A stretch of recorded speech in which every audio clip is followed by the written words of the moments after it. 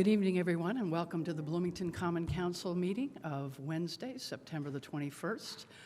We will begin this evening by having the clerk call the roll. Councilmember Rosenbarger. Here. Volin. Here. Sims. Here. Scambalori. Here. Sandberg. Here. Rollo. Here. Flaherty. Here. Smith. Here. Piedmont Smith. Here. Thank you.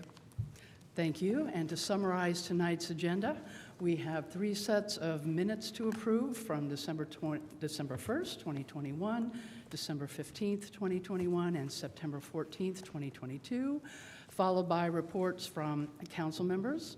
Then we will have 1 presentation from the mayor and city offices. That will be the report from Housing and Neighborhood Development and our heading home of South Central Indiana, followed by any reports from council committees, and then we have our first opportunity for public comment, and that will be for matters not on this evening's agenda. This will be the first of 2 opportunities for public comment. The first one is 20 minutes, and the last one at the end of our meeting is an opportunity for 25 minutes of public comment, not on matters that we'll be discussing this evening, followed by appointments to boards and commissions, if there are any this evening. And then we get into our 3 items this evening, legislation for second readings and resolutions. And that will include Ordinance 22-23 to vacate a public parcel regarding 2 12-foot wide rights-of-way in the Lone Star Addition within a triangular-shaped block bordered by West Cottage Grove on the north, West 10th Street on the south, North Monroe Street on the west, and Solomon Lowenstein and Julia Jr. and Julia G. Bierman are the petitioners. We will then move to Resolution 22-17 to initiate a proposal to amend Title 20, the Unified Development Ordinance of the Bloomington Municipal Code regarding preparation of a proposal to amend Chapter 20.02 zoning districts and related sections to establish an overlay district and related development standards for the Hopewell neighborhood, followed by Ordinance 22-24 to amend Title II of the Bloomington Municipal Code entitled Administration and Personnel regarding amending Article 6 of Chapter 2.04 Common Council to establish councilmanic districts for the city of Bloomington. There is no legislation for first readings this evening, so that will be followed by our second public comment period, and then a discussion of our council schedule going forward, and then tonight's meeting will be adjourned. So let us now move to approval of our minutes. Madam President, I move approval of the council minutes for December 1st, 2021 regular session, December 15th, 2021 regular session, and September 14th, 2022 special session. Second. Moved and seconded, and Councilmember Rollo, we are not able to hear you very well. I'm not sure if that's on your end, if you need to get closer to your camera and speaker or what. But thank you. We did hear you enough to get that on the record. I understand there have already been some changes to the minutes, right, that have already been sent to us. So with that, are there any additional amendments to these minutes? And seeing none, we will come back to the clerk, if you would please call the roll on approval of our minutes. Yes. Councilmember Rosenbarger. Yes. Volin. Yes. Sims. Yes. Scambalori. Yes. Sandberg. Yes. Rollo. Yes. Flaherty. Yes. Smith. Yes. Piedmont Smith. Yes. Thank you. Thank you, and those minutes are approved. Moving on now to reports from council members. Let me start on my right with Councilmember Rosenbarger. No report tonight, thank you. Thank you. Councilmember Volin. No report. Councilmember Sims. No report. Councilmember Scambalori. Yes, thank you. I'd like to extend an invitation to my next constituent meeting. It's a little bit early, but we have a special session next week. My constituent meeting is next scheduled for Saturday, October 1st at 1:30 p.m. via Zoom. To join, go to sioux4citycouncil.com, and there's a link, there's a button that says join, and you just click on that. So that's Saturday, October 1st at 1:30 p.m. Thanks. Thank you. To my left, Councilmember Piedmont Smith. Yes, just to mention that Councilmember Flaherty and myself attended the Climate Leadership Summit sponsored by Earth Charter Indiana. That I believe it was the sixth year? And it was up in Richmond, Indiana, and I know some members of the community also attended online, and we had city staff there as well. And I don't really have a prepared report, just to say that it was interesting 2 days. We had presentations ranging from electric vehicle infrastructure to transit funding to more scientific review of climate change and how it is affecting everything from glaciers in Iceland to the streets in Richmond, Indiana, and of course our own Bloomington as well.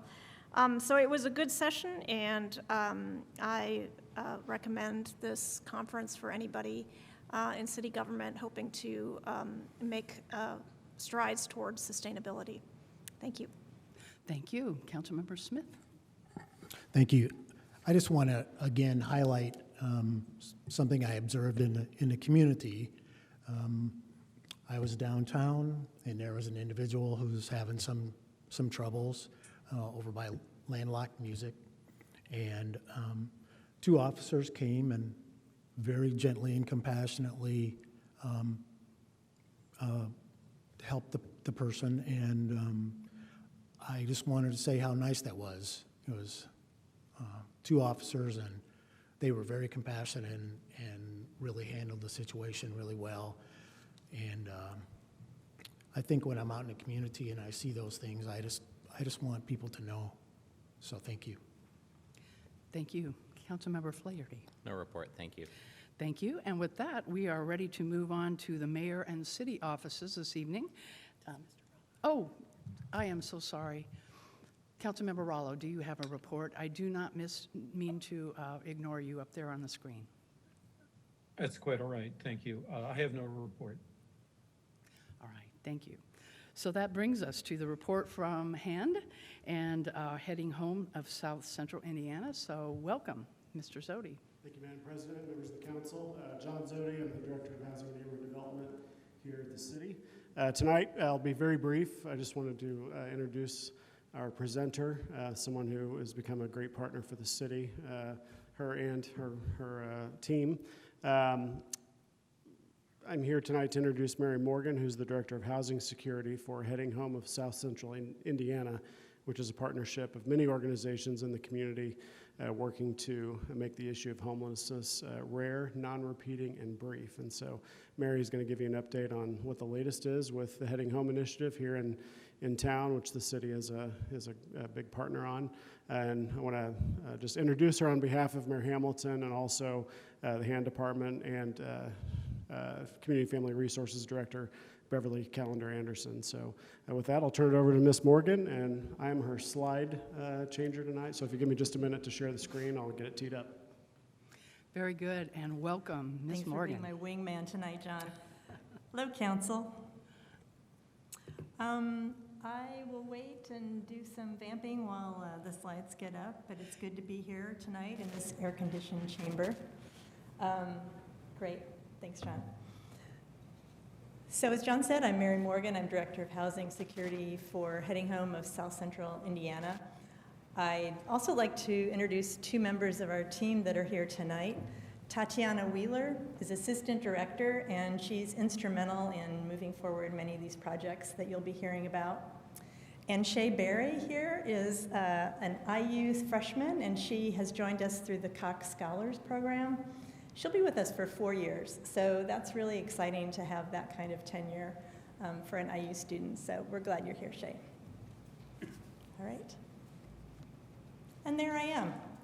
Next slide. So I'm not going to go into the history of Heading Home too much, because most of you were involved in that year-long, more than a year-long process that got us to where we are today. It was a community collaborative led by the Community Foundation of Bloomington and Monroe County and the United Way of Monroe County, the City of Bloomington, Monroe County, and many other partners. It has a very broad mission to decrease homelessness and housing security by supporting our community partners, of which there are many, strengthening regional collaboration, which is crucial, and addressing issues that impact housing stability. So although you'll hear the word homelessness frequently, really a lot of our work is designed to prevent people from ever entering homelessness through our work in housing security. Next slide. I'd first like to just give a very brief overview of some of the ways that we're doing this on a kind of 3,000-foot level, and then mention our partners again. You are a very important partner. We're very grateful for the support that you've given us with your own work and insights, but also financially. Just as a reminder, the city committed $1.2 million in the current budget year, and in the future budget year, another $1.5 million. The county has committed $1.2 million for last year, or this current fiscal year, and has committed another $1.2 million for sustainability efforts for this project. The housing network, South Central Housing Network, is another big partner. They were the ones that originally created the Heading Home Plan in 2014, and we're partnering with them on several projects, as you'll see. Next slide, please. And just a reminder of who's on our advisory board. These are representatives from our major funders and some of the other partners, like the South Central Housing Network. As a reminder, the two co-chairs are Efrat Pfefferman, who I believe is on the call tonight and ready to answer questions if you have any, and Tina Peterson with the Community Foundation. Next slide.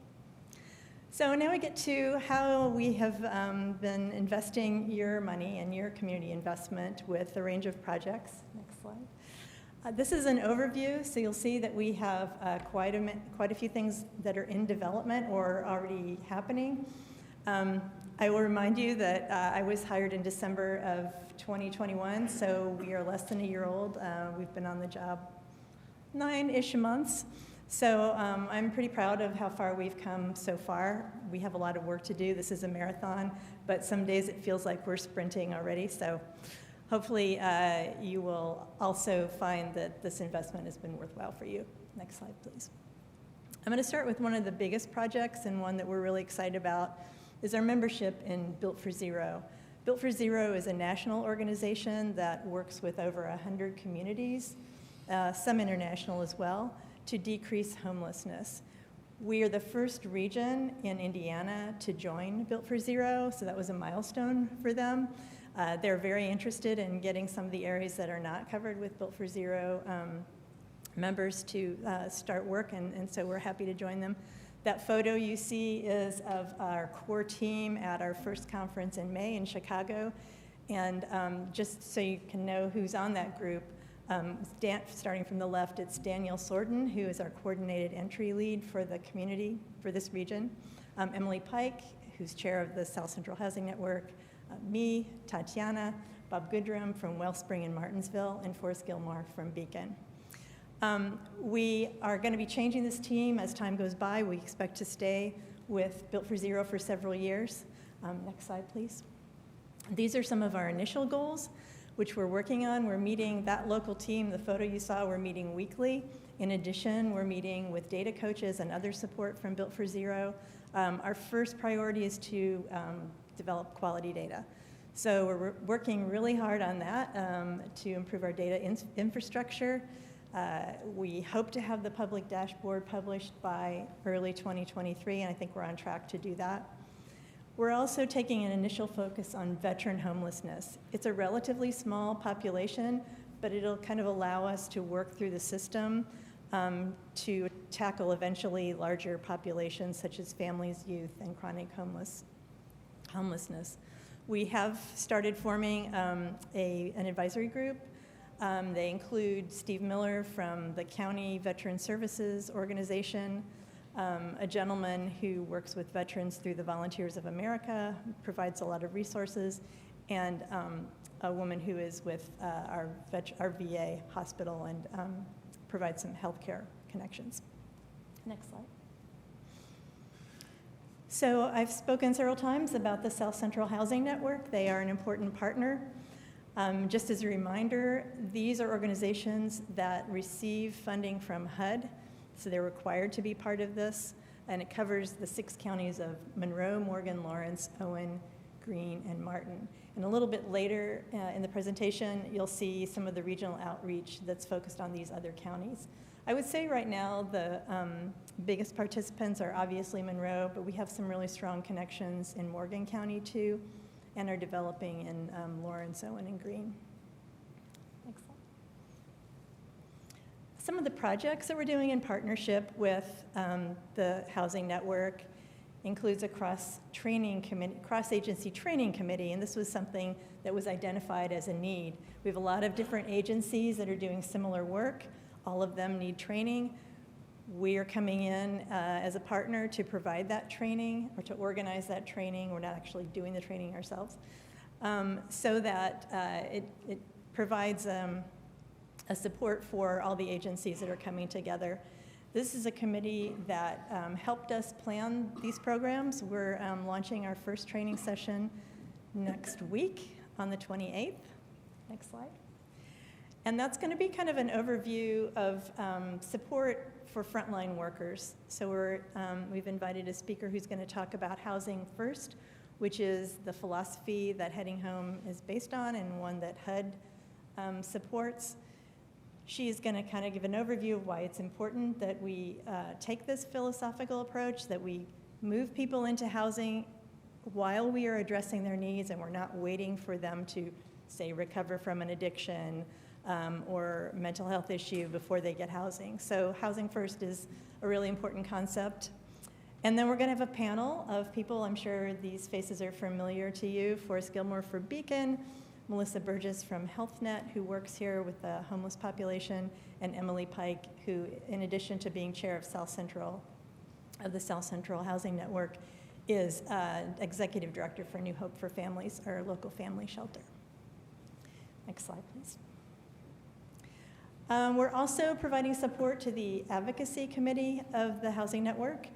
And these are some of the members, not all, but we are including representatives from New Hope for Families, Beacon, Centerstone. You'll see the Housing and Eviction Prevention Program. This is a volunteer thing, so we're not playing favorites or anything. We're just whoever volunteers, and we'll also recruit.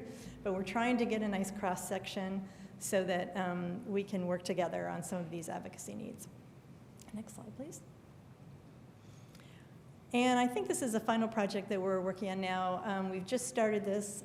We're trying to develop a street outreach policy that will be used throughout our region, so kind of getting everybody on board, the same page for the way that we handle, our different street outreach teams handle connection with people who are experiencing homelessness. We're still forming that committee, but it's very likely to be people from organizations that do street outreach, HealthNet, Centerstone, Beacon, IU Positive Link, and others. This is one of the things that Built for Zero is providing when we're doing work like this. They have a policy template that we can use, so we're not starting from scratch. And they can also connect us to other communities who have done work in this area. Next slide. This one, I think, holds a lot of potential. We're partnering with Meyerson Consulting, Deborah Meyerson, to develop a housing navigation resource guide. Over and over again, we've heard that there are guides out there, but they're either incomplete, inaccurate, or not up to date. So, and there are also lots of different individual organizations are doing their own. So if we can do one that is up-to-date, accurate, provides information that's useful for both people who are looking for housing, but also caseworkers and others who are helping people try to find housing, we think this is going to be a real asset to the community, and we will hope that it is shared widely, and we commit to updating it at least twice a year so that it will have that freshness that some of the other resources aren't able to have. We hope to launch that in early 2023. So a little bit about our regional outreach. We our strategy was to find partners in other counties who could then convene their peers and stakeholders on housing issues. And we started with United Way of South Central Indiana. We met with a group of about 25, 30 people in Bedford, including the Bedford mayor, who's pictured here, and just had an initial discussion about what their needs are, what some of the challenges are, how we might be able to partner. There is I would say in some of these other counties, there is a healthy skepticism about the need. And so it was great to kind of bring policymakers together with people who are working the front lines and can attest to, yeah, the people that come to our food pantry are living out of their cars. You're just not seeing them, but they're there. Next slide, please. We also have met with folks in Owen County. There was a convening in Spencer through partnership with the Owen County Community Foundation. Same kind of conversation. I learned that they are starting up a community newspaper, which was kind of a side thing, but the Community Foundation has given $10,000 in seed funding to start up a community newspaper there, just as an aside. But it was a very interesting conversation, and so I think, these are initial steps, and building partnerships take some time, but we're following up, and as an example with Lawrence County, they felt like they didn't have the kind of data they needed to make decisions about low-income housing and services for people who are homeless. So we're looking to partner with Laura Littlepage of Indiana University, who's done a similar study in Greene County, and to do one for us in Lawrence County, hopefully next year. And then tomorrow, I'm going to Greene County to meet with the Nonprofit Alliance through the partnership with the Greene County Community Foundation for a similar conversation. Okay, you're ahead of me. No, good. Just wanted to mention the weekly shelter check-ins. Those are meetings that we are now running. As you'll recall, or if you knew, Beverly Callender Anderson started these convenings during the pandemic, and it's a great way to, they're usually very short. You touch base with shelter providers, health providers, sometimes Chief Dekoff comes, the new director of Monroe County Public Health comes, and we just give updates on what's happening in our world. And then if there are questions about things that have happened or trends that we're seeing, those are times that we can get together, and if there's a response that's needed, we can follow up on that. But it's just kind of an ongoing thing that I think is really helpful for building those partnerships. Next slide. The Housing and Eviction Prevention Program is a really valuable resource. CJAM, the Community Justice and Mediation Center, has been funding it, and they ask us if we would support the partial salary for the staff, so we've done that.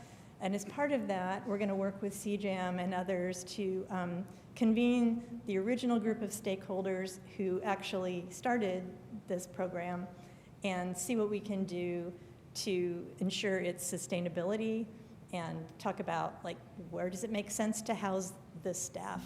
How can we continue it? It's a really important project, and so we're committed to seeing that through. And something that's very much in development, we haven't launched it yet, is an eviction court watch program of volunteers that will go to eviction hearings and take notes on the demographics and the outcomes. We have a really good system in Monroe County, but anecdotally, some of the surrounding counties, it's a little less transparent. And so our hope is to use a model that Prosperity Indiana put together. They have a toolkit with a kind of a checklist of things to do. And if we can find the volunteers to do it, which I'm pretty confident we can, we'll deploy those in the counties in our region. Next slide. This is a pretty big project that we have applied to IU Health for a grant, $1.5 million grant.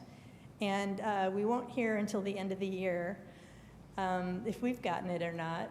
But this rental renovation pilot project is really to address the need for creating more units. You've probably heard anecdotally that Even people who are given vouchers to subsidize their rent are having a really hard time finding apartments that they can rent. Fewer landlords are accepting those vouchers. So this is just really a stab at trying to come up with another solution to this problem. I don't think it's the answer, but it might be one of the answers. And the idea is to have a pool of funding that's available for modest renovations, work with landlords who want to renovate their units, and in exchange for those funds, they have to agree to a long-term master lease with one of the agencies that provides vouchers for their tenants. So these agencies would provide wraparound services. They would be case managed, so there would be some connection to the agency and the tenant that the landlord could count on. We are using the, well, I shouldn't say using. The Community Foundation has graciously agreed to be our partner on this. So they are the fiscal agent and applied for this with us. So we're very excited about it, but we don't know yet if that's going to happen. We are committed to doing probably a scaled back version if we don't get this grant. My guess is we might get not the full 1.5 million, but something out of this to try it. Thank you. Next slide. And related to that is the Landlord Risk Mitigation Program. I know that when the Bloomington Housing Authority was here, they talked about this a little bit. We are happy to partner with the city and BHA on this so that we can expand the program outside of the city of Bloomington. So the ARPA funds that are used, that are given by the city to BHA for this program can only be used within city limits. And we'll have some funds available that can then, if somebody finds an apartment that's outside the city in Monroe County, they can use this same program. And the idea here is to give landlords some ease, peace of mind that if they have something that goes south, if they do have damage to the apartment, or if rent isn't made and the tenant leaves, they will be able to recoup some of that. And Leon Gordon of BHA is putting that together now, so we still don't have a lot of details, but that's in the works. Next slide. This is another one that's an idea that we are basically taking from Prosperity, Indiana. Predatory lending is a real problem, as you know. This idea of a community loan center is a way for our community basically to present something as an alternative. It would be an employer-backed system, so you would have to be an employee at one of the participating, like City of Bloomington would have to agree to be part of it, for example.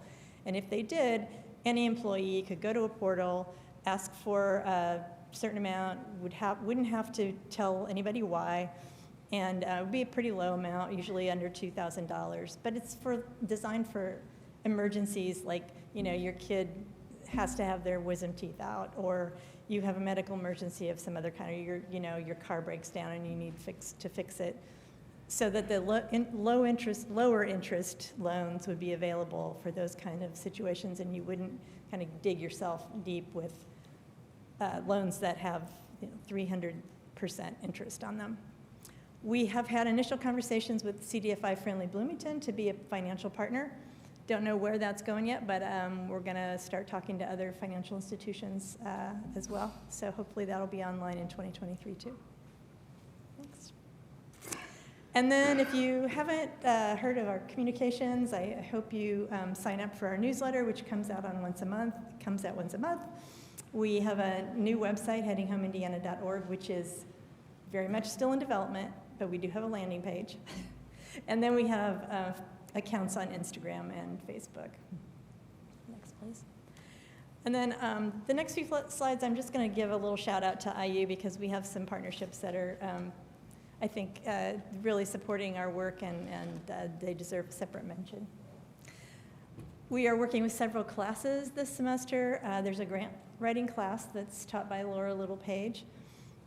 They are helping us identify possible funding sources for some of our projects. We're also working with Mark Levin's MPA Local Economic Development class, and they are helping us research landlord incentives in addition to the ones that we already are exploring.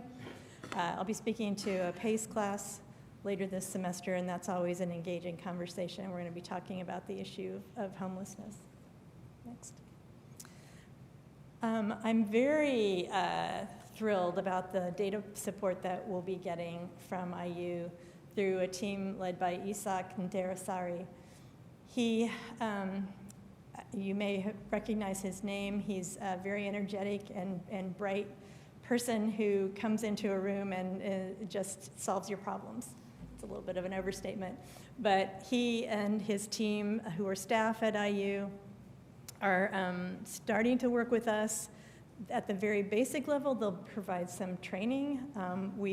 In our conversations with Built for Zero data coaches, we've realized that they are speaking a different language than we understand. So we're going to try and understand that language. But they're also going to help us look at sort of the system of data and what we can do to improve that in partnership with Built for Zero. For the spring, nope, not quite yet. The spring semester, we're going to be the partner organization for the Kelly Institute for Social Impact in their case competition. So if you haven't heard of that, the partner organization will present a challenge to students. The students will divide into teams and all present potential solutions. Those solutions are judged by a panel, and whatever group gets the winning solution, also the partner, which would be us, gets $10,000 to implement their ideas, which is nice that it comes with some funding. And then we'll be doing a panel discussion later this year with some of the other direct service providers for the Cox Scholars Program. And I introduced Shay earlier. Shay Berry is our Cox Scholar intern. We have another intern through the Bloomington Press Club, Lizzie Wright, who's a junior. Both of these young women are amazing additions to our team, and we're really fortunate that they are here studying at IU and working with us. So that is my presentation. I am happy to answer any questions that I can. Efrat Pfefferman, I believe, is somewhere in the ether, hopefully. So if you have any questions, she might be able to jump into. Thank you, Ms. Morgan. This is excellent work. We appreciate this report very much. Any questions from council? Councilmember Scambalori. Yes, thank you for the presentation and for the update, too. Certainly this issue is central to the work we do as elected officials, and that's why we care about it. But also we have a significant financial investment in heading home. Could you provide a whirlwind financial report? What are your major sources of revenue? Where does the city of Bloomington fit into that? What new sources are you identifying, and so forth? Right. Well, I will say that the city of Bloomington is a major contributor to our initiative, and I will, if Efrat's on, because this discussion happened before I joined, so I don't want to overstate things, but my understanding was the city came together with the county, and with the happy coincidence of the availability of ARPA funds, decided this was an effort that they wanted to take on. So it's you know, the 1.2 previously from the city, the 1.5 that's coming, 1.2 from the county, 1.2 also from the county that's coming, $50,000 from the Community Foundation to support our Built for Zero efforts. We have $15,000 from Bloomington Township. I'm hopeful that some other townships might join suit. And then really at this point, the major grant that we've applied for is the one through IU Health, their Community Impact Investment Grant, which for $1.5 million. Great, thank you. And I have one more, but I can wait. Sure, no. go Okay. ahead. Did I understand correctly that you made a grant to support the eviction prevention work, the HEP work? Mm-hmm. Are there other ways, or are there other organizations to whom you make grants for which you are kind of a pass-through for the revenue that comes in? Not at this point, but that might be a thing that we do. I think what comes with that is when somebody approaches us about funding of any kind, it has to come with some commitment to look at the system and make some structural changes if those are needed. And so that's example with the Housing and Eviction Prevention Program. We are looking at how we can make that a sustainable program. It doesn't really seem to be at this point. And so that's a conversation that's more than just heading home. We don't want to just be a pass-through. We want to be a change agent. Great. Thank you. Thank you. Any other questions? Councilmember Piedmont Smith. Yes, thank you very much, Ms. Morgan. There's a lot to digest here. Do any of your committees or subcommittees involve people with lived experience of being unhoused? Mm-hmm. That's one thing that we're working on. Our committee for the cross-agency training does have someone who has lived experience. She currently works at Beacon now. And that's an ongoing discussion that we recognize the need for that. In fact, was it just yesterday that we had a conversation with Built for Zero about that, because that is one of their kind of foundational tenets, that you can't just have kind of tokenized people with lived experience. You have to integrate that perspective in everything you do. So we're looking at how we can do that, and I will say that I'm not happy where we are now, but we're starting that, and we recognize that that's an important piece of the work. Thank you. Thank you. Anyone else? Councilmember Smith. Thank you.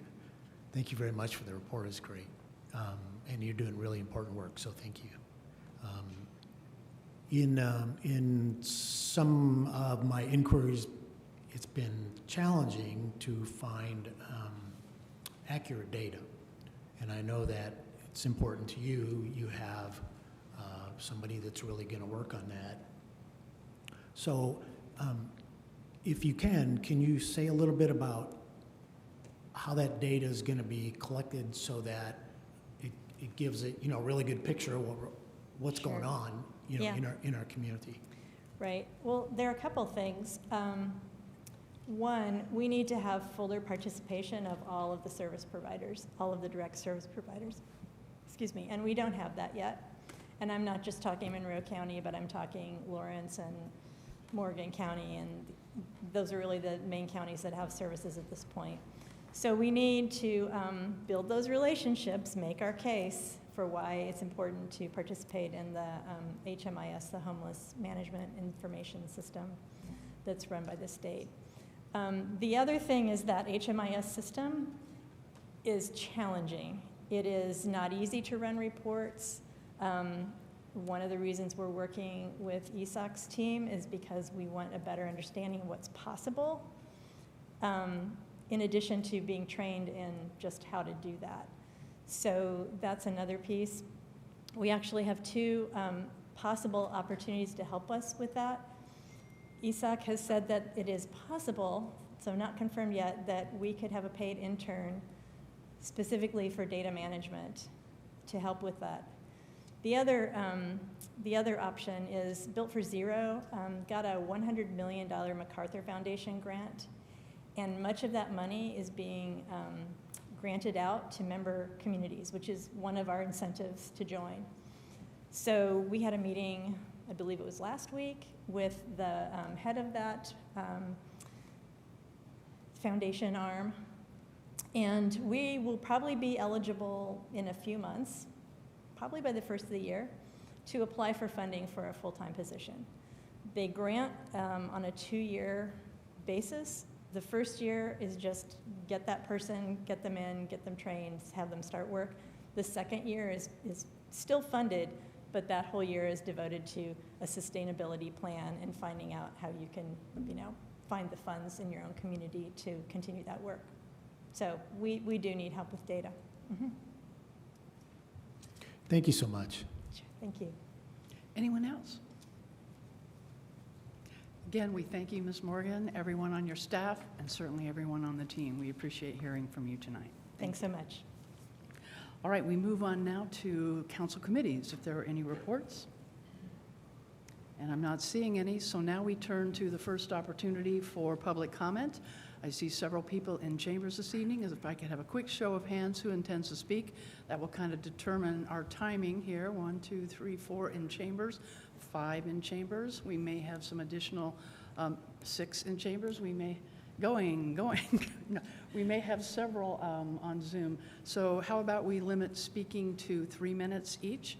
We will start in chambers if you want to start to queue up behind the podium, and then if I could count on you to help make the pitch to those at home. Yes, if there are members of the public watching via Zoom that would like to offer public comment, you can use the raise hand feature to indicate you'd like to speak. That raise hand button can be found in your control bar under the Reactions tab or the More tab. And if you're not able to locate that raise hand button, please send a chat to the meeting host and we can recognize you that way. And at the moment, I see 2 hands raised on Zoom. And a reminder, too, that this is the first opportunity for public comment, and if anyone can hang in with us to the very end, there's another 25-minute opportunity for members of the public to comment on matters not on tonight's agenda. Let's go ahead and start here with our first here in chambers, and everyone sign in, state your name, and you'll have 3 minutes. Good evening. My name is Bradley Rushton, and I'm the current serving president for ASME 2487. We and the employees would like to make a statement concerning the city of Bloomington and its administration. The administration is quick to praise the employees on how important they are and how much they appreciate the hard work that they all do. They will elaborate on how complicated and difficult the employees' jobs can be and shower them with words of appreciation in keeping the city moving forward. That is until the aspect of financial compensation is brought up. The concern over employee retention and new hires is foremost in everybody's minds in all the departments. When the city loses one of their senior employees, you are losing knowledge and experience that cannot be replaced in short order. Because of the wage gap between private sector and city is so uneven, these employees are leaving for more pay. The administration is concerned but not willing and/or is incapable of making the adjustments to offset this dilemma. Financial compensation is the key. The city and the administration is going to have to make concessions or they will be losing more valuable and in some cases unreplaceable employees. My constituents are all telling me that they are hanging on to see what happens with this contract. I truly hope the gravity of the situation does not fall on deaf ears. The members of ASME would like to thank all of the city council members for their attention in this matter, and we would plead with you to stand with us in the fair and meaningful conclusion of the ongoing negotiations process.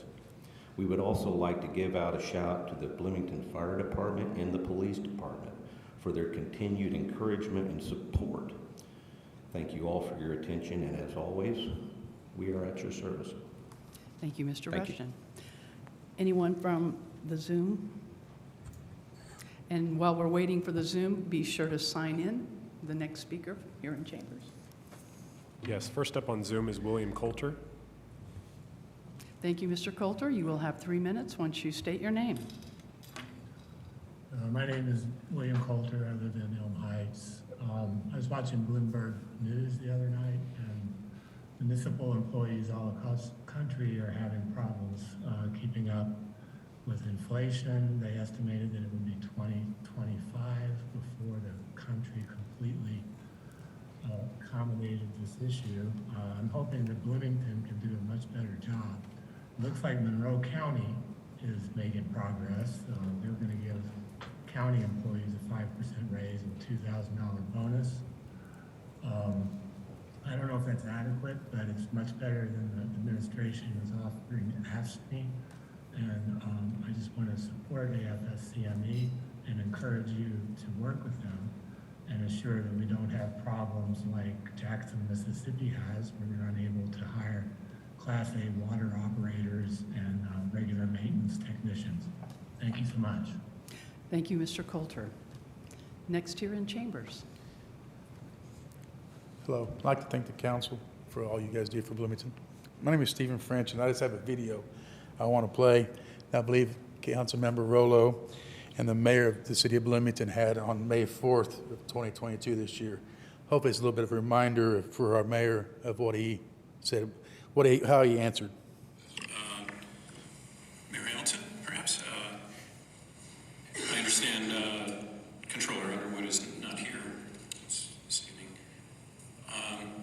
So my first question is, with this tax and funds going to essential city services, are we well positioned to compensate employees of the city in pace with cost of living increases? Yes. Great, good. Second question. So now with that, we hope we can hold the mayor to his word. Thank you. Thank you, Mr. French. Do we have anyone from, let's go ahead in Chambers since we don't have our administrator there at the computer. Good evening, council and distinguished staff. This is Christopher Imge from the Greater Bloomington Chamber of Commerce. Better business, better community. First, would like to echo Councilmember Volan's comments from the previous regular session. I want to encourage all residents to register to vote, especially students. As someone who can testify to this point, living in Bloomington is a far more rewarding experience when you have a stake in the outcome. The ordinance passed or rejected by this body affects your daily life, where you live. While every vote counts, it's only magnified in that importance for these midterm races where we will be very lucky to hit 25%.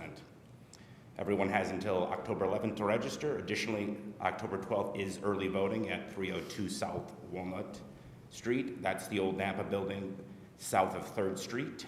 Plenty of parking there, and you should be in and out in 5 minutes. Along the same lines, the Chamber is hosting our Elect Connect event on Monday, October 3rd at 5:30 p.m. at the Dimension Mill.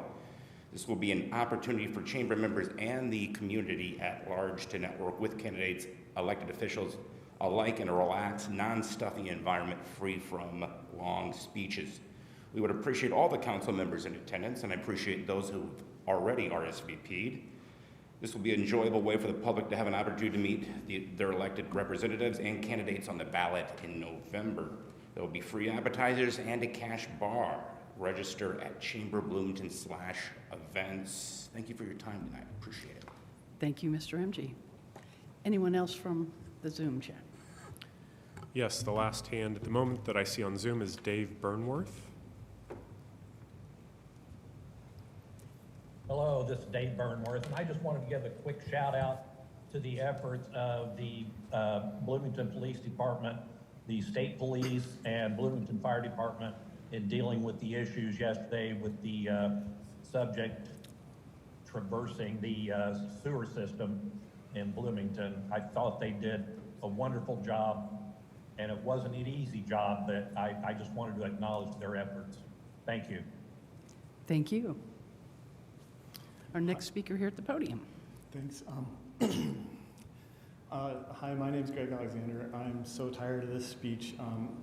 How many times can I stand here and say this before I devolve into just shouting four-letter words at you all? People are dying in the streets. Yesterday I went to inspect the street infrastructure that contributed to this death, and I was not prepared to see that the parents were still there, hugging and crying on the sidewalk. I'm sad about it, I'm angry about it, it's taking a toll on me. So I'm gonna try to make this fun story time instead. Yeah, fun. Come with me into the magical world of make-believe. I have this younger friend, and she likes to walk home from the bars. And I've been trying to convince her to drive instead. Yeah, I know, but hear me out. So she lives at 19th and Lincoln, and she was telling me how there's no sidewalks at all on Lincoln up there. And then she told me there's a sidewalk gap on Walnut just south of 19th Street where she turned her ankle. And I thought this was a great opportunity, so I told her, hey, did you know the city has a comprehensive car network with surplus capacity even during rush hour? She just rolled her eyes at me. She'd heard this kind of crap from me before. Then another time she was complaining that city plows push the snow onto the sidewalk, and I knew I finally had her, so I told her, hey, did you know the city spends $1 million every year pushing that snow off of the nice clean roads? She just shrugged. But I kept waiting for opportunities, and one time she told me she had filed a report for a bush blocking the sidewalk, and it had been a month. And all that happened was the bush got bigger, and now it blocks the bike lane. She was really frustrated. I thought I could finally convince her, so I told her I watched your report like a hawk. I not only saw her report a month ago, but I saw someone reported it twice last year, and nothing was done in all this time. They obviously just want you to drive. Listen to the city, I told her. But I didn't get my point across. She still didn't want to drive home from the bars. But yesterday she calls me, and she's crying. Turns out she was walking home from the bars, and she saw the kid in front of her get killed on the sidewalk right in front of her. She walks by that spot every day, and now she's afraid to do it. She says, hey, you've been telling me I should drive more. I think I'm going to start driving home from the bars. I just can't imagine walking there ever again. Hooray, I won in the end, but she was a tough cookie. I wouldn't have been able to convince her just with my ideas if it wasn't for the fact that I count on all you guys to always have my back. At every point, I could point to you guys saying stuff like, let's spend $30 million on surplus parking capacity when we don't even have a sidewalk network. And your loyalty, your unfailing dedication to the car, even at the expense of a few human lives, that loyalty is what really made the sale. With your help, we can convince everyone to drive for every trip. It will be grand. I owe it all to you guys. Thank you. Thank you. Anyone else on Zoom? Next up, welcome. Hi, thank you, Council. My name is David Wolf-Bender, IUSG Director of City Relations. I have three things for the Council today. First, regarding the incident yesterday in downtown Bloomington. IUSG would like to thank the various agencies involved yesterday for keeping everyone safe, including IUPD, Bloomington Police Department, the Sheriff's Office, State Police, Bloomington Utilities, and the Fire Department. Truly keeping everyone safe out on the streets, including our student population that was in Franklin Hall. So IUSG would really like to thank those agencies. Unfortunately, some viral accounts on social media yesterday used the tragic events to channel unverified, unconfirmed, and unsourced information. It was inappropriate, and it undermines the authority of our law enforcement when these viral accounts don't do proper reporting. The real reporting yesterday was done by the reporters who worked with the various agencies and talked with their official spokespeople, the IDS, the HT, the B-Square Bulletin, and the various other news outlets, Indiana Public Media, and IUSG would also like to thank them for their good reporting yesterday to counteract the unverified content on social media. Secondly, Monday is Rosh Hashanah, the Jewish New Year. We'd like to wish IU's Jewish student body and Bloomington's Jewish residents a happy, safe, and sweet New Year, Shana Tova. Third, we saw the mayor's memo that was circulated to the members of the council regarding the $100,000 emergency grants to support local organizations in the wake of the state legislature's passage and Governor Holcomb's signing of SB 1. I just want to talk a little bit about what IUSG is doing. IUSG is covering the cost of emergency contraceptives for the student body for the 2022-2023 academic year. This is something we're very excited about, something we were able to do with money that comes from our student fees. However, we would support any additional funds from the city to combat the disastrous effects that we're going to see from this legislation in the weeks, months, and years ahead. And we'd really like to see that support. That's all I have. Thank you so much for your time. I really appreciate it. Thank you, Mr. Wolfbender. And one last comment here in council.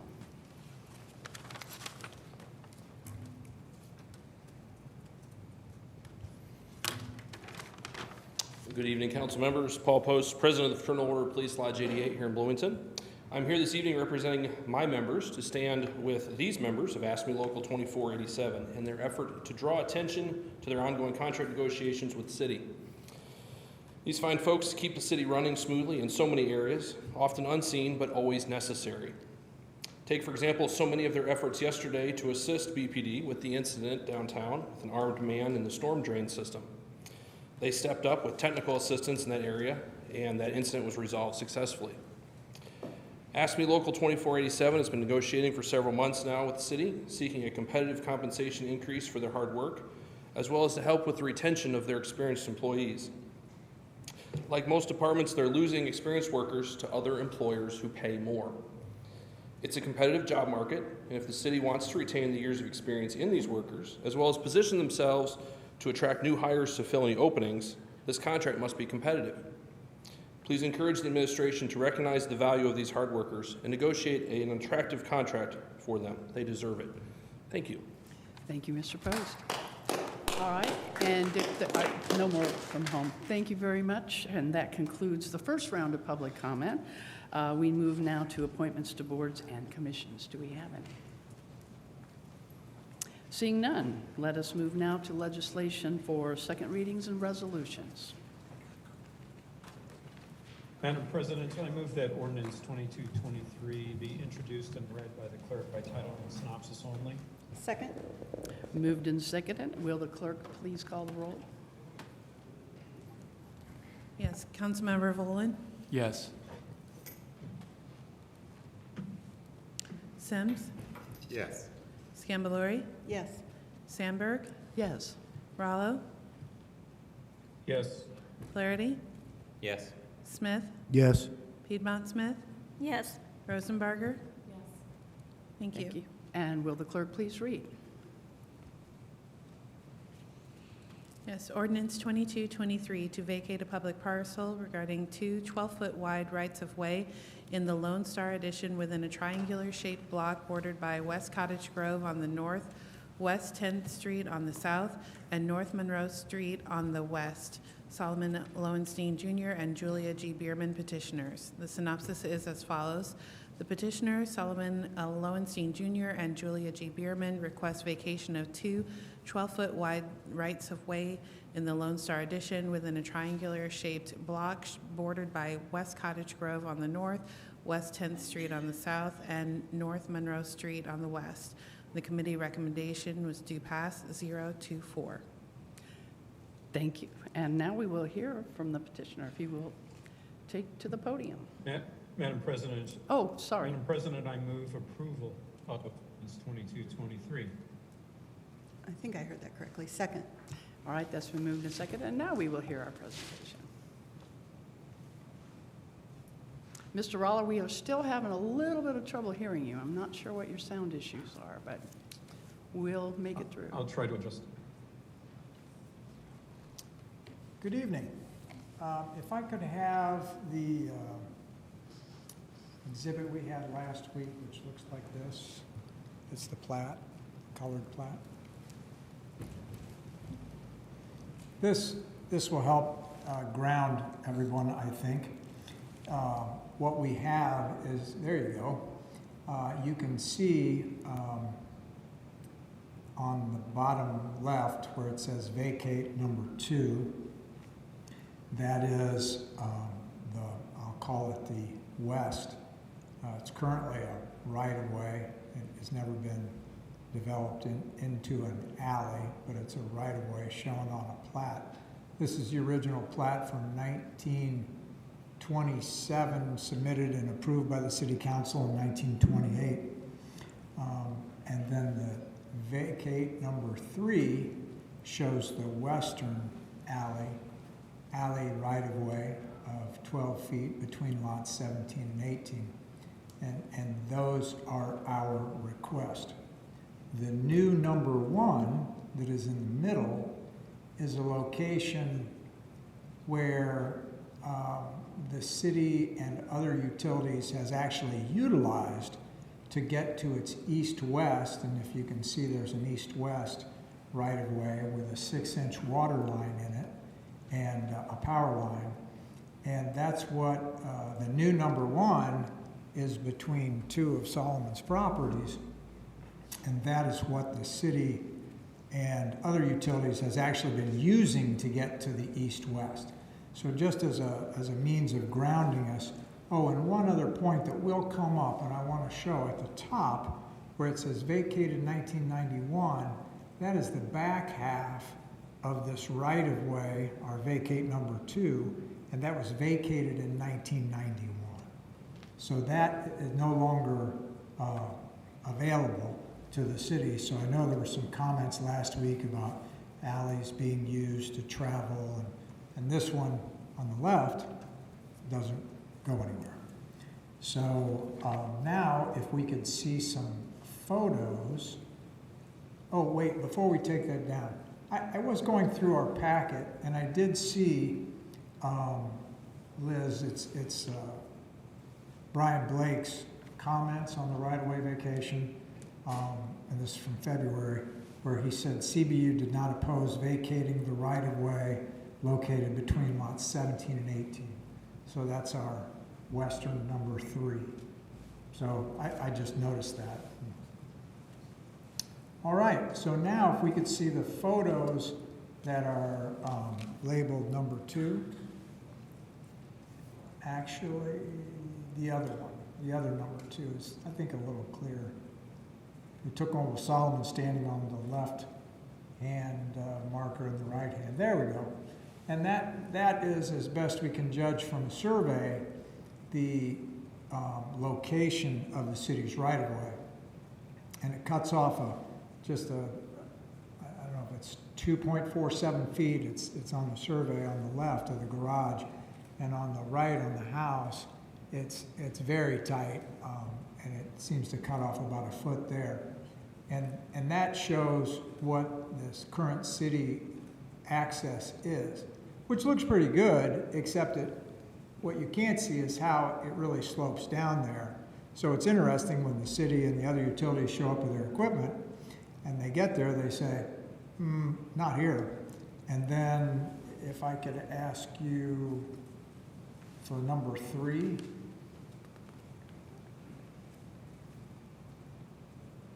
And this number 3 is the western current access that the city has that starts in the woods, and Saul is trying to get to the pin that the surveyors placed in those brush and woods, and the other cuts off about a foot of the house. And then I have another photo that shows the back of that from the other side. It should say back of number 3. That's it. And that shows the other side of it, so not very good access for the city to get to its east-west 6-inch water line. And what our proposal is in exchange, if you could now show the number 1. Yes. In exchange, this is obviously the only prohibition here is the hedge, which is, not built, is to exchange an easement here to the city to allow access back to the water line and for other utilities as well. And if you could now show the photographs we sent over this afternoon.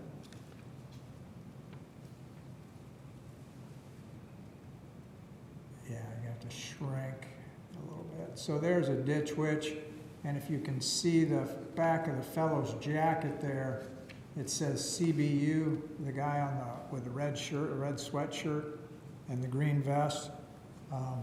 There's CBU working behind. Can I see another one of those photographs? And this is Solomon's property. That is the power line pole that was broken in a storm. And so these photographs are a little bit intermixed because I wasn't sure which was which, but that's a power line group using Solomon's land. And can we see another? And that is the condition when it was left. And of course, last week we heard, hey, we always clean up, and I'm sure we do most of the time, but sometimes it doesn't get cleaned up, and Solomon just, they were there to work on utilities that also service his house. It wasn't, being mean about it. And when they did show up and ask for permission, he did. They started without it, and then he said, well, you're here, you might as well have my permission. Again, a backhoe, and there should be one or two more. Yep, I think that's for the pole, and there should be one more. No, maybe not. All right. But that kind of shows back to that suggested access, how we would propose there should be access. Now, when the city vacates an alley, it can always reserve an easement. It can always say, but we reserve an easement to put in a water line or something like that. They could always do that. The main impetus, other than, I mean, that kind of brought it, there's 3 incidents, 2 with CBU and 1 with a power company, that really brought this top of mind to Solomon that, hey, maybe we could do something here that would make some sense. But it also stems from a 100-year or 90-year issue with this 1928 plat, where there were some pre-existing houses, and one house was built in 1930, so very shortly after the plat. But some of the houses in the garage predated the plat. And the plat, it was kind of given to the city and recorded by the city and accepted by the city and has been there for 90 years, and but didn't recognize that on lot 11, there's a garage that encroaches, and on lot 12, a little bit of the house, and on lot 18, there's a little bit of the house that encroach in the alley. So these structures are, to use Councilmember Rallo's term, they're in jeopardy. And if the city were to say, hey, you know, that's our alley, that's our right-of-way, we want you to tear off the corner of that house that's encroaching, and obviously making a modification of the house, we might suffer planning saying, now you've modified it, now you got to comply with setbacks, now you're going to be tearing the house down. So Solomon is in jeopardy with these houses. He has put some money in these houses since the date of purchase. He's invested $42,000 in 3 houses and getting them. And one of them he had to secure. It was open. People could break in. He bought it at a tax sale. So he's been fixing them up, but he is at jeopardy if something would happen in the future of losing this or losing his investment. And if we could have an arrangement where those rights of way went away, and the city retained an easement to do its utilities or access or whatever else it needed, at least it would take that sharp edge off. Oh, the encroachments would now be fine, and Solomon could invest and make them even nicer without, everything he's had to do is pretty much just sustaining it and making them usable, but it's hard to go in and really spend more money. So we're really, we're dealing with, 1, kind of this 90-year error, and 2, the practicality.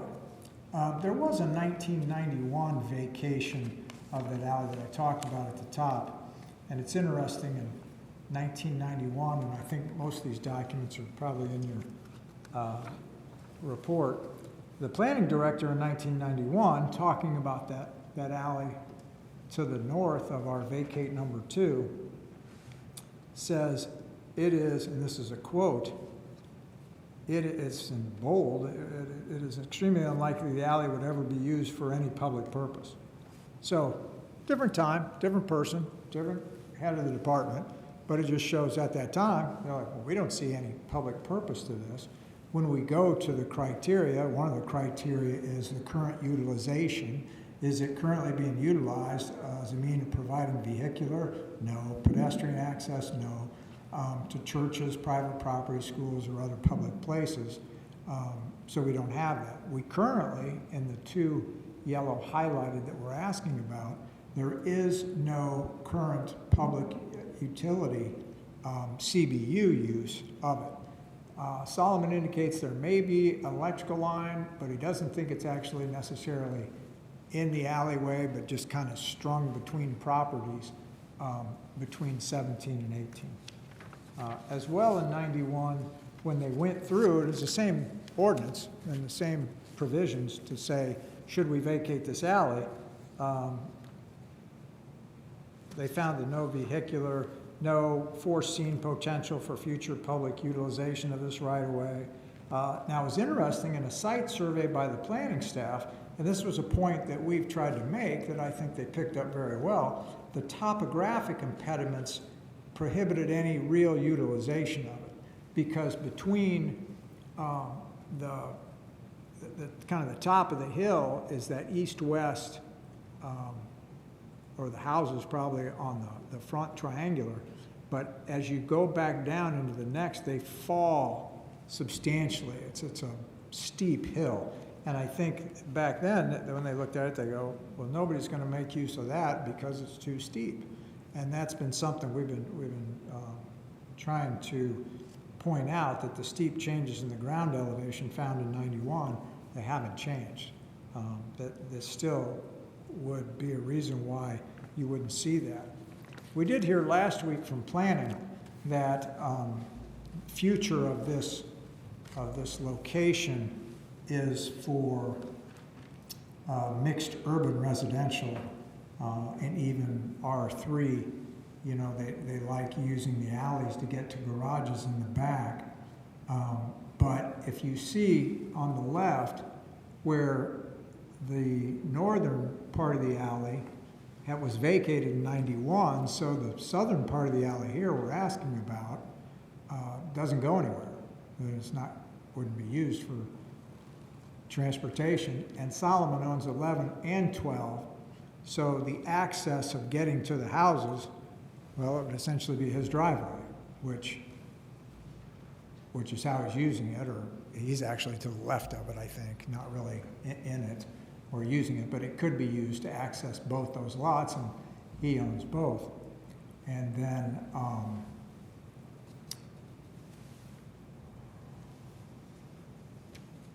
and then if you look at number 3, on the vacate number 3, that was one where CBU didn't object, but even if you were thinking about planning's objection, which I'll preface with, planning told us last week they object to all these. So, okay, but they talked about this future use of this R3, and on lot 18 and 17, which are split by this right-of-way, there's really, 18 doesn't have a rear. It fronts on 2 streets. So at some point, somebody's gonna have to choose the front of the house, but it's not a typical lot where the rear end is maybe in an alley. It's one with access to Cottage Grove and 10th Street. So, you know, in that respect, there is no rear of the lot. When CBU came through and did their work and requested Solomon if they could use and get their ditch witch and backhoe back there, one of the fellows on the job had said to Solomon, thank you, because getting our equipment back here saved us 30 hours of hand digging. So, you know, we thought CBU would be, you know, in favor of it. In my conversations with Chris Wheeler today, he indicated they do what city council does. Whatever city council chooses, they go along. They said if the city council wanted to vacate that, they would like the easement, my new number 1. I think he and I talked about it. I said, you know, you had some language, we had some language. He said, oh, I know we can get to agreement on language. That's not the issue. The issue is, does the city council approve? Do they want to do this? The other thing was planning talked about this being a future use for mixed urban residential. And, you know, the size of some of these lots is not only small, but a little bit irregular. And so that, along with the topographical issue, I think kind of makes it not the typical situation. Similarly, we think it's not the typical situation of a landowner just coming and saying, would you vacate this alley? We're saying, we've lived here, we've owned it, we're seeing how it's used, and in seeing that, we're seeing you're not using the alleys, you're using our property, and, well, maybe we should formalize this. And you can use my property, and I'll give you an easement, but how about vacating these others so that I can invest some more money in these houses and make them nice? So I think that's the relative advantage to the city. They maintain the access. They allow a landowner to continue to spend and improve on this west side property, make this neighborhood nicer. I mean, Solomon came in, and one of the houses was bought at sheriff's sale or a tax sale, and, you know, so he's been improving this and making this nicer. And so it's not your typical situation. Solomon, is there anything else? All right, Mr. Ferguson, thank you very much for that. Will the city staff have any comments to make following this? And if so, who would like to begin speaking to Ordinance 22-23? Good evening, Liz Carter, Senior Zoning Compliance Planner for the Planning and Transportation Department. I was going to give the same presentation I gave a week ago, just briefly to remind everybody. And then Mr. Rooker will have some things to add. Okay. This is the general location seen on the left, the near northwest side of the city, and then the two alleys are shown in red and circled on the right side of your screen. There is a brief timeline here. In October 18th of 2021, the Planning and Transportation Department received a complete application. Between January 28th and February 25th of 2022, we had a comment period for various utilities and public entities to submit their thoughts on this to the Planning and Transportation Department. On April 12th of 2022, the Board of Public Works heard this petition and they recommended denial. On August 2nd of 2022, a revised petition was submitted to the council office removing the east-west alley that had originally been part of the petition. On August 26th of 2022, the petition was discussed at the council work session, and on August 31st of 2022, we received a revised response from the City of Bloomington Utilities on the revised petition. This is just a survey showing the alleys that they wish to vacate and the buildings that are encroaching into the alleys. I was asked by our department leadership to go a little further into the criteria today, so I am going to read that for you this evening. So the criteria adopted by council to determine whether or not to vacate rights of way is the following. Current status, access to property. The current utilization of the right-of-way in question as means of providing vehicular or pedestrian access to private property, churches, schools, or other public places for public utility or drainage purposes, or for other public purposes. Then under necessity for growth of the city, future status. The future potential for public utilization, possible future need for the right-of-way due to future changes in land use. Proposed private ownership utilization. The proposed utilization of parcel in question if it reverts to private ownership. Potential for increased benefit to the city under private ownership. Does the proposed use contribute to city growth? Compliance with regulations. The effect of vacation upon compliance with all applicable regulations, subdivision, zoning, access control, off-street parking. Does the vacation present a non-compliance problem or hinder future compliance upon anticipated development or change of use? Relation to plans. The relationship of vacation with the master plan, thoroughfare plan, neighborhood plans, or any special studies that might apply. Thank you for bearing with me. And then finally, the various recommendations and input that we received from utilities and other city departments. The engineering department did not see a community benefit or justification for the right-of-way vacation per the email from the city engineer, Andrew Seabor. The City of Bloomington Utilities Department objects to right-of-way vacations unless an easement approved by CBU is provided. We may hear more on that this evening. Duke Energy had stated that any vacation affecting their utilities would require easements in a standard letter that they've sent to any vacation they've been asked to weigh in on. CenterPoint and Comcast neither objected to nor supported the vacation. Any other utilities or public agencies that we reached out to during the comment period did not reply. The Board of Public Works recommended denial of the right-of-way vacation. And finally, the City of Bloomington Planning and Transportation Department does not support right-of-way vacation petitions. That is it for me. Thank you. Thanks, Liz. Thank you, council members. Michael Rooker, City Attorney for the City of Bloomington. This is the second time in my tenure here at the City Legal Department that Mr. Lowenstein has come forward in an effort to have this body surrender the city's ownership of these alleys to him. The first time, of course, as you know, this body denied Mr. Lowenstein's request. I know many of you were on the council at the time that that request was denied.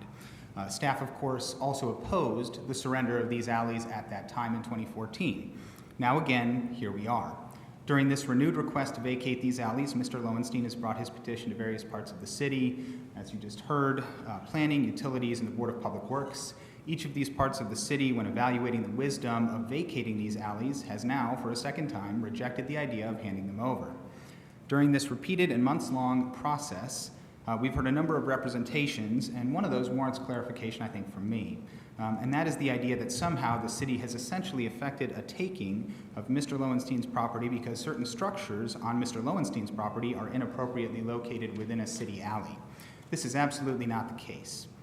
There are two encroaching properties at play here. Mr. Lowenstein added one of the encroaching properties to his rental property portfolio in 2012, and he added the second in 2016. When he did so, it was his duty at the time that he purchased the properties to identify any defects in the properties and to procure the properties at a discounted price as a result of any said defects. This is his legal remedy in such situations. Mr. Lowenstein's case reminds me very much of one of the very first cases I did here at the city involving a Mr. Jeff Sagarin. It's a very long story, but the relevant part of that story is that after a very tragic incident in the early 1970s, after a girl was killed on her way to Rogers Binford Elementary School in a car accident, she was hit by a car, the city worked hard to make sure that such interactions would not happen again, and they built a pathway over a property in the Rob Ben Mar plat. Some number of years later, Mr. Sagarin bought that property, and he alleged that, that the city had inappropriately built that pathway and he should be compensated for it. This case was litigated, a petition to transfer was filed, it was appealed all the way up, and the Court of Appeals said, no, that's not the way this works. Your remedy is to buy the property at a discounted price if you believe that there's something inappropriate about it. And I'm just going to quote directly from the case. Sagarin's purchase of the property with the knowledge of the easement defeats any possible economic injury because that circumstance was an implicit consideration in the price negotiation of the home. The court said Mr. Sagarin could not show any taking related to the property because he bought it with the knowledge that the property might have certain defects. The situation here is exactly the same. When Mr. Lowenstein bought his properties in 2012 and 2016, he did so with the full ability to assess the relationship between the structures on that property and the alleyway and to procure the properties at a discounted value based on the relationship of those structures to the alleyway. That is his only relief. The fact that the structures on the property are improperly located in an alleyway is not a taking.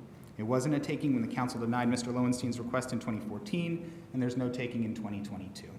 That's all I have to say. I did also want to briefly mention that Chris Wheeler, who's an attorney who represents the Utilities Department in our office, is available on Zoom.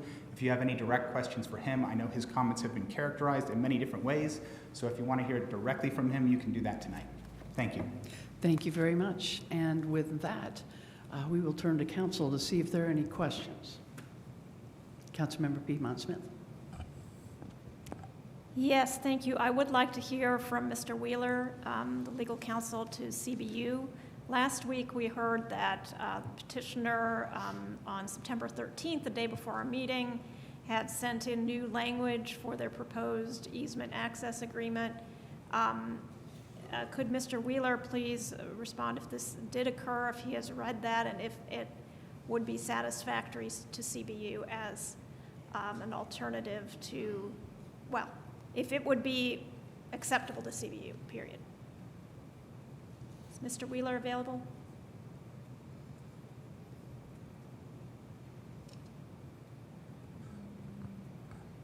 I've been granted access to unmute and turn on my video. Thank you. Can you hear me all right?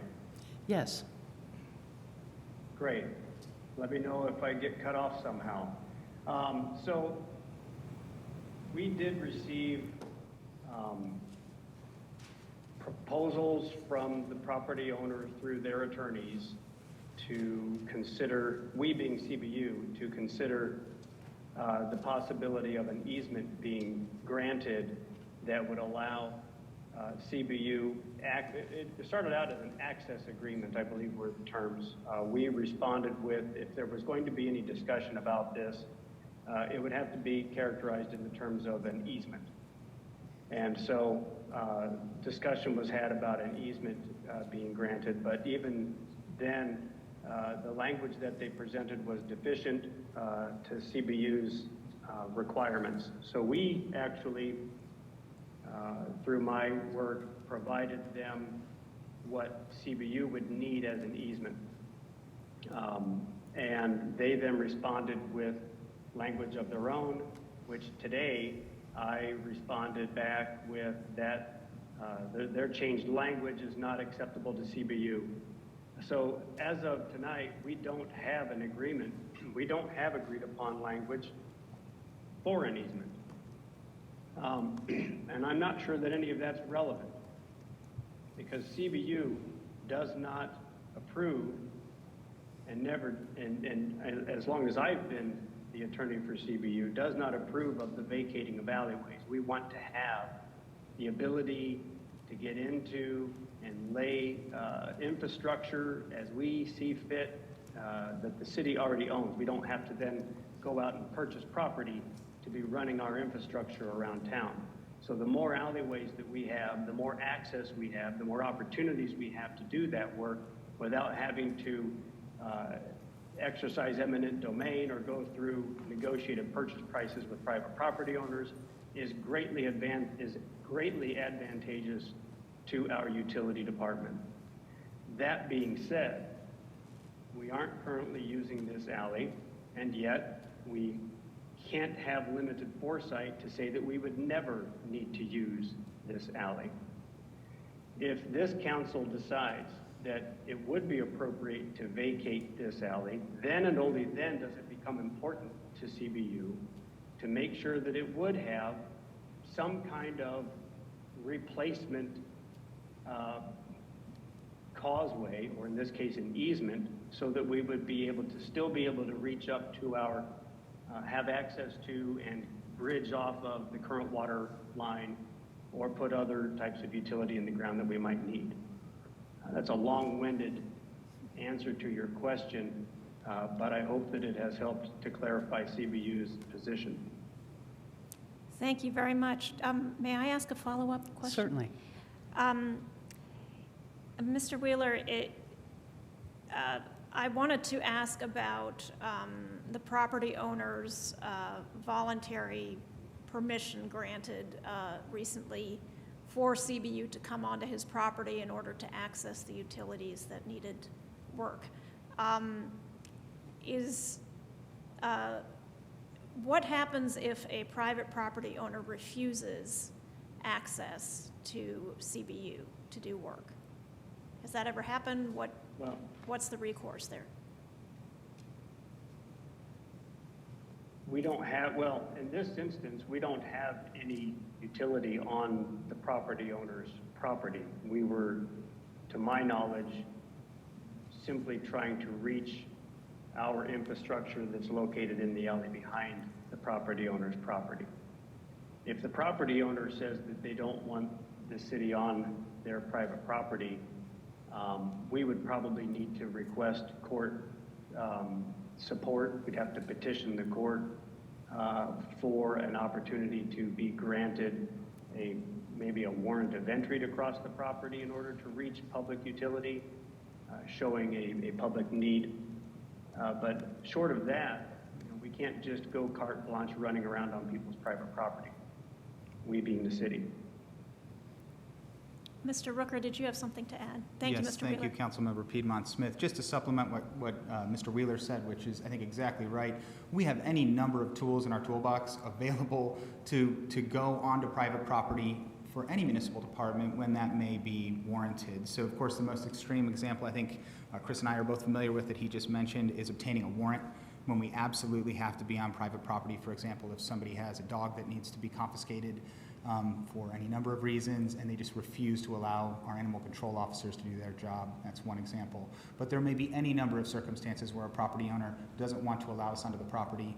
Of course, we would always try to negotiate with that person, whether that means executing a right of entry or simply getting oral consent before we take a more extreme action. But we have all the tools we need to do our jobs, which sometimes involve getting onto private property. Thank you. Thank you. And I see a hand up from Councilmember Rollo. Thank you. Just to follow up, Mr. Wheeler, I guess the question at hand is the usefulness of the proposed right-of-way number 1 as an exchange with number 2 and number 3, because number 2 and number 3 have buildings that might block access.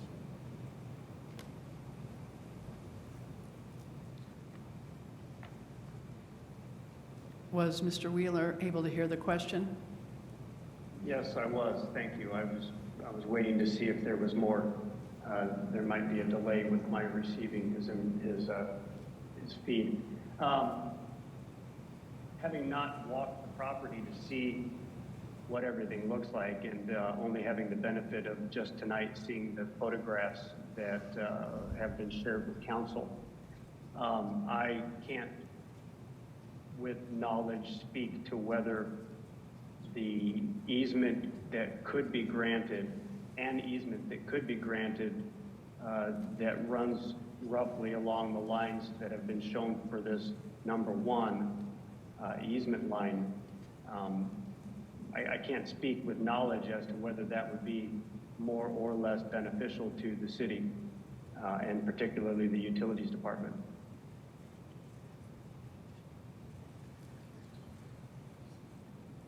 Thank you. All right, any other council questions? Seeing no council questions, we will now go to the public. If there is anyone who would like to make a comment on Ordinance 22-23. If there anyone from the public or anyone here in chambers? I'll repeat the instructions for those members of the public that might be on Zoom. If you'd like to speak to this ordinance, please use the raise hand button in your control bar, which you can find under the Reactions tab or the More tab. And if you're not able to locate that, please send a chat to the meeting host to let us know you'd like to comment. And Councilor Lucas, could we make the comment about this being the legal public hearing for this matter? Yes, thank you for that reminder. I will note that the required public hearing associated with this item is this opportunity for public comment right now.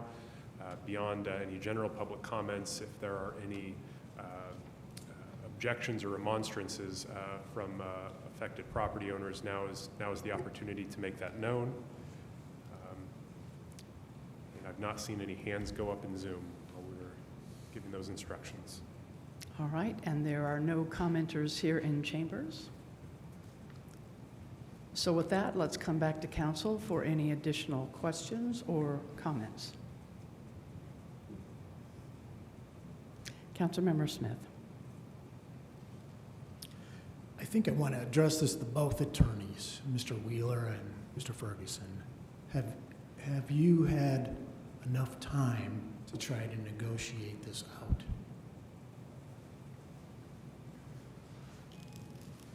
My memory of my conversation with Mr. Wheeler today was that we agreed that we would be able to hash out language should there be a need, should council say we want to do this, that we would be able to find that language of an easement. We would not find ourselves so contrary that we couldn't reach both our objectives. Mr. Wheeler, did I recount that correctly? My recollection is that today Mr. Ferguson advised that he thought that his firm and their representation of their client could probably agree to the terms that were presented, I think, on the 15th of September via email to Mr. Ferguson's law firm. He thought that my easement language was language they could accept. And I think I commented that it seems like we're close to getting something resolved. I believe that the two of us seem to work fairly well together. I would be hopeful that we could reach an agreement, but I'd like to continue to state that at this point in time, we don't have one, which isn't the same as, that gives me some heartburn to be able to sit here and tell council that I'm confident that we're going to be just fine. That's not how I work. Until we actually had an agreement that was signed by all parties that was satisfactory to CBU, in my mind, we don't have an agreement. And as a result, we still stand firm that it's not a good idea to get rid of the alley. We would continue to object. Okay, so I'm just going to paraphrase. It appears that you haven't yet had enough time to finalize an agreement. That would be true. Thank you. All right, thank you very much. Any council questions or comments? Councilmember Boland. Yeah, I just want to know more about the timeline that this is on. I understand that things that come from the Plan Commission usually have a 90-day window for us to consider. Where are we in that process? I believe I can clarify here. This did not receive a recommendation from the Plan Commission. This is a right-of-way vacation. The filing of the petition by the property owner triggers a 30-day window for the council to hold a public hearing. So that's what the council is doing tonight. There is no requirement that the council vote on the right-of-way vacation tonight or within a specified time range, unless Mr. Rooker has a different take. But council might remember the recent actions with the Hopewell alleys, the additional time that was taken there to consider that ordinance, as well as the Peerless Properties petition, which has been tabled while property owner works through potential options there. So that's what I wanted to clarify. So there's no, like from the city's perspective, there's no deadline that we're sweating if the council wanted to postpone it. What opportunity would there be to do so? The deadline I'm familiar with is the one that Mr. Lucas just recited, which is the 30-day deadline. So I think he's recited it. Of course, we oppose the vacation of this alley, Sure. so addressing it. But if they wanted to, I mean, I'm not advocating either way, but if Mr. Wheeler and they could negotiate an agreement before it comes to a vote here, that might make some difference. You can certainly delay. From our perspective, this process, as Ms. Carter laid out quite well in her presentation, has been going on since 2021. This is the second go at it. If you think more time after we've done this now 2 times and have been working on it for a year is appropriate, that's up to you guys. Let me just make clear that I'm trying to explore our options as a council and not necessarily advocating for or against the petition. I'm just trying to understand what our options are. Thank you. So I understand. I understand, Councilmember Volan. Thank you. Thank you. Any additional council questions before we go to final comment? All right, seeing no more questions, let us go to, I'm seeing Mr. I have one Ferguson. question. Would I have an opportunity to respond to Mr. Rucker's comments? Yes, please. Okay. I'll do this quickly. One, he said we were asking the city to surrender its rights. I think as we made clear, it's more of a horse trade. And actually, if the city were to give up the right-of-way, they could always retain an easement in it. 2, this is not necessarily a renewed petition because we've changed it by dropping the east-west alley, east-west right-of-way, which contains the 6-inch water line. So when Board of Public Works heard this, it contained that east-west. This is different. So in that sense, we've renewed part of it, but not all of it. So when he says BPW has denied it, well, that's because it included that east-west. Lastly, the argument I don't even know what the taking argument is talking about. It sounds emotional, but it's not anything we've ever brought up. I don't even think it's applicable. So I don't know why it was mentioned. We certainly aren't claiming it was a city taking. And lastly, again, and Liz has this in her files, and I think it's in your packet, when this was first presented to CBU, they had no objection to the vacation between 17 and 18. Thank you. Do you have a question or a comment? Yeah, follow-up question, thank you. Could someone from city staff speak to the relative merits of an easement versus right-of-way? I was going to ask the same thing. Hi, Beth Rosenbarger, Assistant Director of Planning and Transportation Department. I'm going to do my best to answer this, and then Attorney Rooker can help if I miss something. right-of-way is city property owned outright. In this case, it is platted, we know where it is. It's very helpful and very easy to know what our rights are on that property because we own it. An easement is a recorded agreement that allows access or something specific onto a property. I'll say easements, they're recorded in the recorder's office, but more difficult to track. We can look at city right-of-way in the public GIS and know where all that property is. And again, because we own the property, we can access it, we know where it is, we have full rights on that property. An easement would be limited rights, we do not own it outright, and more difficult to track. And just in case it's not clear, even if there was to be an agreement with CBU about an easement, we do not support vacating the alleys. We see lots of uses and reasons to have alleys, and we support maintaining those as public property. Okay. Thank you very much. Thank you. All right, additional questions or comments? Let's move to comments now. Councilmember Rollo. Actually, I had a question. Oh, question, go ahead. Just a clarification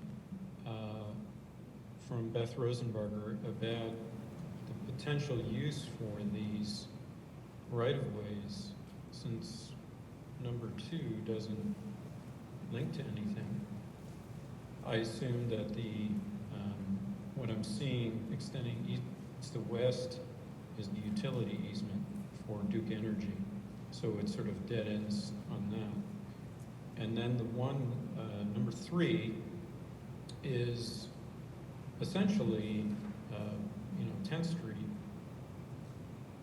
intersects Cottage Grove, just a couple of houses down. So I'm wondering, what possible use we would have with these right-of-ways, except for what we were exploring last week and we're discussing tonight, the potential for access for a water main whereby CBU can get there without an obstacle roadway.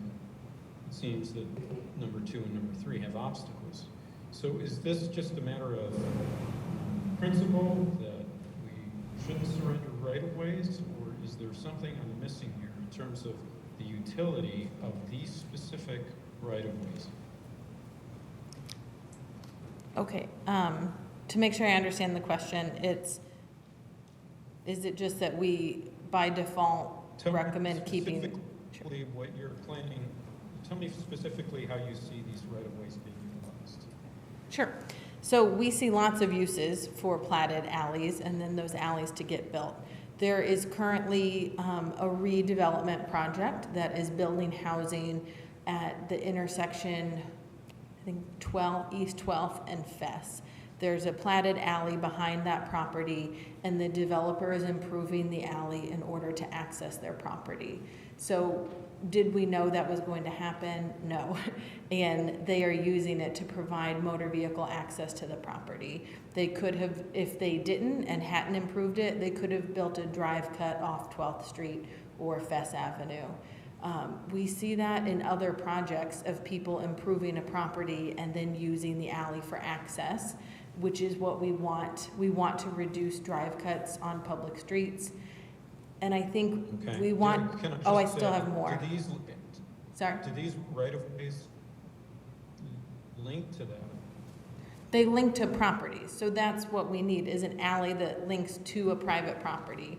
So right now, the alley connects, both of these connect to an east-west alley, connect to public streets, and connect to private properties.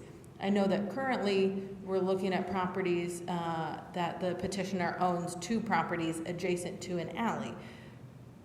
Property ownership is transient. So in the future, he might own it, somebody else might own it, they might get sold separately. There's no reason it has to be the same owner owning 2 properties adjacent to an alley.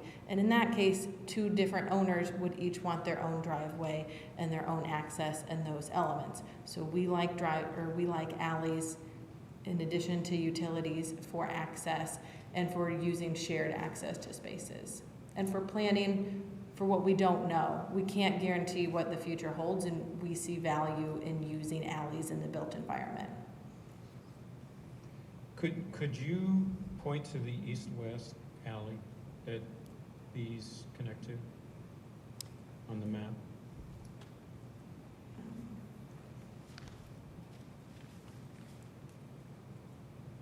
Okay, so that is not just the utility easement, but that's a right-of-way that we have. Is that Correct. That is a platted alley, Okay. east-west. And I thought there were utility poles occupying that, but there are no obstacles in there? Sorry, I don't know that. The question was, are there any obstacles in the alley? And I don't know that answer. Well, I mean, it's relevant because I wonder if we would ever use that alley. I mean, are there utility poles occupying that alley, or is it wide enough that we could utilize it? Sure, so 12 feet is I think it's a 12-foot alley. 12 feet is a standard across the city. A lot of alleys in Bryant Park neighborhood are 12 feet and have utility poles in them. They're usually along one edge, sort of at the back of a property and in the alley, and the alley is still used in those cases for access. So they can both exist in an alley space. I see, okay. And there's probably vegetation there too, but that, I suppose, could be removed. All right, thank you for that clarification, I appreciate it. And this is Michael Rooker, Councilmember Rollo. Just one further clarification. It's not uncommon when the city goes to improve right-of-way that there are conflicts between existing utility infrastructure and the improvement, and we frequently have to work those out. Thank you. All Thanks. right. Any additional questions? Or are now we ready for final comment?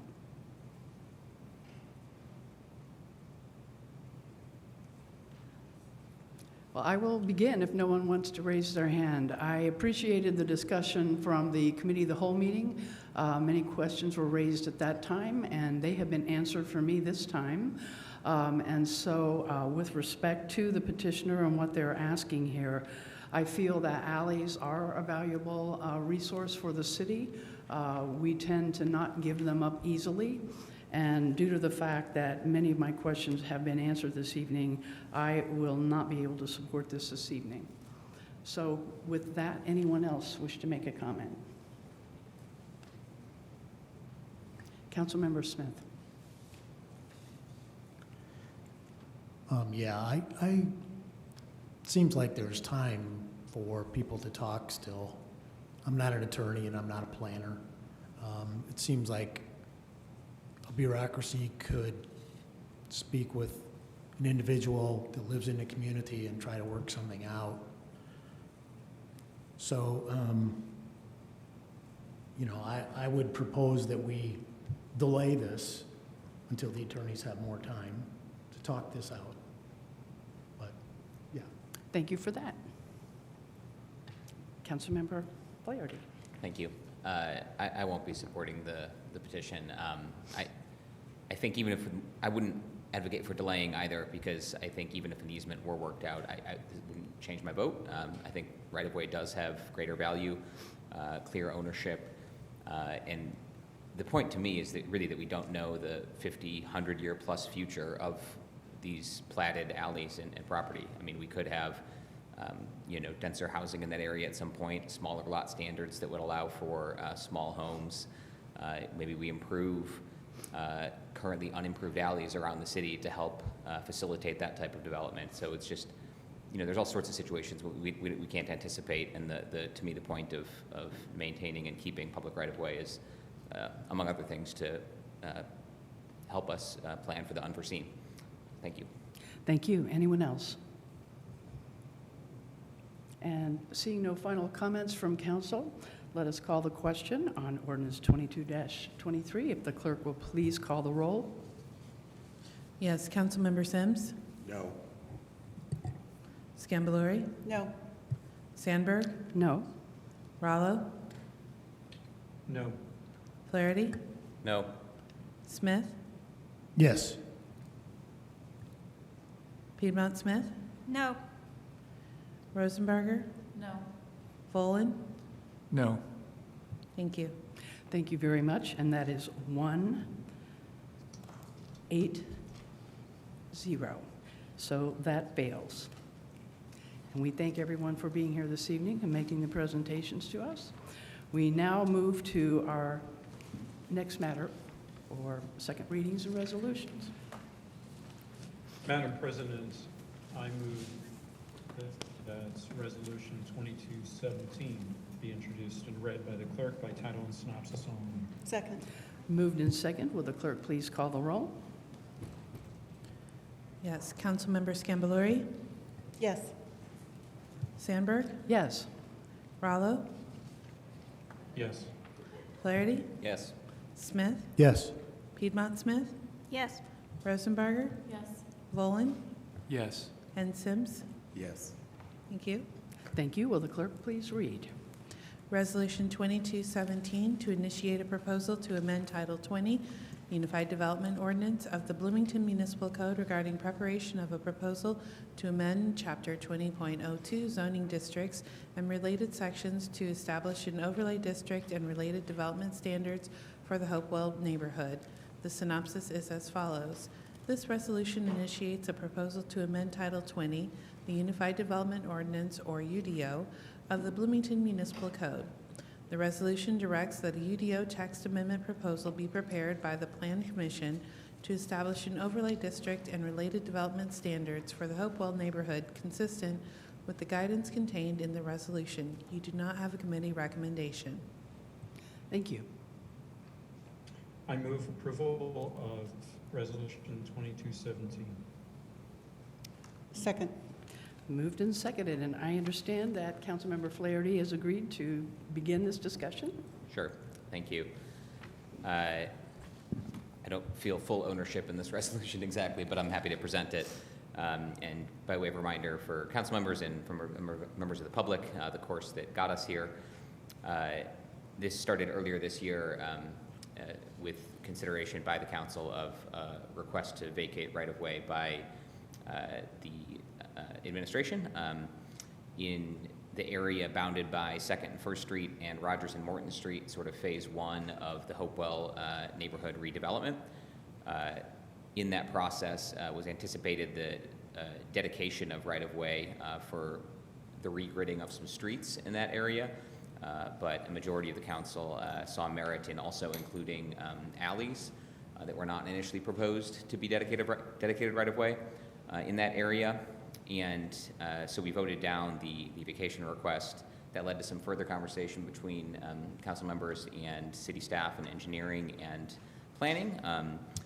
And ultimately a proposal that came back and was memorialized in reconsideration of that legislation, which did win council approval, in which the administration agreed to dedicate alleys and right-of-way for that purpose within that phase 1 development, as well as agreeing to collaborate on the rest of the Hopewell site redevelopment with respect to right-of-way. An issue emerged in that conversation as well related to development standards, lot sizes that conformed with the UDO, and some issues like that that needed to be adjusted, in part based on the additional dedication of right-of-way. So those issues then came to a fore, at least in part, in another ordinance earlier this year, where the council considered text amendments to Title 20, the Unified Development Ordinance. And this is also accounted in the whereas clauses of this resolution. But among those text amendments were several changes targeting specifically the area within what is now a proposed overlay in the Hopewell site. It was a feeling by the majority of council that those would be better incorporated and more kind of coherently and logically incorporated into a zoning overlay. And the purpose of this resolution is to provide guidance on what that overlay should contain for the city staff and plan commission to develop a proposal that we will then consider after their work is done. I think, again, the whereas clauses in this resolution speak to the motivations, which include trying to allow more housing on the site, emphasizing the principles of compact urban form, pedestrian scale design, as well as minimizing drive cuts, prioritizing alley access for utilities, vehicle access, that sort of thing, So there's a variety of guidance on some design standards essentially that would help accomplish these ends, while the specific language that would be incorporated into the overlay district is yet to be developed. I think that mostly covers it. I'm happy to answer questions about that process if any of my colleagues have them. Thank you very much. And if we could hear from, is there anyone here from planning staff that would like to just comment before we go to council questions? Sure. Beth Rosenberger, Planning and Transportation. I'm here for questions. So I think we participated in drafting the resolution. Thank you for inviting us to that. And we look forward to working on it. All right, very good. Sorry. And also our director, Zodi, is here from HAND if there are specific questions along those lines too. So we're both here to answer questions. Thanks. Excellent. So now we move to council for any questions you may have regarding the Hopewell overlay. And seeing no questions, we will go to the public. If there is anyone that would like to make a comment, certainly if you will approach the podium, state your name. And while we're waiting for those folks here in chambers to line up, I'll just extend the invitation to anyone on Zoom that might wish to comment on this resolution. You can use the raise hand feature to indicate you'd like to speak. You can find that raise hand button under the Reactions tab or the More tab in your control bar. Yes, please. Hi again, Council. David Wolfbender, Director of City Relations, Indiana University Student Government. Not a lot to say on this other than that a lot of the specific points in the policy items of this proposal we really, really like, and I think it'll be very pro-student and just very good for the city in general. We're particularly excited about the elimination of parking minimums in this area of the city. Elimination of parking minimums generally will encourage more people to look toward public transit, look toward alternatives to needing to own a car to lower our dependence on cars. It also gives more freedom of choice for developers. It allows them to build parking, but it would require them to internalize the cost. So it's a good place to get rid of regulation that really doesn't improve how people live generally. Also, increasing surface maximums will encourage more development, larger development, which will eventually get toward more equitable, affordable housing. It creates a more walkable, engaging pedestrian area, and that's what we kind of like to see. So thank you very much. Thank you, Mr. Wolfbender. Anyone on Zoom? I do see two hands raised on Zoom. The first hand is Co-Design Commons. Yes, if you will please state your name and welcome. We appreciate your comment this evening. This is Phil Stafford calling. I'm the former chair of the Commission on Aging and have been actively involved with some of the discussions around the hospital district for a long time. I wanted to step back in time a little bit to remind the Common Council that the Commission on Aging called for the use of an overlay for the development of the zone in question as a lifetime community district. And that is also reflected in the comprehensive plan, the specific language. And insofar as the resolution invites attention to the comprehensive plan as part of this consideration, I wanted to remind people of this. In the comprehensive plan, the lifetime community is seen as a key framework for the redevelopment of the to-be-cleared hospital site and actually the Switchyard Park area as well. In the GPP, it says redevelopment will leverage opportunities for city and private planning and investment to achieve a lifetime community, defined as a place that promotes social, physical, mental, and emotional well-being for persons of all abilities across the lifespan, to make cities more livable by emphasizing quality of life for people of all ages, abilities, and socioeconomic backgrounds. And we produced a 15-page document that lays out some specific standards that could be plugged into a kind of a zoning document for this lifetime community overlay. And it includes attention to universal design, walkability, complete streets, connectivity of residential to commercial and public spaces, meaningful intergenerational contact, a high level of civic participation, multiple affordable housing options, multiple affordable mobility options, access to fresh food, parks, and exercise options, sociable public spaces and third places, a high level of social capital, affordable health and supportive services to enable aging in place, and a sense of place. And I won't, I apologize for contacting 3 or 4 city council members personally, and I felt it was important for me to be here tonight to advocate more publicly for this attention to this issue. And when thanks to the P Square Beacon, I saw the announcement of the meeting tonight, and even though the resolution is framed in fairly narrow terms with respect to impervious services, this is an incredible opportunity for us to address the broader quality of life, lifetime community possibilities that could be envisioned in this Hopewell neighborhood. So the other very, very important point that was made in the GPP with respect to this undertaking is the need for deep public participation in the redevelopment of this site, and that's also taken directly from the GPP. And the Commission on Aging was proud of being able to incorporate that, as well as this definition of lifetime community into the Commission on Aging. And we further passed along our comments when the UDO was in development and had some successes there with respect to broadening the degree of housing options in our community.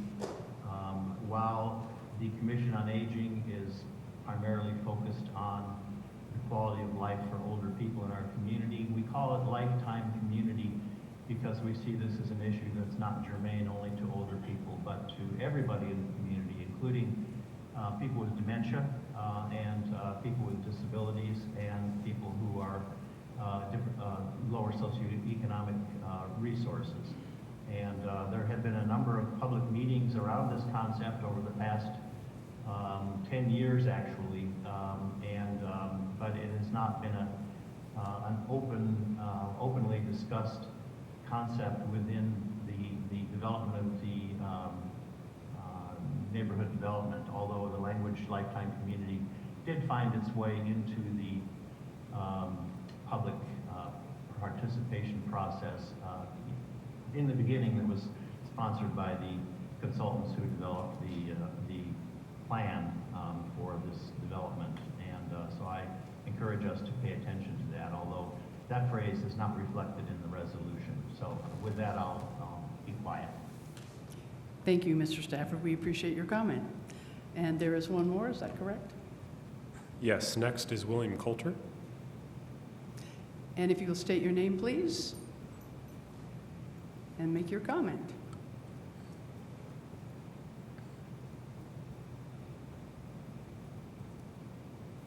Are they having difficulties with muting, unmuting? This is Bill Coulter in Elm Heights. Do you hear me now? Oh, I see. Okay. Mr. Coulter, you have time to make your comment. Yeah, I bought a bike rack on 6th Street in 1976. I rode it for 40 years, and I don't ride it anymore because it's not safe to ride on the streets of Bloomington. I was struck by a car as I was crossing Dunn on Kirkwood on Saturday morning in broad daylight. And so I'm really hesitant to even walk anymore.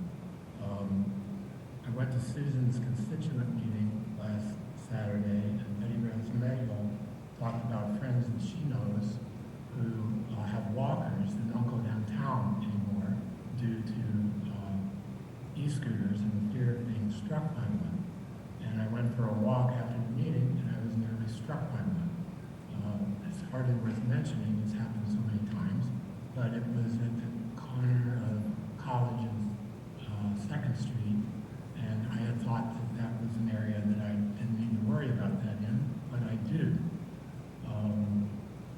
So this idea of eliminating parking is kind of of scary because at 63 years old, it's getting to be that the only way that I feel safe in Bloomington is in a car. You know, I'm just really at a loss anymore about how to safely make it from one place to the other in this city. It would help if we would ban scooters. It would help for adolescents who are being killed on scooters, either through their own fault or through drunken drivers. And it would help prevent elderly people from being struck by scooters or having to stay home because they're afraid of being struck by scooters. Thanks. Thank you, Mr. Coulter. Any other public comment? Not that I see, no. All right. We are back to council then for any additional questions or final comments on Resolution 22-17. Councilmember Smith. Thank you very much. I'd like to ask Councilman Flaherty, the principles that are laid out with Mr. Stafford's, the report that he provided, are these incorporated in the overlay? I think there's definitely overlap with what I was hearing described by Mr. Stafford. Some of the things are things that would not be contained in development code, which is what we're talking about. They're more sort of planning elements that might be incorporated in something like the hospital site master plan report. But I think some of the things talking about mixed use mobility options, access to amenities, livability, good social fabric, all that are part of what goes into principles of compact urban form, which is called out in the resolution, as well as pedestrian scale design. I would encourage Mr. Stafford and others of interest who are interested to advocate or participate in this process as it works its way through the Plan Commission and back to council in terms of getting to those details of what the actual language is in code. I would also invite potentially comment from staff on that point because they're going to be better positioned to answer the question probably than I am. But sure. That's my initial thinking. Sure. And is it possible that we can attach the 15-page report that was done by the Commission on Aging to the Resolution 2217? I suppose we could certainly send it along, incorporating it by amendment as part of the resolution as an exhibit. Might be a little difficult this evening anyway, on the fly. But I'll leave it to actually Council Attorney Lucas to comment on that point, I guess. Mr. Lucas? I think Councilmember Flaherty's right. It might be difficult to do on the fly. I apologize. I'm not familiar with that document, and so I would suggest the council, if it wished to incorporate that as an attachment to the resolution, to get that, review it, and make sure it's something you'd like to make part of the resolution before doing so tonight. It would certainly take an amendment to the resolution to attach that as an exhibit. Of course, there's no reason that document can't simply be shared with relevant city staff members of the Plan Commission, but for the council to state that this resolution incorporates that document, I'd suggest you see it first, and I didn't have that available for today, so I apologize. Oh, thank you very much. And thank you, Councilman Flaherty. Appreciate it. Sure. Councilmember Rollo, you have a hand up.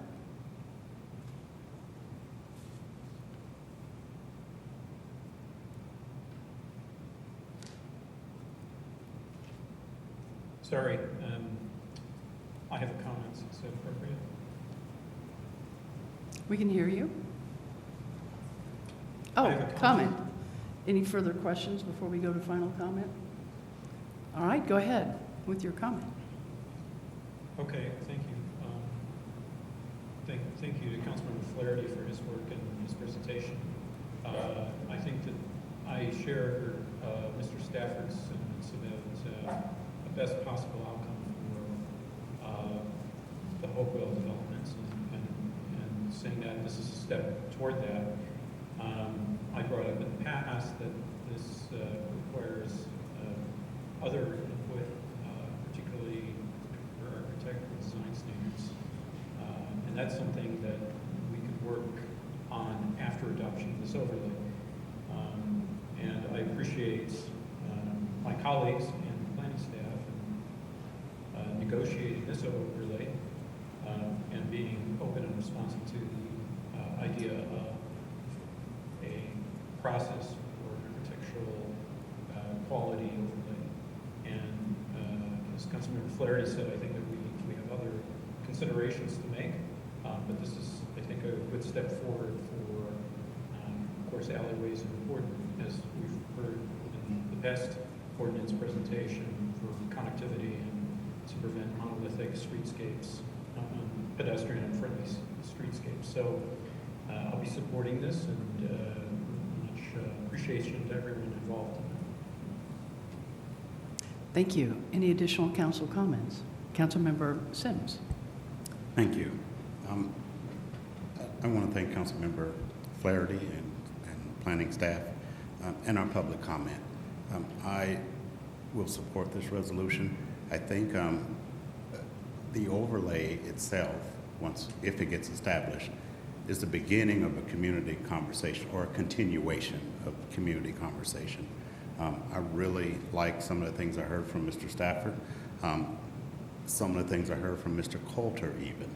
And what I think is that we'll be able to flesh that out even further the longer we go and have community engagement and conversation.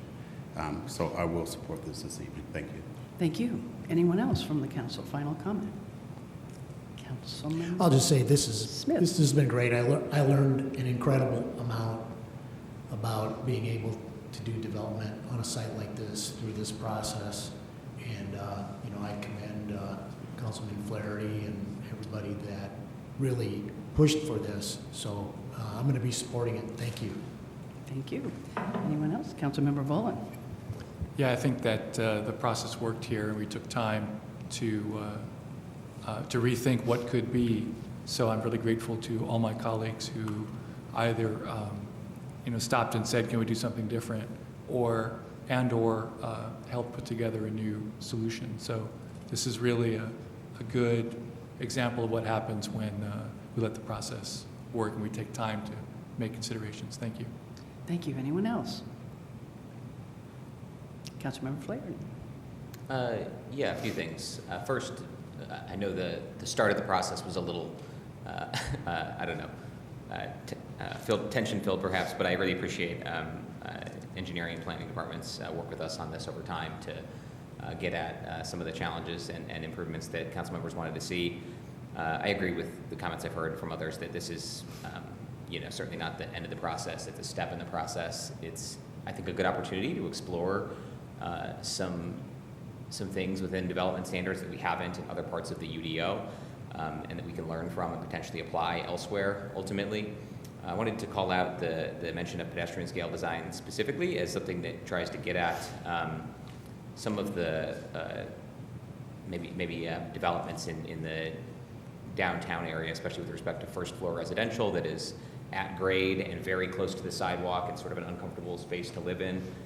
For that reason, tries to get at some things like that through design standards. So we'll see what that language actually ends up looking like. Briefly wanted to mention with respect to parking a couple of things, just to clarify. I was worried about it, perhaps a misconception from Mr. Coulter's comment.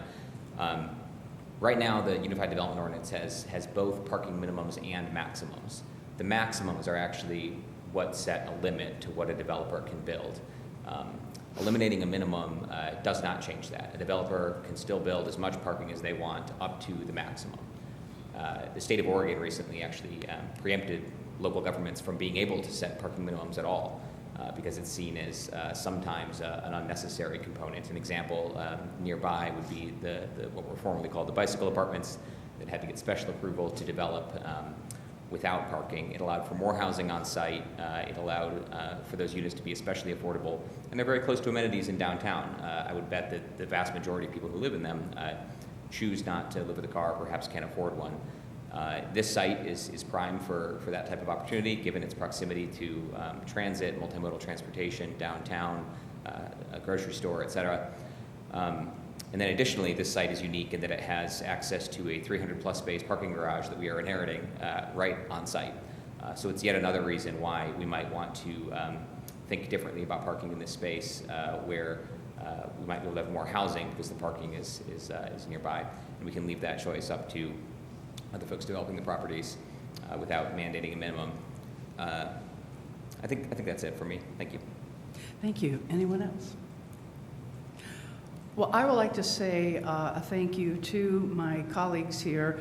As we recall, this began with the majority of us here not wanting to vote on the alley vacations for the Hopewell site, hoping for this opportunity to allow council and the public to have more of a say in how this brand-new neighborhood that is a wonderful opportunity for the city to develop in a way that did meet community standards, that could give council an opportunity to be more involved with things like some of the design elements and the scale of it.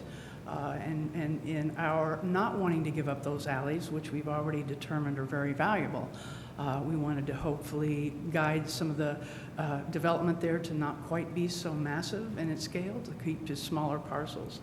And so I think this is an excellent step. I want to commend planning staff and Director Robinson and Andrew Seabor in engineering for so kindly sitting down with those of us that opposed, that did not want to vacate the alleys in order to get here. And this is just the first phase, I think, in a wider discussion from these development standards that we put forward in this resolution. So I'm urging everyone to support it. Thank you. And with that, I believe we are ready to call the roll on Resolution 22-17.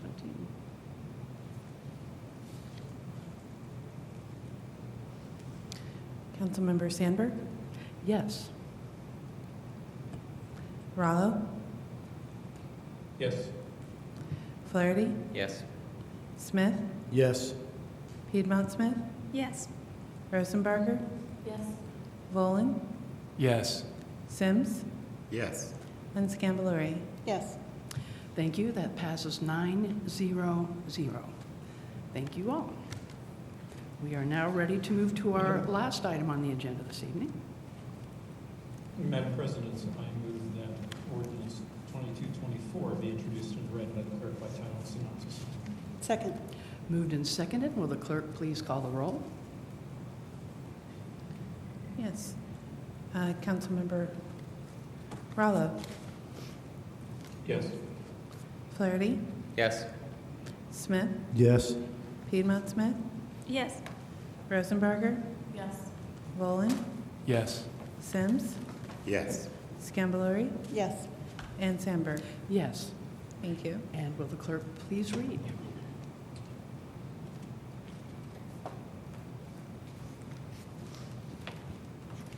Ordinance 2224 to amend Title II of the Bloomington Municipal Code entitled Administration and Personnel regarding amending Article 6 of Chapter 2.04 Common Council to establish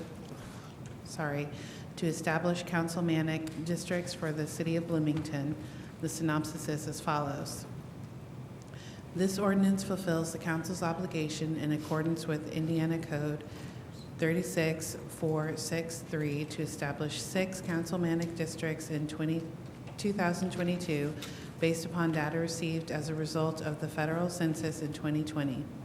Under this statute, these districts must be contiguous, reasonably compact, and, as nearly as possible, of equal population. The ordinance brings forward recommendations of the Citizens Redistricting Advisory Commission, which allowed and invited members of the commission and public to offer maps for the commission's consideration in light of the statutory requirements and other criteria. The commission met 5 times, with members of the public present at each meeting, considered various plans prepared by commissioners, city staff, and the public, and recommended this map, which is in compliance with statutory requirements. You do not have a committee recommendation. Thank you. Madam President, I move approval of Ordinance 2224. Second. All right, that has been moved and seconded. And how will this presentation begin? Councilor Lucas? If the council will allow me a brief introduction to both the topic and to the Citizens Redistricting Advisory Commission Chair, Mr. Alex Semchuk, who I believe is approaching the podium. I'll go over just a few preliminary items. As Clerk Bolden noted, Ordinance 2224 brings forward the recommendation of the Citizens Redistricting Advisory Commission, which was formed last year as a result of Ordinance 20-30. The Commission's purpose was to make a recommendation to the Council regarding its decennial redistricting ordinance. Just a bit of background on why redistricting is required in the first place.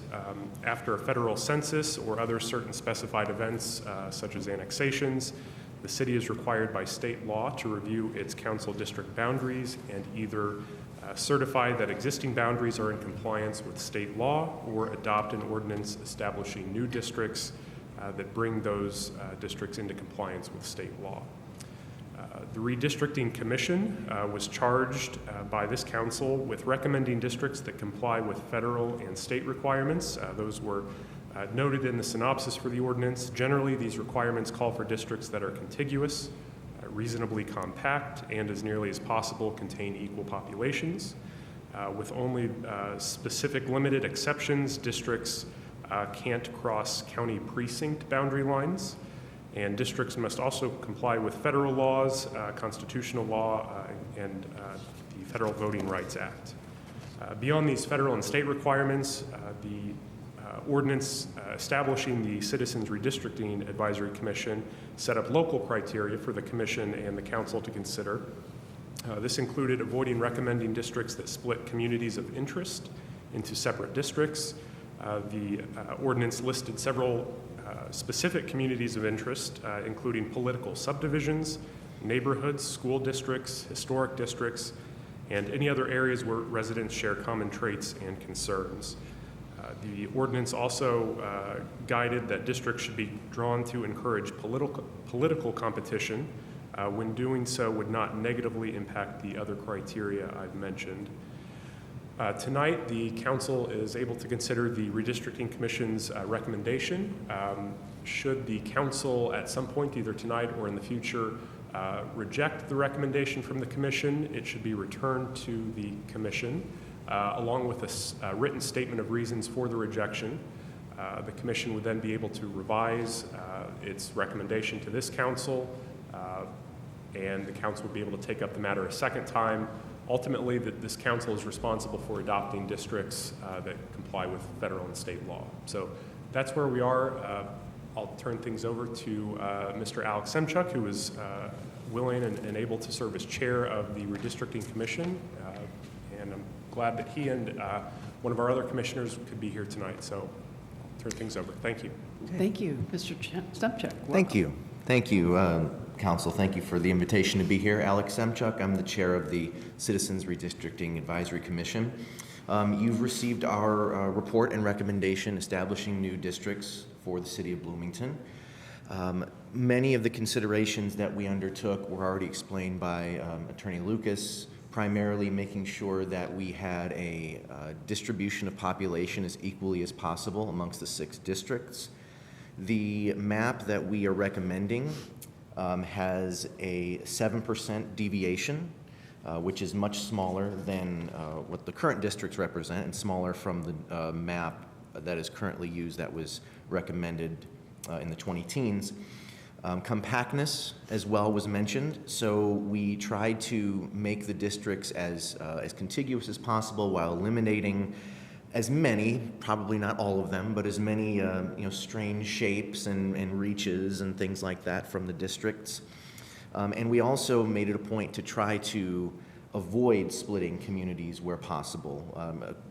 I think the community that we had the most discussion over was probably the Elm Heights community, which under the current map is split into 3 completely different districts.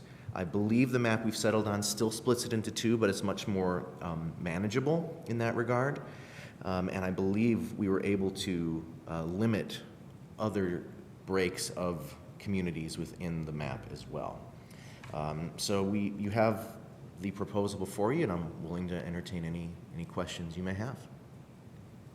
Thank you very much.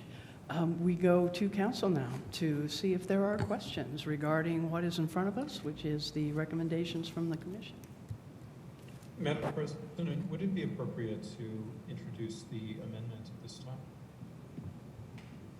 Oh, have we not introduced? Madam Chair. Yes. So I'd like to make a point of order here about this. I do have a presentation I'd like to make. In a normal ordinance, it would take the form of an amendment, and so I would get a chance to present, and there'd be question and answer as with any amendment. But the nature of this ordinance is that we are only able to accept the map or send it back to the commission at this step of the process. And so an amendment isn't in order here. But I think that the amendment that Mr. Rallo was going to introduce is sort of premature. If we have any intention of sending the map back to the commission, it may moot Amendment 1. And so I would not favor introducing it right now unless the council makes very clear tonight that we intend to pass this ordinance as presented. But again, I'd like a chance to present. I appreciate the work the commission has done, and I've prepared an extensive response to it that I think may persuade the council to send the map back to them. Right, So- thank you. I appreciate Councilmember Boland, and we did get your text prior to this meeting. Councilor Lucas and I were thinking that we would have at least a round of questions on what Right. is presented first. But before the amendment, And yeah. before we get to public comment, that would indeed be the proper place for you to bring up your Very good. recommendations Thank or proposal. I know it's not an amendment, so anything else we need to add about that? I'll just add in response to Councilmember Rallo's question as to whether this is the right time to introduce the amendment. That amendment, I think, is a cleanup action that would be needed, as Councilmember Boland rightly pointed out, only if the council indicates it's going to adopt this recommended map. If the council intends to send this back to the redistricting commission, that amendment won't be needed. Whatever map the council does end up adopting, a similar review of those, any affected annexation areas may be appropriate, so there may be a different amendment that's needed to make the same cleanup action if the council lands on a different map. And so I'd suggest going ahead with discussion on the recommended map, and if it becomes clear it's the one the council will land on, then taking up that amendment. That's my suggestion. You're free to Right, and proceed the as you amendment wish. itself is somewhat complicated to explain, right? It has to do with annexation, correct? I'll just give a preview because this may have some bearing on any map that the council winds up adopting. As a result of the council's annexation ordinances adopted last year, each of the annexation areas, 1A, 1B, 1C, 2, 3, 4, 5, those were assigned to still existing council districts. That requirement, or the assignment of the annexation areas to a council district is required by state law. The annexation ordinances themselves provide for an effective date of January 1st of 2024, and due to pending litigation affecting all of those annexation ordinances, it may be beyond that date before any of those annexation areas go into effect. In the meantime, we are in the midst of redistricting due to the census, and so given the current recommendation from the redistricting commission, council staff and legal staff identified one of the annexation areas, Area 2, that would no longer be contiguous to the council district it was assigned to. And so, again, which of the annexation areas is or isn't contiguous to its assigned council district depends on what council districts the council adopts. The council will almost certainly be required to go through another round of redistricting in the event any of the annexation areas take effect. And so this contiguity issue with the annexation Area 2 and District 4, it's one cleanup action the council can take now. But if any of the annexation areas go into effect, the population balance will almost certainly be out of compliance with state requirements. And so which district the annexation areas are assigned to, that will need to be reviewed once any of those go into effect. And so this is a cleanup action that the council can take now. It will not do away with the need to likely redistrict once we know the outcome of those annexation lawsuits. Thank you for that clarification. So we will again continue with council questions, and then before we get to public comment, we will hear again an additional set of things for us to think about here. All right? So Council questions regarding what's before us currently, which is the recommendation. Councilmember Piedmont Smith. Yes, thank you, Mr. Semchuk, for your service and your report, and any other members of the commission that might be here. I wanted to ask how the committee considered the student population, whether that was considered what's it called, a community of interest or not, or how you thought about that. I mean, essentially, we have a student population throughout the city, so it would be impossible to group them into a single district. The university, after weighing a lot of different options, we did believe that the university itself was appropriate in its own district, but not necessarily all of the student housing, like, for example, south of 3rd Street, near the College Mall area, because that was something that we had thought about too, was, well, what role does 3rd Street play in the division of the districts as well? And once we moved around some precincts and worked on the population numbers a little bit, that was, if you look at our final meeting, that was one of our final decisions really, was where are we going to put Perry 20 and Perry 21 as relative to the districts that we were planning. So we never decided that we needed to put the entire, or at least the majority of the student population in its own district, because that would be fairly improbable to do. But it was never an intention to say the areas that are mostly students need to be in a singular district. All right, thank you. Mm-hmm. Thank you. Additional questions? Councilmember Boland. I'll get to this in my presentation, but I mean, why would you expect to get all the students into one district when there's 43,000 of them? Each district is 13,000 to 14,000 people. Why not just one district?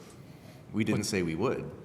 Oh, no, I mean, you said that you thought about, there was no way you could put all the students into one district. I mean, I agree with you, but why not just make one district that's just students? Because the size of that district would have such a massive population differential, then our work would be pretty much meaningless. Since there are that many students, if you look at the average for each district, we're looking at about 12,000 to 15,000 individuals. Right. Okay, I'll address it in my comments. Thank you. Thank you. Any additional questions from council? First round questions regarding the recommendations from the commissioners.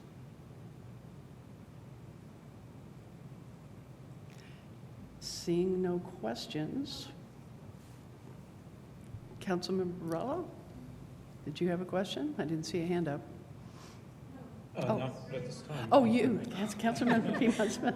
So we'll go to the second round. Thank you. I know that there are kind of two views on ensuring that people of all races have equal representation. And of course, the Voting Rights Act, I've read the guidance from the federal government. How did the commission view the minority populations in Bloomington? Was there an attempt to kind of spread them out so that they would have a voice in electing representatives from each district, or was the idea to perhaps concentrate them in one district so that that representative could be their voice? How was that viewed? Sure. So if you go to the mapping tools that we had, you could see population density based on race and ethnicity, and that was actually one of the final things we looked at in our final meeting, was with the 2 or 3 maps that we were considering for this proposal, we did take a look at and see, okay, well, how does each district break down by race and ethnicity? And I think the good news is with this proposed map, they're fairly similar across the 6 districts. And again, I think it would be pretty impossible to group by race or ethnicity if that was something that someone wanted to do. But in this case, if you look at the data, the population numbers are fairly equal across all districts. And if you were to look at the final 2 or 3 maps we were looking at, really, it was really just depending on what precincts were in what district would change the numbers a little bit. But regardless if it was this map that we have in front of you this evening or another map that was one of the final ones, there was always going to be a district, and it was probably the district that most of the IU student housing would be in, would have a slight percentage higher among certain ethnic groups. But honestly, and I don't have the numbers with me, but if you look at the map and the population of those groups, you'll see that they're fairly spread out across the city. Thank you. May I ask? Sure. I have the same question in regard to socioeconomic status of the population. Mm-hmm. Because we have neighborhoods that are more wealthy, neighborhoods that are less wealthy. Mm-hmm. Did that factor in at all into your consideration? I know it wasn't asked of you. Sure. But I just thought I would inquire. Sure. I honestly don't believe we had much discussion about that. Our primary goals were as close to population equivalence as possible, making the districts as compact as possible, and minimizing, the jetting out of certain districts into other districts and trying to get it as contiguous as possible, and trying to not split communities. Those were the primary things that we looked at. All right, thank you. Yeah. Thank you. Any other questions? Well, I will ask one, and that is if you could maybe talk a little bit about some of the challenges that you had as a commission getting started. Yeah. Maybe talk a little bit about the tools that you had at your availability in order to do all these adjustments and all these tweaks. Definitely. And just kind of let us know what, and then last but not least, do you feel you've had adequate time to really do what we have charged you to do? Sure, thank you. Well, first, the city council staff has been excellent. They've always been at our beck and call. So if we had any questions, whether it was specific things, specific layers to highlight in the maps, or generating specific maps with certain things we were looking for, they always came through. So we had excellent resources from the beginning all the way to our final meeting.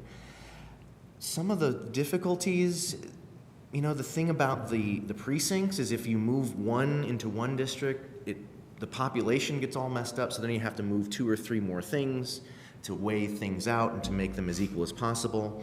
One of the final maps that we looked at is a little bit different than the map that was proposed, but it would have divided 2 of the southern neighborhoods, I think in Perry 12 and 13. It would have sliced it up into about at least 2 districts. So that was one of the not so great selling points for that map.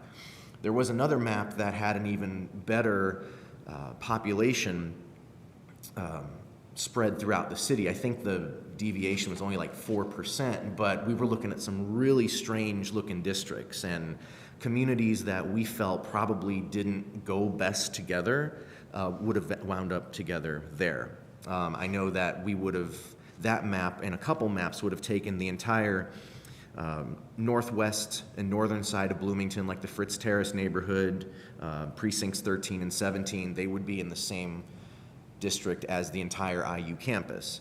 So something else that we thought about was having commissioners from all over the city. They were able to kind of talk about, well, this district or this neighborhood might work better with this neighborhood, and this is more student housing, whereas this is more residential, so maybe we can judge based on that.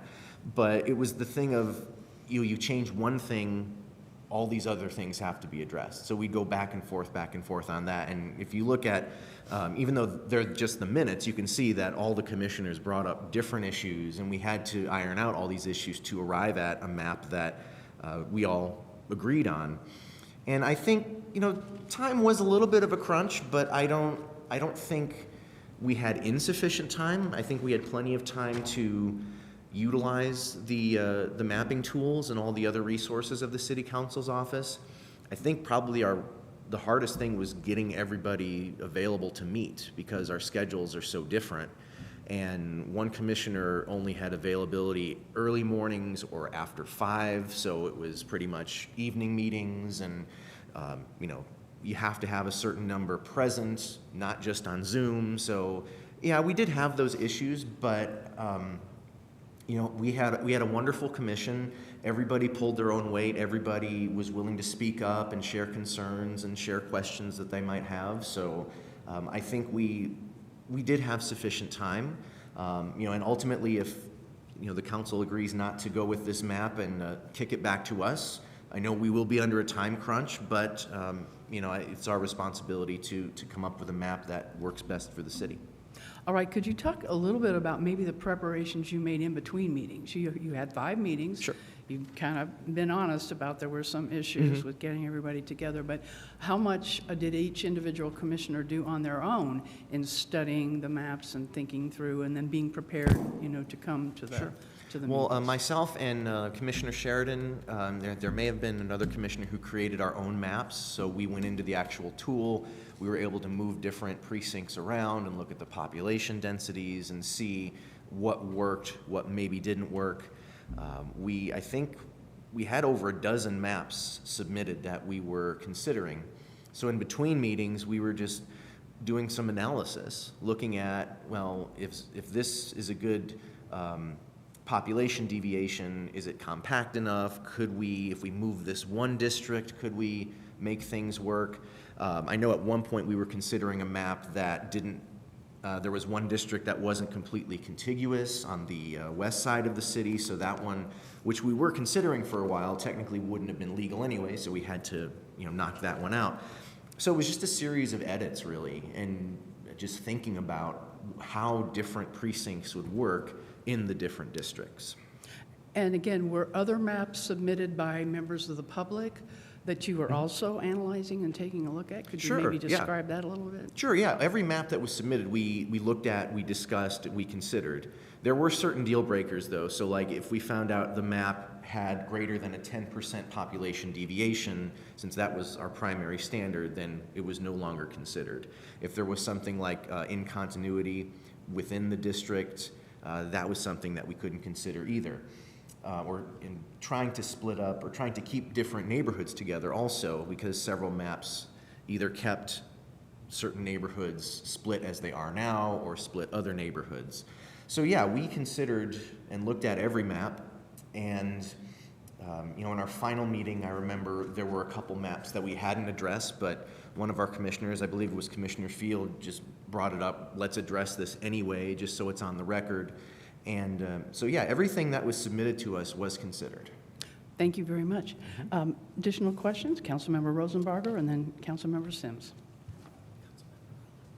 Oh, is that what you were both pointing at? Then Councilmember Rosenbarger and then Councilmember Rollo. Hi there, thank you very much for your presentation. I just wanted to ask, you mentioned a few times that you're avoiding splitting up communities. I guess my question is, what do you mean by community? You mentioned not splitting up Elm Heights multiple times, and I guess why was that one of the priorities? Yeah, that's it. Sure. So by communities, neighborhood associations primarily. I believe it was Commissioner Sheridan mentioned that in the current map of the city, Elm Heights is split up into 3 completely different districts. And I believe that was also brought up in a letter to the council, if I remember correctly, for our first meeting. And we just wanted to remain true to one of our charges, which was, if possible, not to split up those types of neighborhoods and those types of communities. And is it possible to not do that for everyone? We didn't find a way that it worked, and also we're able to remain compact and to remain true as far as distribution of population as equally as possible. But we think we've definitely made an improvement, since at least that one community is no longer going to be as divided. Does that answer your question? All right, thank you. Councilmember Rallo. Yes, thanks. Thank you, Mr. Sunchuk, for your work, and it's good to hear that all members contributed. My question was similar to Councilmember Sandberg's in that, just to affirm, you feel that the commission had enough time. That's one question I have. The other is, did this product achieve unanimity among the commissioners present? Was there any dissent about this map?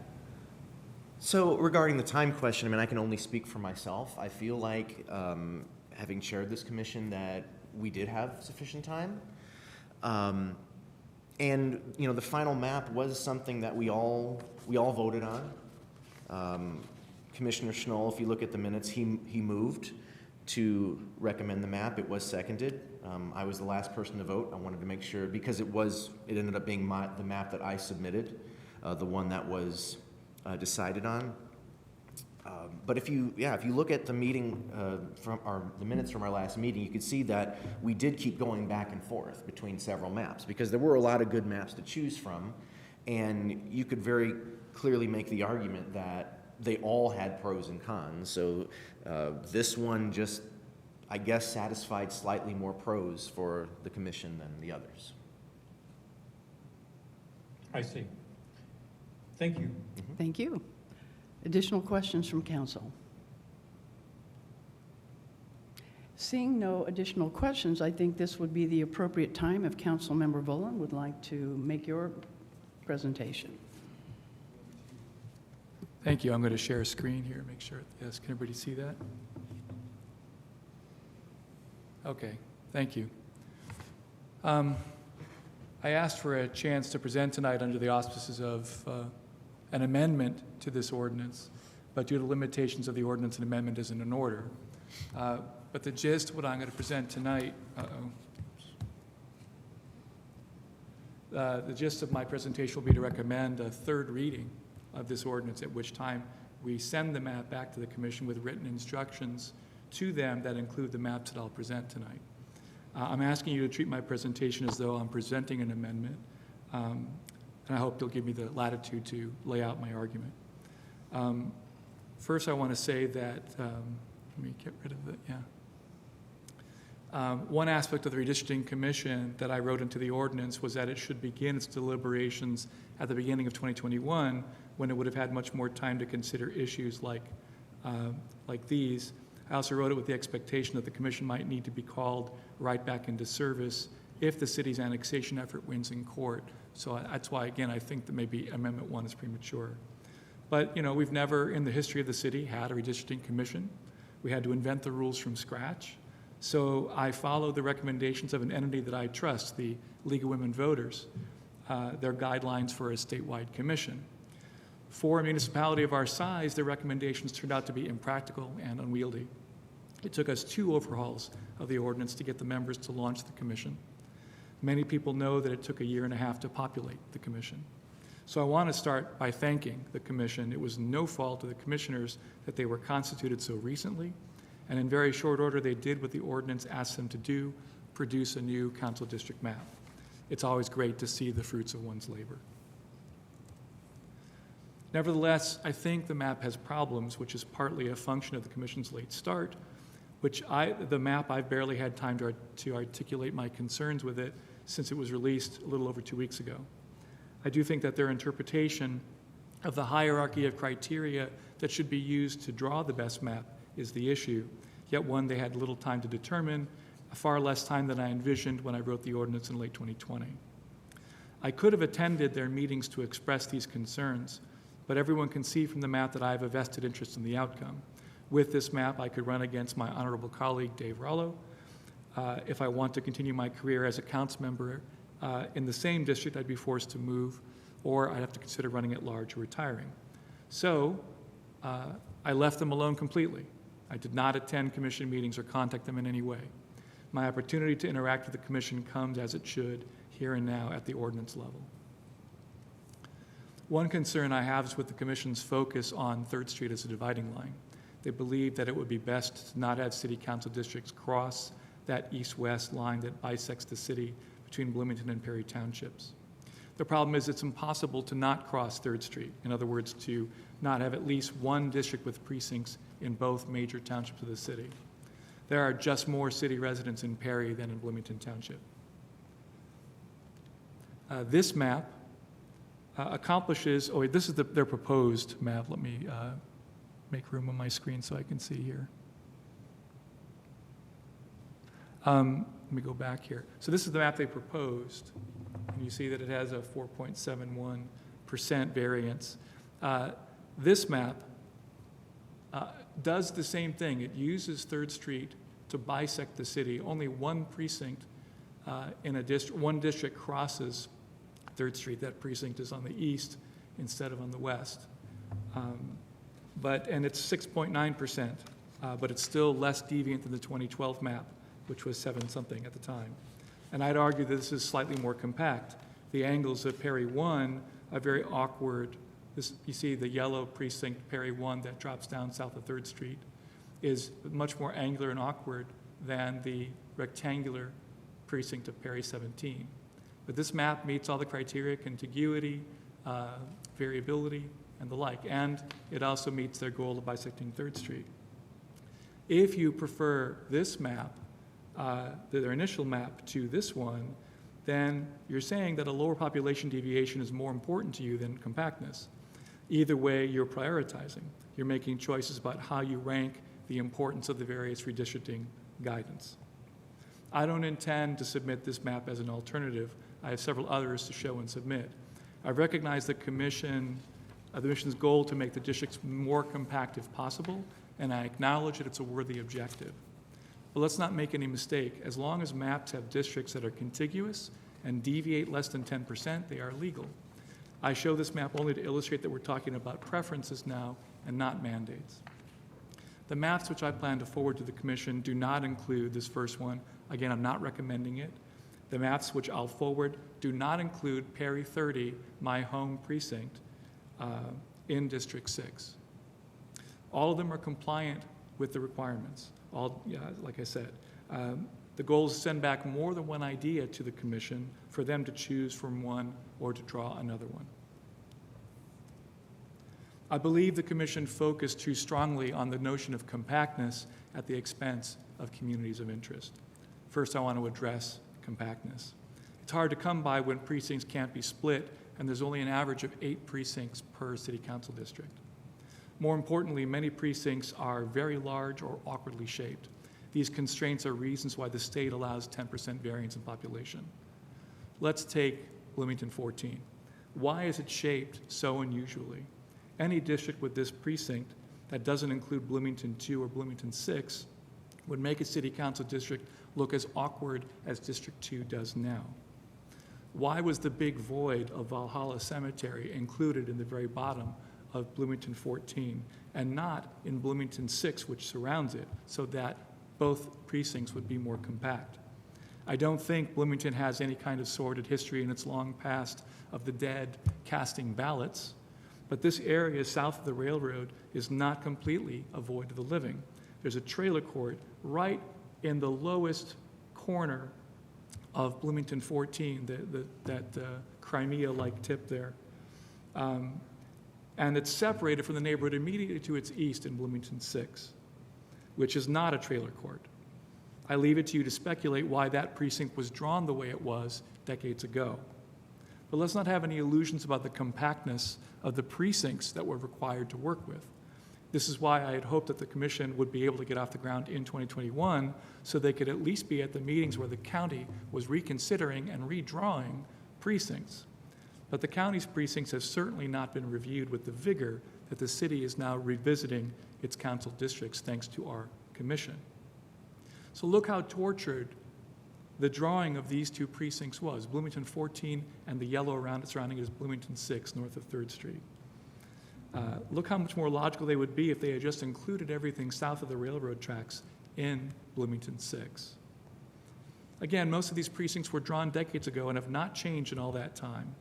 This is the reason I wanted the commission constituted earlier, not only have time to wrap their heads around the details, but to have an opportunity to understand the precinct drawing process at the county and perhaps to persuade the county to alter the precincts to better serve compactness and communities of interest. Yet we have always gerrymandered students. Despite there being enough students to populate 3 of the city's 6 districts, there's never even been one. There's never been an undergraduate or even a grad student, unless you count me, on the city council. It would, in fact, be impossible to put all the students in one district. All the undergraduate dorms, which alone have a population of at least 11,000, though, are another story. They could be united in a single district. God forbid the students should have a say. The ultimate community of interest in a city that people call a college town is the student population at IU, which is entirely within the city of Bloomington. The dorms and Greek housing at IU are a neighborhood, no less a neighborhood than Elm Heights or Fritz Terrace. The ultimate neighborhood organization is the student government of the Residence Halls Association and the Interfraternity and Panhellenic Councils. Each of these is as big or bigger than even the largest conventional neighborhood association off campus. I specifically wrote students into the commission to reflect the proportion of students in this community. We've never had a better opportunity than this moment to actually give them a political voice in local government. So, like I said, precincts themselves are not compacted. It makes drawing districts hard. Let's take, for example, Perry 30. This is my home precinct. This is the west end of Elm Heights, which is, we mentioned earlier that Elm Heights is subject to 3 parking zones. It's because it's so big, most people don't see it as a single neighborhood anymore. My neighbor has thought about breaking off and forming West Elm Heights, or maybe a neighborhood formed around Wiley House, which is at the center of this neighborhood, Zone 11 parking zone. People who live east of Eagleson in Elm Heights have different concerns from those of us living west of Henderson. Why is Perry 7 shaped the way it is? The exact reasons are lost to a time before I ran for office in 2003, but let's describe the character of this precinct. Notice it goes all the way from Henderson to High Street. It's very long and narrow. That's because it's full of fraternity houses and some of the most conveniently located rentals for students because it's literally across the street from IU. The students and non-students alike who live in Perry 7 have very different concerns from residents just a handful of blocks south of it. Here's Bloomington 18. This is nothing but, the east side of it is 3 large undergraduate dorms, 2 smaller ones, and 2 university-owned apartment buildings. There are no non-student residences in this precinct.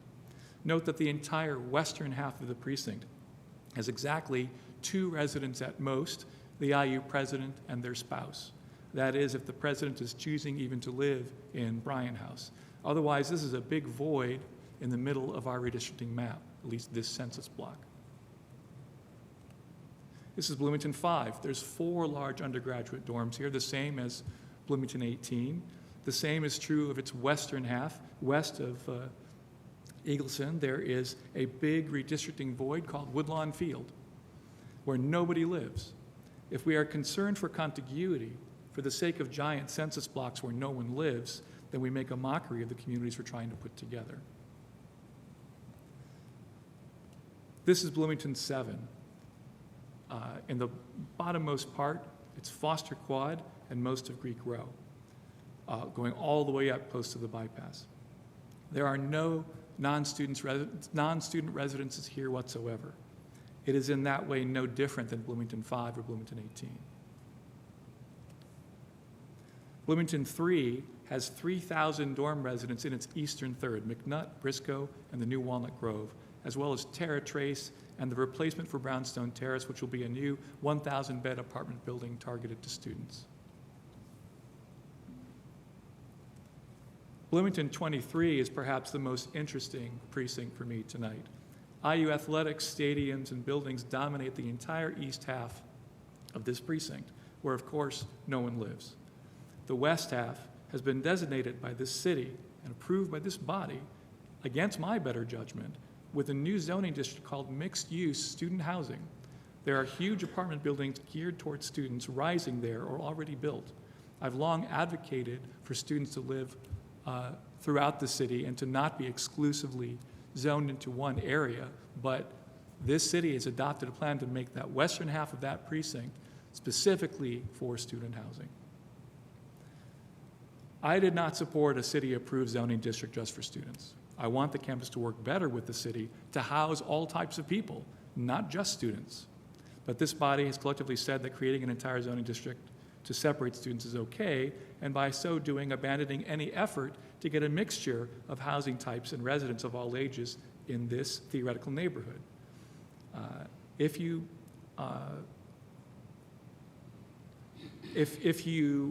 believe that this is a good thing, you can't also with a straight face also hold that students should somehow be evenly a part of every city council district when you voted to separate them from non-students in this precinct. But at least you, my colleagues, also voted for the ordinance that created this commission on which you affirmatively included students. You shouldn't have to be afraid to go further now and give the students what they've deserved for 50 years, a guarantee of some kind of direct representation in council. I remember in 2004, Mayor Cruzan expressing one of the greatest regrets of his tenure, the death of 3 students in a house fire on North Indiana. And we saw the death of a student on a scooter by a drunk driver on North Walnut Street just the other night. Students have no less a stake in the well-being of this community as non-students do. We also know that students are all but discouraged from voting in local elections because so many people, students and non-students alike, think they don't or they shouldn't count. We're here tonight because we know that they do count. They have to count, that we have a literal obligation to count them in the city's population so as to redraw the lines. We have a mandate from the federal government to count them where they are and to give them representation. The current districts 6 and 2 have the lowest and second lowest voter turnout in the city historically, election after election, because of the preponderance of students who we've done little to actively include in the governance of the city they call home for at least 4 or 5 years, and in the case of graduate students, for as much as 8 or 9 years. I'm asking now that you consider maps that go further than the Commission's proposal, that start with a district that aims to bring students into local governance and building maps around it. So here is the bare map of the city of Bloomington. First, I want to just say that Bloomington should not have been recorded as losing population. In June, you all know I presented data from the census itself proving that there was an undercount of 3,500 students just in the dorms, mostly in the 3 big dorms, Foster, McNutt, and Briscoe, in Bloomington 03 and 07. But our population has stayed largely the same, so this work could have been done with the flip of a single precinct, which I can show later. If you flipped Bloomington 2 from District 2 to District 6, the map would be current. I'm not recommending it, but if we're really interested in preserving communities of interest, we have to start with redrawing District 6, a district that was designed before my time as a part of a pattern of gerrymandering the dorms. These 5 precincts, Bloomington 3, Bloomington 5, Bloomington 7, Bloomington 18, and Bloomington 23, according to the census figures we're obligated to work with, are 34 people from being the perfect average population for an ideal city council district. Because these precincts are so inflexible, and because they represent the clearest expression of the huge body of students that are half the city's population, and have been at least half the city's population since 1970, in a city of 43,000 students, to devote one district of 13,000 to students is at least a way of guaranteeing them a voice in the city where they live and in this government that serves them. The Commission received and considered 15 maps. I'm advancing 3 new maps tonight, all based on a District 6 that is exclusively student neighborhoods, namely this outline. Here is map, whoa, that's, where's map 16?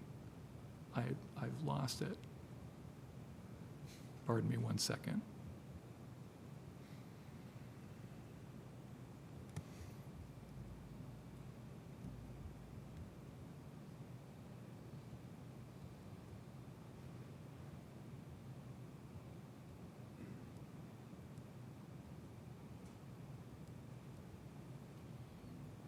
This should do it. Here's map, well, I need to share.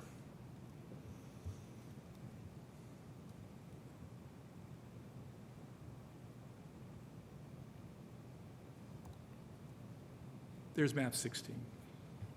This is 6.9% variation. It's a smaller variance than the 2012 map when it was approved. And only one district has a precinct on the other side of 3rd Street. I've shown you a variation of this map earlier, but it's Perry 17 is the only precinct that goes south of 3rd Street. I argue this is more compact than the map proposed by the commission. Map 17 is actually 2 variants, both with a variation of only 4.04%, less even than the commission's proposed map. I think that 17A is the stronger of the two. I'll go back and forth between A and B to show you that both of these maps come out at 4.04% variation because the two districts 4 and 5 in the middle are not the extremes. But I think this map is slightly stronger. And again, this is less variance. It still has contiguity. And I would argue that it's actually no less compact than the commission's proposal. But this is the map that I recommend most, what I'm calling map 18.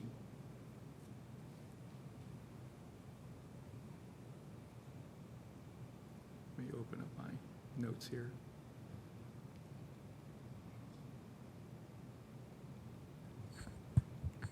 Just a point of information while Councilmember Mullen continues. The District R mapping tool calculates population deviation differently than what the council needs to consider. I believe District R calculates population deviation based on the district farthest away from the ideal population. The calculation the council needs to use is the deviation between the district with the highest population and the lowest population. And so on this example here, map 18, it looks like the highest population district is District 1, 13,710. The council would then need to subtract the lowest population district, which looks like 12,674, take that difference and divide it by the ideal population. And so what you'll see is a higher deviation than what District R calculates here. Thank you for that. I got my notes up. I want to point out that the deviation of this map is 3.95%. So this is the, I found a map that was 3.3%, but it wasn't as strong as this one.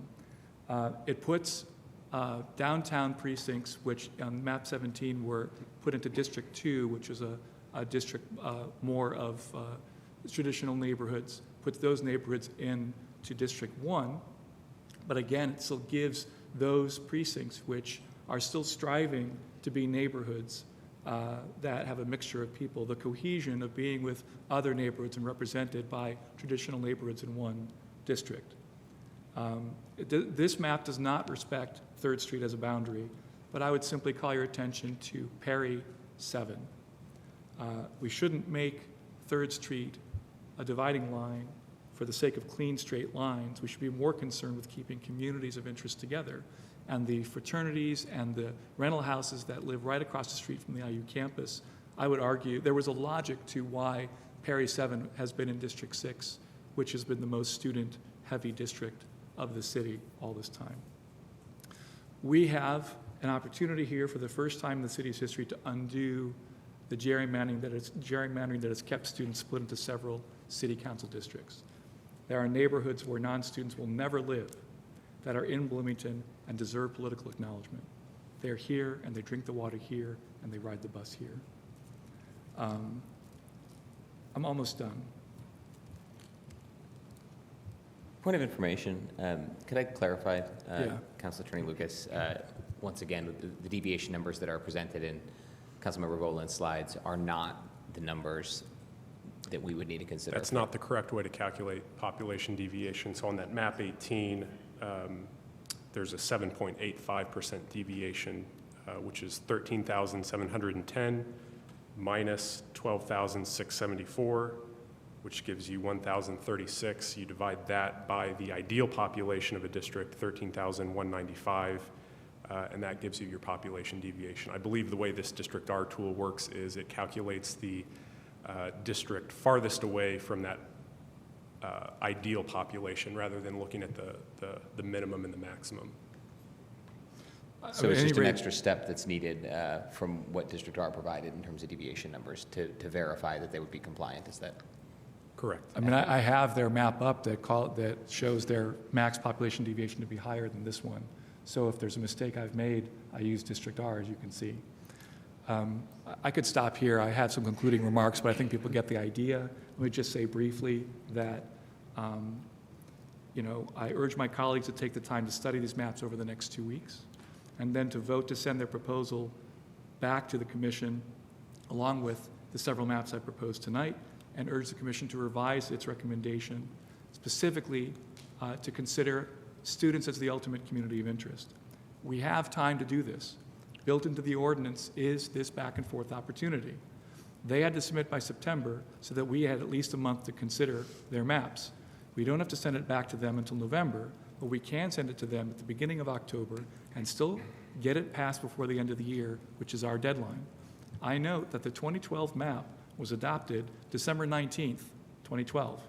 If anyone is concerned about getting the map done faster, it's because the commission has proposed perhaps the most dramatic change to the map in many decades. My colleagues should consider the map I didn't propose, the one that only flips one precinct, which I can show, because that would provide an immediate and simple solution if we were really concerned about getting these districts done already. So thank you very much for this opportunity. There is the easy fix there. Let me show you here. This is the current city council. With the flip of that one precinct, we get to 6.5%. So that would be an easy fix if we were concerned about getting things done already. Again, I'm not recommending this map, but the population hasn't changed that much that we need to make this dramatic a change. If we're going to make this dramatic a change, we should do it to serve the largest constituency in the city. Thank you. Thank you very much. Let us now decide what the council's will is here. We ended with council questions regarding the very first presentation we heard. We've now heard an alternative point of view. Would we like to stay with council questions for at least 1 or 2 rounds for the second piece of information, or would you like to go to public comment? And then following public comment, we can come back to council for as long as we need for questions and motions and final statements. Or, Councilor Lucas, would anyone from the redistricting commission want to have a response to this before we come back to council for questions? I think that's at the chair and the council's discretion. If they'd like to offer a chance for feedback, I don't know if do you have an opinion to offer here before we go back to some questions? Yeah, well, I have opinions on everything. First of all, I think saying that any group of people is the ultimate community is a dangerous assumption for any reason. I don't see a need to have students, and this is my personal opinion, this is not as the commissioner, but I don't see a need to have all students in one district, or I don't see how you could even plan to make that happen. There are students all over the city, and I think trying to gather them all into as few districts as possible, number one, is foolish, and number two, is not going to guarantee any additional participation by students in local government anyway. Just giving them the chance and saying go with it isn't going to accomplish anything. And as Attorney Lucas has repeatedly said, the population deviation here is not the population deviation that we consider. I know that the councilman did place a couple maps that I believe could be lower than the population deviation we have, but the easy fix map would be right at 10%, if not over 10%. So it's not an easy fix. There was a lot of mention of gerrymandering, and I mean, honestly, if I were to come to the city and look at those districts, I would think those are gerrymandered just because of the shapes. And I know that in a city like Bloomington, we're never going to have perfectly round shapes or perfectly straight corners or anything like that, but we were charged to have districts as compact as possible, and we actually used a formula to formulate those calculations, and that has also been included in the packet for this evening. Commissioner Field recommended that we consult this article using the test for compactness, and we did consider that, and actually I believe we do have the data as well that focuses on the difference between the compactness of our proposed map and the map as it currently stands. So I would encourage, if you do want to consider additional maps, that you actually do the math instead of saying, well, this seems like it will work, because we did actually have a legitimate mathematical formula that we had to judge based on compactness to get to compactness. And I know that at least on a couple of the new maps that were shown, that compactness test would fail. So, I mean, just based on the brief time that I had to take a look at those, that's what I can garner from those. Thank you very much. Councilmember Boland. If I could respond, yeah.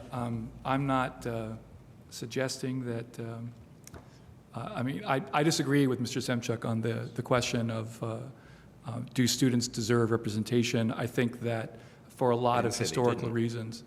Didn't say No, they no, didn't. okay. That's true. I didn't mean to misstate your thing, but I mean, I do disagree with the idea that, it wouldn't, the principle behind the Voting Rights Act of 1965 was to try to create communities for underrepresented, or a representation for the underrepresented. And it just, I find it difficult to accept that a clear neighborhood, the university refers to the dorms as neighborhoods, the northwest neighborhood, the southeast neighborhood. They're at least paying lip service to that idea. And yet, in the aughts, the district I represented divided up the dorms in a different way. I was encouraged by their map that it included the largest dorms in 2 precincts in 1 district. I just didn't think they went far enough.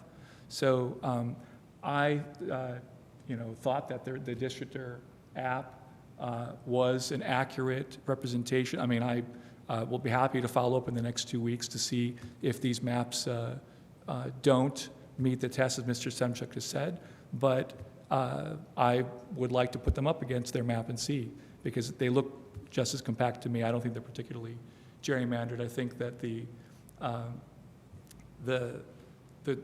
council as it is now, the council district now looks worse than any maps that would have been proposed tonight. Thank you. Thank you. Let us take a second round of questions for anything regarding Councilmember Voland's presentation before we go to the public. Councilmember Sims.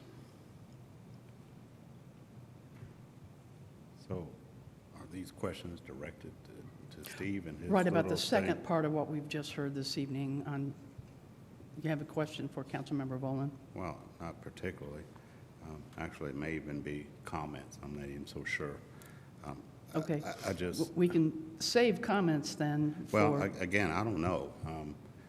I've just heard some things that don't sit well with me, and I don't know if it's a question or if I need to... I don't understand. We're going to utilize the Voting Rights Act with a group of people that is overrepresented in this city, as opposed to under or not represented. You see how we flip stuff a little, at least in my mind. Yeah, we're getting into comments. Yeah. Let's sit on that for now. If there are questions, let's entertain those, and then we need to go to the public. Councilmember Scambolari. Yes, thank you. I don't know that there's a question in this, Councilmember Voland, other than at the end, what say you? But let's start there. Okay. Implied in the presentation that you gave, and thank you, because you have clearly put an enormous amount of thought into this. Implied in there, it seems to be the notion that students cannot be adequately or well represented by a non-student. And I'm a little troubled by that. Could you comment on that?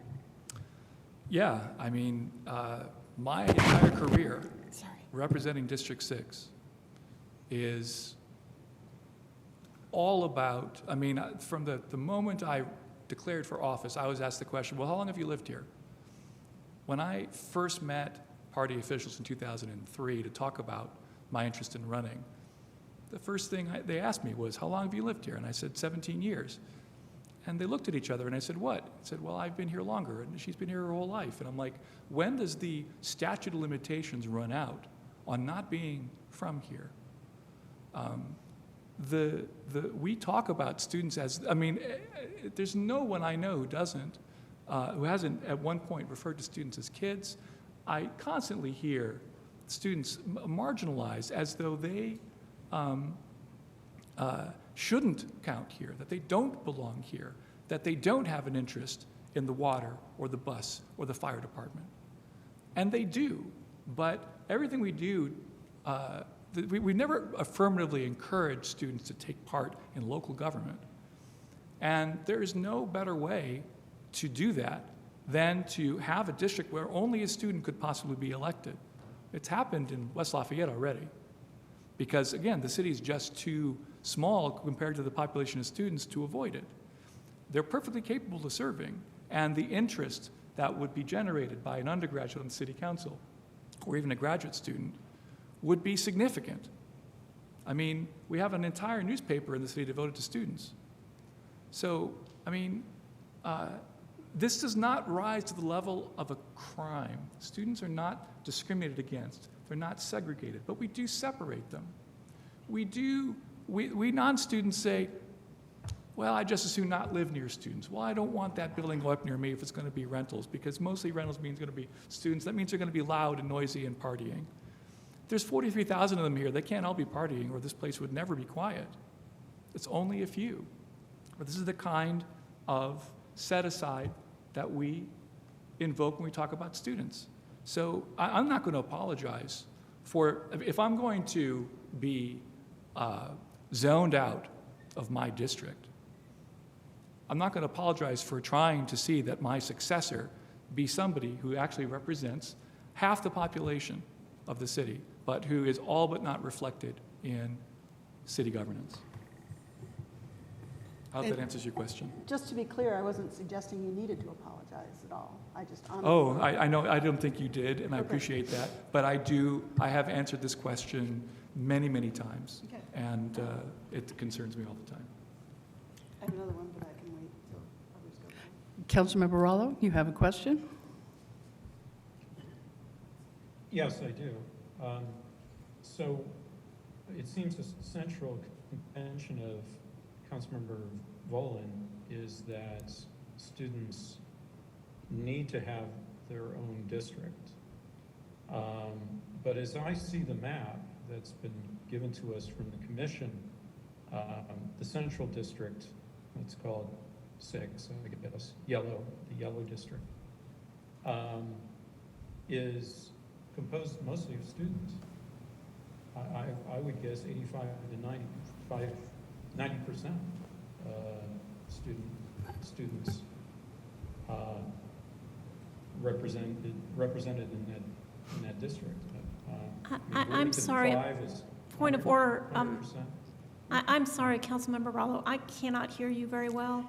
It's really difficult. I don't know if you can get any closer to your... If you can hold the mic closer to your mouth.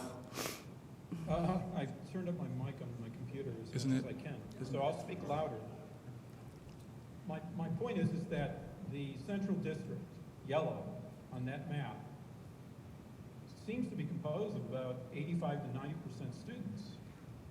As I see it, Bloomington 5, Bloomington 18 are 100% students. Bloomington 4, Bloomington 19, and Bloomington 1 are probably 80 to 90% students. So you essentially have a community of interest served by that central district now in this map. Is that a question?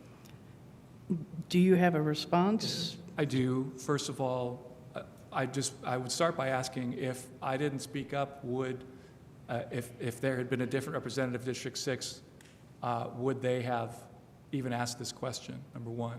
Number two, I don't deny that there aren't a lot of students in the district that I currently represent, but what I'm saying is that you can do even more, that we could do even more. That, here is a neighborhood where no non-students are even allowed to live. But we regularly break it up in our redistricting maps because 20 years ago, the question I asked when I asked that question was, the answer I got was, well, because the parties were concerned about students. They didn't really want students voting. They were perfectly happy for students to wallow in their ignorance of local government.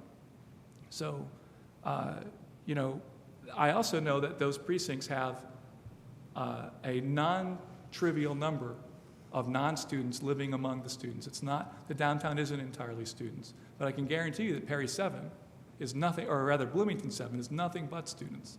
So what I would ask is that you take 2 weeks to look at these maps. Let's do the measurements. If Mr. Semchuk is correct and my maps don't meet the compactness test, we can consider it then.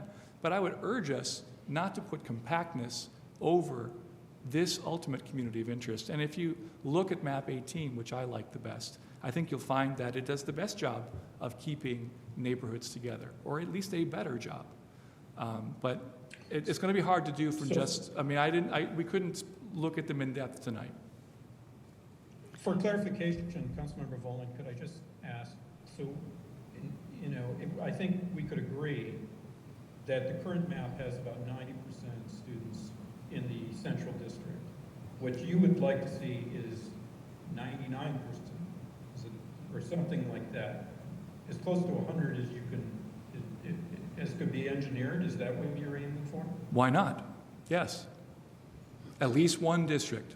Doesn't have to be all of them. It's not representing all 43,000, but there's at least one voice in one district, which is clearly, it is easy to draw a map like this. I drew several variations. I think they would pass any tests. They would certainly be qualified if they're not better than the Commission's map, but I would ask you to consider them over the next couple of weeks. Well, I have reasons to not do that, but I'll save it for comments. Thank you. Thank you. On to questions. We have a hand up from Councilmember Sims and then Councilmember Scamboluri, if you still have a question. Yeah. Okay. Thank you. And before we get really deep in the weeds here, I want to thank Chair Semchuk and the Commission. There's going to be a lot of things thrown out this evening about did or didn't, and it wasn't anything that you all did. We called you, we set you, you served, and you did your thing. Now, and I'll talk more about that in comments, I think. My question is, and I get it, about students being represented. One of the things, if we're going to put all students here, then why don't we put all black people here? If we want somebody to get represented, why don't we do that here? I don't understand it. They've got criteria to do that. There's other things than just being a student or what you're designating or the color of your skin or the bulk of your wallet that should group you together. That's like putting all kind of housing, not having diverse housing. But one of the things that when I talk to the black people that I know in this town, it comes up to be election time, if in fact we're serious about, we are serious about getting a black candidate elected, he is encouraged to go at large because everybody across the city that's willing and eligible to vote can do that, you see. And then what we're doing here is even further diluted that. So I guess my question is, somewhere in there is, what say you, Councilmember Volin? I appreciate the question. I know this is a sensitive subject. The Voting Rights Act considered both packing and cracking. So to pack is to put everybody into one precinct so they couldn't dominate the other one, or a district, so they couldn't dominate the other ones. Cracking was to spread them out among districts so that they couldn't win any districts. One of the things that some cities have done is to remove at-large representatives. Some others have added them. It depends on the community, depends on the population you're trying to serve. I'm trying to remember all the points you made. They were very good ones. The population you're trying to serve? Are we serving everybody? The populations, the communities of interest that we're trying to serve. Okay? We talked about how we're trying to serve communities of interest. The on-campus students alone are a community of interest. I mean, if anyone wants to dispute that, please let me know. If they live in a neighborhood that's never going to become anything else but a student neighborhood, no non-students will ever live there, and there's 13,000 of them. Mr. Sims. I just have a comment. I don't know if it's proper. We're kind of still Okay. at questions right now. Well, okay, Anyone but there's else a have a comment. It question? says- I'd like to hear There are what his- 13,000 of them. They are not monolithic, and that's exactly where we're headed with this conversation. All right. And that's all I want to say about that. Thank you for that. Councilmember Scammalori, you do have a question. Yes, I've had one and not had one, and now I have one again. Help me with how you stated this, Councilmember Bullen, if you would please. Something to the effect of, we've never affirmatively encouraged students to engage in city government. Is that fair, more or less? Yes, I Okay. did say that. Are there other groups or demographics that would merit that kind of affirmative encouragement in your mind? I mean, federally, there is, again, I invoked the Voting Rights Act to prevent, there's a federally protected mandate to not discriminate against communities of color, okay? I'm not trying to, I'm drawing a parallel, not trying to say that students should be treated equally, but the principle is the same, okay?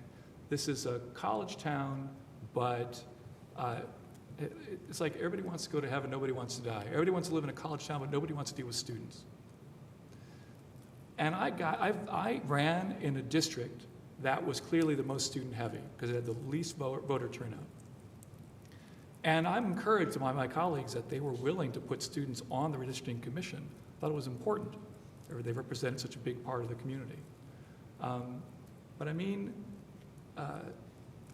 while they're not federally protected, we are talking about a kind of ageism, all right? If students are children, then they shouldn't be allowed to take part because they don't really count. They're kids and they're from somewhere else. But they're not kids. They're adults. They can vote. The fact that they don't vote, there's a lot of reasons behind that that I can't solve. I'm not going to try to solve. But they vote least in local elections. They're in an off year. They don't know the community very well. What if we made an effort? What if there was a student? I mean, it's hard to campaign in a dorm unless you're a student. The way that the security protocols work, the university has this conflicting municipal mandate. So it would be much better if there was a student among students representing them, and the way to ensure that in a way that would serve this community. I mean, I keep hearing we can't put all the students into one district. I'm not saying that. I'm saying we can make at least one district be full of students. We don't have to do more than that, but at least one. I hope that answers the question. Not exactly. If I could nudge again, are Sure. there other groups that would merit that? You've indicated that students merit that kind of consideration. Are there other groups in your mind that would in Bloomington? That's a good question. I would say that it's a matter not so much of what their status is where they congregate. Students are an interest group that tend to live near each other, and we draw our districts geographically. And here is an area that I've been able to demonstrate. These 5 precincts together would be 99% students. They congregate in this area. There's always going to be 1,000 students in Briscoe every year, and 1,000 students across the street in Foster. But why they're in separate precincts and they've been in separate districts all this time, I don't think it's benefited them at all or gotten their issues attended to by this council. So I can't think of another group that is as numerous and that lives in close proximity to each other. Where they congregate is helpful. And will your slides be available to us? I'll be forwarding them immediately after this meeting and Thank you. recommending these to the. Thank you. I think at this point, we will go to public comment. So the public can weigh in on everything that they have heard this evening, both the report from the commissioners as well as the points made by Councilmember Volin. And so if there's anyone here in chambers who would like to take the podium and get in queue, and then if we can solicit members of the public from Zoom. Yes, I do see one hand raised in Zoom. right now. If there are other members of the public on Zoom that would like to comment, please use the raise hand feature to indicate you'd like to speak. You can find the raise hand button in your control bar under the Reactions tab or the More tab. And if you can't locate it, please send a chat to the meeting host to let us know you'd like to comment. Thank you very much. Let's start with Chambers. Good evening, Council. My name is Dave Askins with the B Square Bulletin. I'm here to say thank you to the Metric Geometry and Gerrymandering Group at Tufts University. Those are the folks that made the District R software platform available generally, and they specifically made the Bloomington edition available just because they were asked. They didn't charge anything for it. So thank you to the MGGG group at Tufts University. Thanks. Thank you. Let's take our home Zoomer. Yes, on Zoom we have William Coulter. Thank you, Mr. Coulter. Yeah, I want to make a few points. Undergraduate students and graduate students really have to be dealt with separately because undergraduate students are not adults, they're not children, they're adolescents, their brain development is incomplete, they have different sleep cycles, they have an inability to adequately address risk and a willingness to inappropriately assume risk. They are not adults. They are not a community of interest. They are a community of disinterest. I've lived in this town since 1976. Multiple elections, there are precincts that do not get votes, or they get one or two. When the census is run, students can choose to list their residence as their hometown, or they can choose to list it as the university. And a lot of times, they don't think of themselves as a member of this community, and they list themselves as a member of their own town. There's been campaigns over the years to try to get students to even shop in Bloomington at Christmas time. They go nowhere because they don't think of themselves as Bloomington residents. They shop at their home, which is where they're from. I wish Regina and Natalia were here to talk about District 6. They're predicting that in District 6, as it's drawn now, 50 votes would get you into the city council because there's so many students in it that that's all it will take. And even Councilmember Lolan got elected with 176 votes in the primary, which was the smallest vote number. So if we make this huge student district, we'll have a bunch of unused voting machines, and we'll have a student elected with 50 votes, 60 votes, 100 votes, 170 votes, something like that. And if you have a problem with what the commission did, I think the appropriate thing to do is to tell them what the problem is and let them reconsider it. I'm really uncomfortable with any council member sending a map to the commission because it looks like you're selecting your own voters. Thank you. Thank you, Mr. Coulter. Here in Chambers. Thank you. David Wolfbender, Director of City Relations, Indiana University Student Government. I was unaware that I have to change my registration back to Carmel because I bought my mom a Hanukkah gift at a Target. These kinds of comments break my heart. It is so disappointing how I talk often of the two Bloomingtons. You know, there's and I usually talk about it in regards to housing policy, but clearly I can talk about it here too. You know, there's the Bloomington where students are able to live because they're able to get to campus easier. They can walk, they can bike, they can scooter, they can skateboard. And then there's the part of Bloomington that's just, frankly, it's just too far from the actual campus to be able to live. But I always take a lot of solace. I always really understand and am thankful for that this is a home. You know, even though that I live 5 minutes of a walk from the campus, that, you know, this town or city of 80,000 is truly at its heart a college town. Specifically, in regards to the map that was submitted by the commission, IUSG has been debating the merits of that specific map for a while. Tonight we're indifferent. We might feel differently later. We've had good, productive conversations. There are logistical hurdles in our view of isolating a specific district to just the inner campus, only because there are so many students who choose to move off campus. However, I will say that, looking at this from a practical perspective, I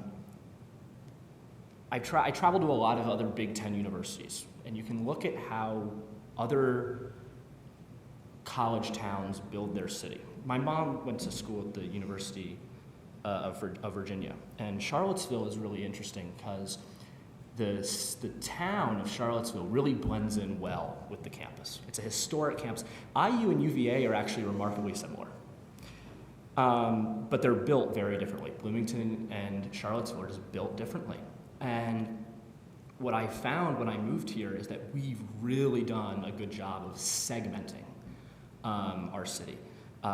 There's the Bloomington for students, and there's the Bloomington for full-time residents. And this first came up in the UDO kind of negotiations.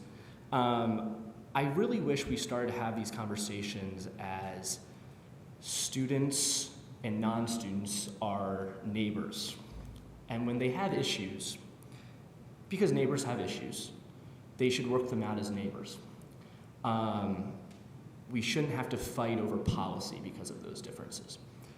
I'm not immune to the fact that students live very differently than non-students. My day looks very different than a non-student. However, I also think we shouldn't be immune to the fact that our city government does not actually look like our city. I'm not up here saying that, the city is half student and therefore, by code, it should be half the city council comes from the student population. That argument doesn't really make a ton of sense. But I will say that just in our campaign this year to get students involved on boards and commissions, we made like a 100% increase in students on boards and commissions with like 3 or 4 appointments. Most of them, not all, but a lot of those appointments were to, not to the ones that are created by state statute, so they are less important. And the way that we've designed our city policies up and down the issue ballot don't look like the policies that a lot of other college towns have put into place. We heard conversation about, students are disinterested, and I wouldn't necessarily agree that they're disinterested, but I will say that when I first got to IU, I was a voter in West Carmel, and Councilmember Volan actually was the one who convinced me to switch my registration in an interview when I worked for a newspaper on campus. But I voted in West Carmel, and I was actually encouraged by people at IU to keep my registration in West Carmel at the time because the 5th district looked more competitive, right? I have friends from Wisconsin and from Michigan and from Ohio, which represent a good portion of IU students. I have friends here from Virginia, and even New Jersey, who have heard from on-campus outlets, whether that be a club, a political group, that they should keep their registration in their home because their vote is more valuable. And I understand why people are receptive to that argument. I think the primary elections next year here will probably disprove that. I think we'll get some interesting, elections. But I understand that argument. So it's not that they're necessarily disinterested. It's that, a college town is a whole group of, people who are coming from all over the city. I know I'm running out of time. Or they're coming from all over the country. And so it's not an issue that can be solved with, one swift, move of a pen in any way. I think this is a long-term plan, and it's a long-term crisis to try and get students involved in government from the local level up to the federal level. But there's an issue that's been going on at the state and federal level this year that's warranted a lot of student attention. And just in my conversations this last month, and these last 2 months, with students, particularly female students at IU, they're mad and they're angry because they feel their state government doesn't represent their beliefs. And I've heard from people who have rents, myself included, that are higher than their parents' mortgage. And they're also pretty upset. So I think there are ways that we can kind of find a way to talk about students in a much different way than we kind of have in the past. And I've got more to say on the matter, but that's all I've got for tonight. I'm happy to have conversations with any council member who's interested in furthering this conversation, because it's surely one that is important, and I really do hope we can move to a day where we talk about students, graduate and undergraduate alike, as if they're neighbors, resolving it like any other neighbor discusses issues. So thank you, I appreciate it. Thank you, Mr. Wolfbender. Any comments from Zoom? No, I see no additional comments. All right, and if there are no additional comments here from chambers, we will come back to council for any additional questions regarding what is before us this evening.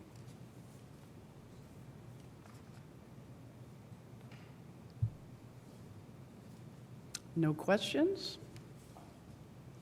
Ready for comments? I see a hand up. Councilmember Rollo, question or comment? I have a comment. All right. Can you hear me? Turn my mic Just up be as sure far to as I get can. up close to your mic, and if there are no further questions, we'll just go right to comments. Okay, All right. I'll be brief. I would just say I have a lot of trepidation in interfering in this process. As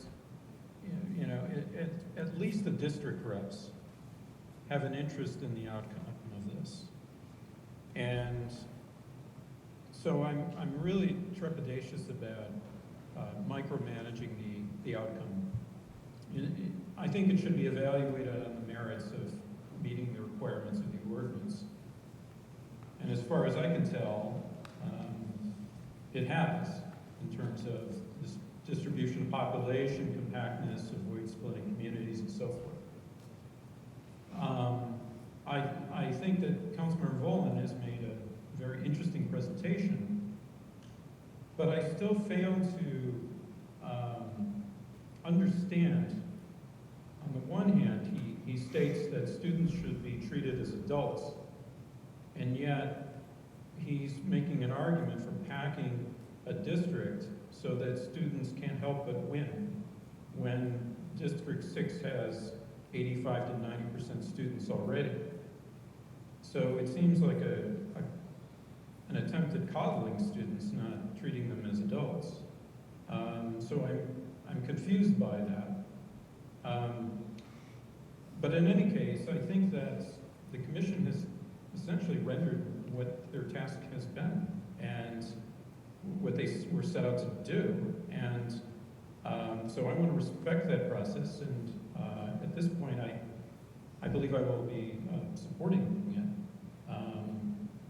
But I'd like to hear from my colleagues, of course, before I make a judgment. Thank you. Thank you. Additional comment? See a hand up from Councilmember Rosenbarger. I would just say that tonight I feel like there's too much to consider, and I would support and be on board with moving this to a third reading.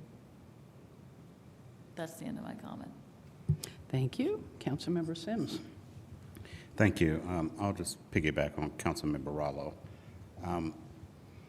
We can pick and pick and pick at the commissioners, but they did exactly what they were charged to do legally with the advice of our legal staff and what we were charged to do. I think some people might think that it's easy to do. Just put up a map, draw some lines and call it. It's no. And I think we all know that, okay? When we're talking about division of population, and I was just trying to prove a point, even if you put all the black people in this town in one district, based on 12,000 per district, think about that. It's still probably not going to, I mean, I'll have to do the math. It's probably still not going to be the majority of one district. So, you know, the Panhellenic, we talk about students on council with voting. One of the things that I spend a lot of time with, and my colleagues in the IU, NAACP, and my fraternity brothers, and there's a big difference philosophically between the Panhellenic Council and the Interfraternity Council. And anybody who knows and who's lived there knows exactly what I'm talking about. It's not a bad thing. It's not a horrible thing. It just is. So we don't be realistic in what our charge is.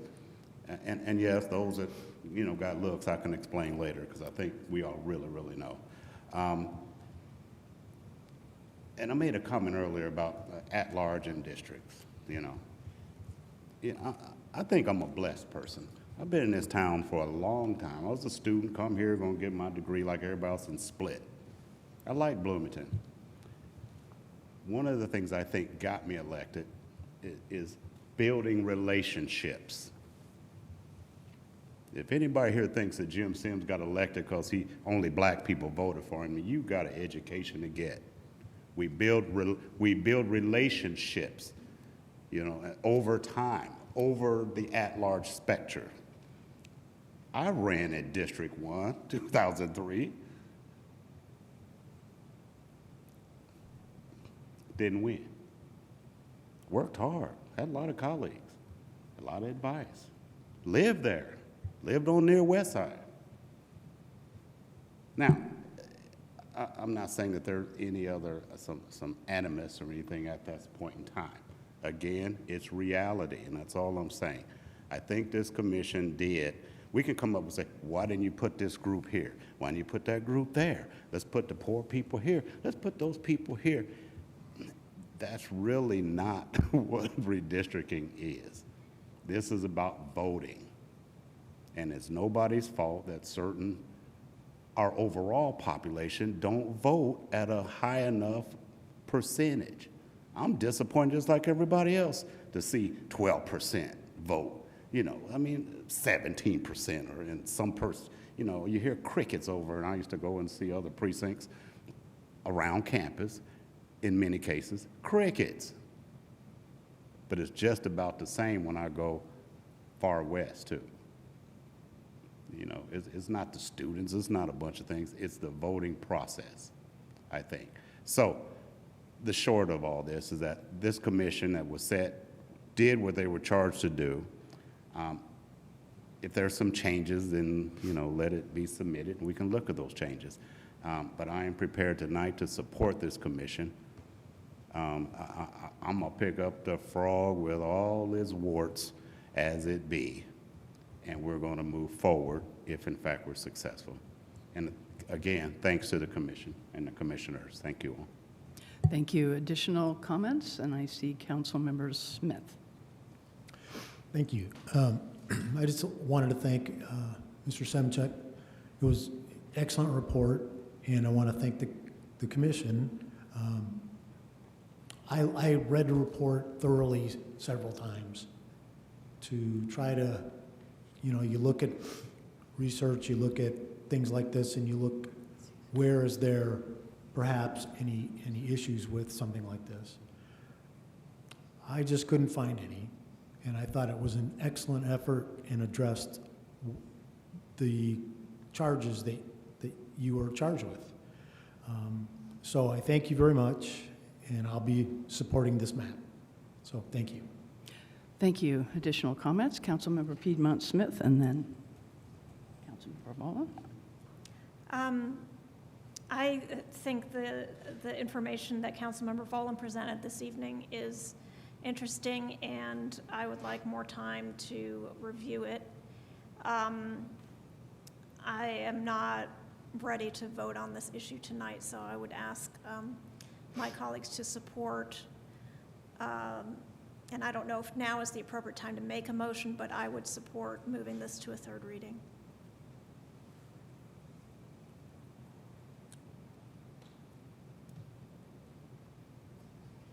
Councilmember Point of Bowman. order. When would that be?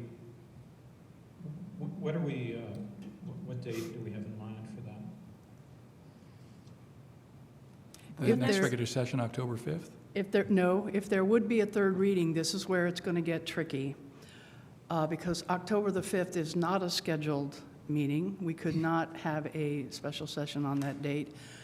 The actual schedule has us scheduled for a committee of the whole, which of course we could turn into a special session, on the 6th, October the 6th, which is a Thursday evening, and I think many of us know that that is not an ideal evening for all of us to convene. Because of the budget hearings coming up, we've got a special session on the 28th that really is all about the budget. There's really no opportunity for us to add more to that evening. The next opportunity for us to have a regular session or a special session would be October the 19th. So we can certainly consider a third reading if those of you on the council feel that that is necessary.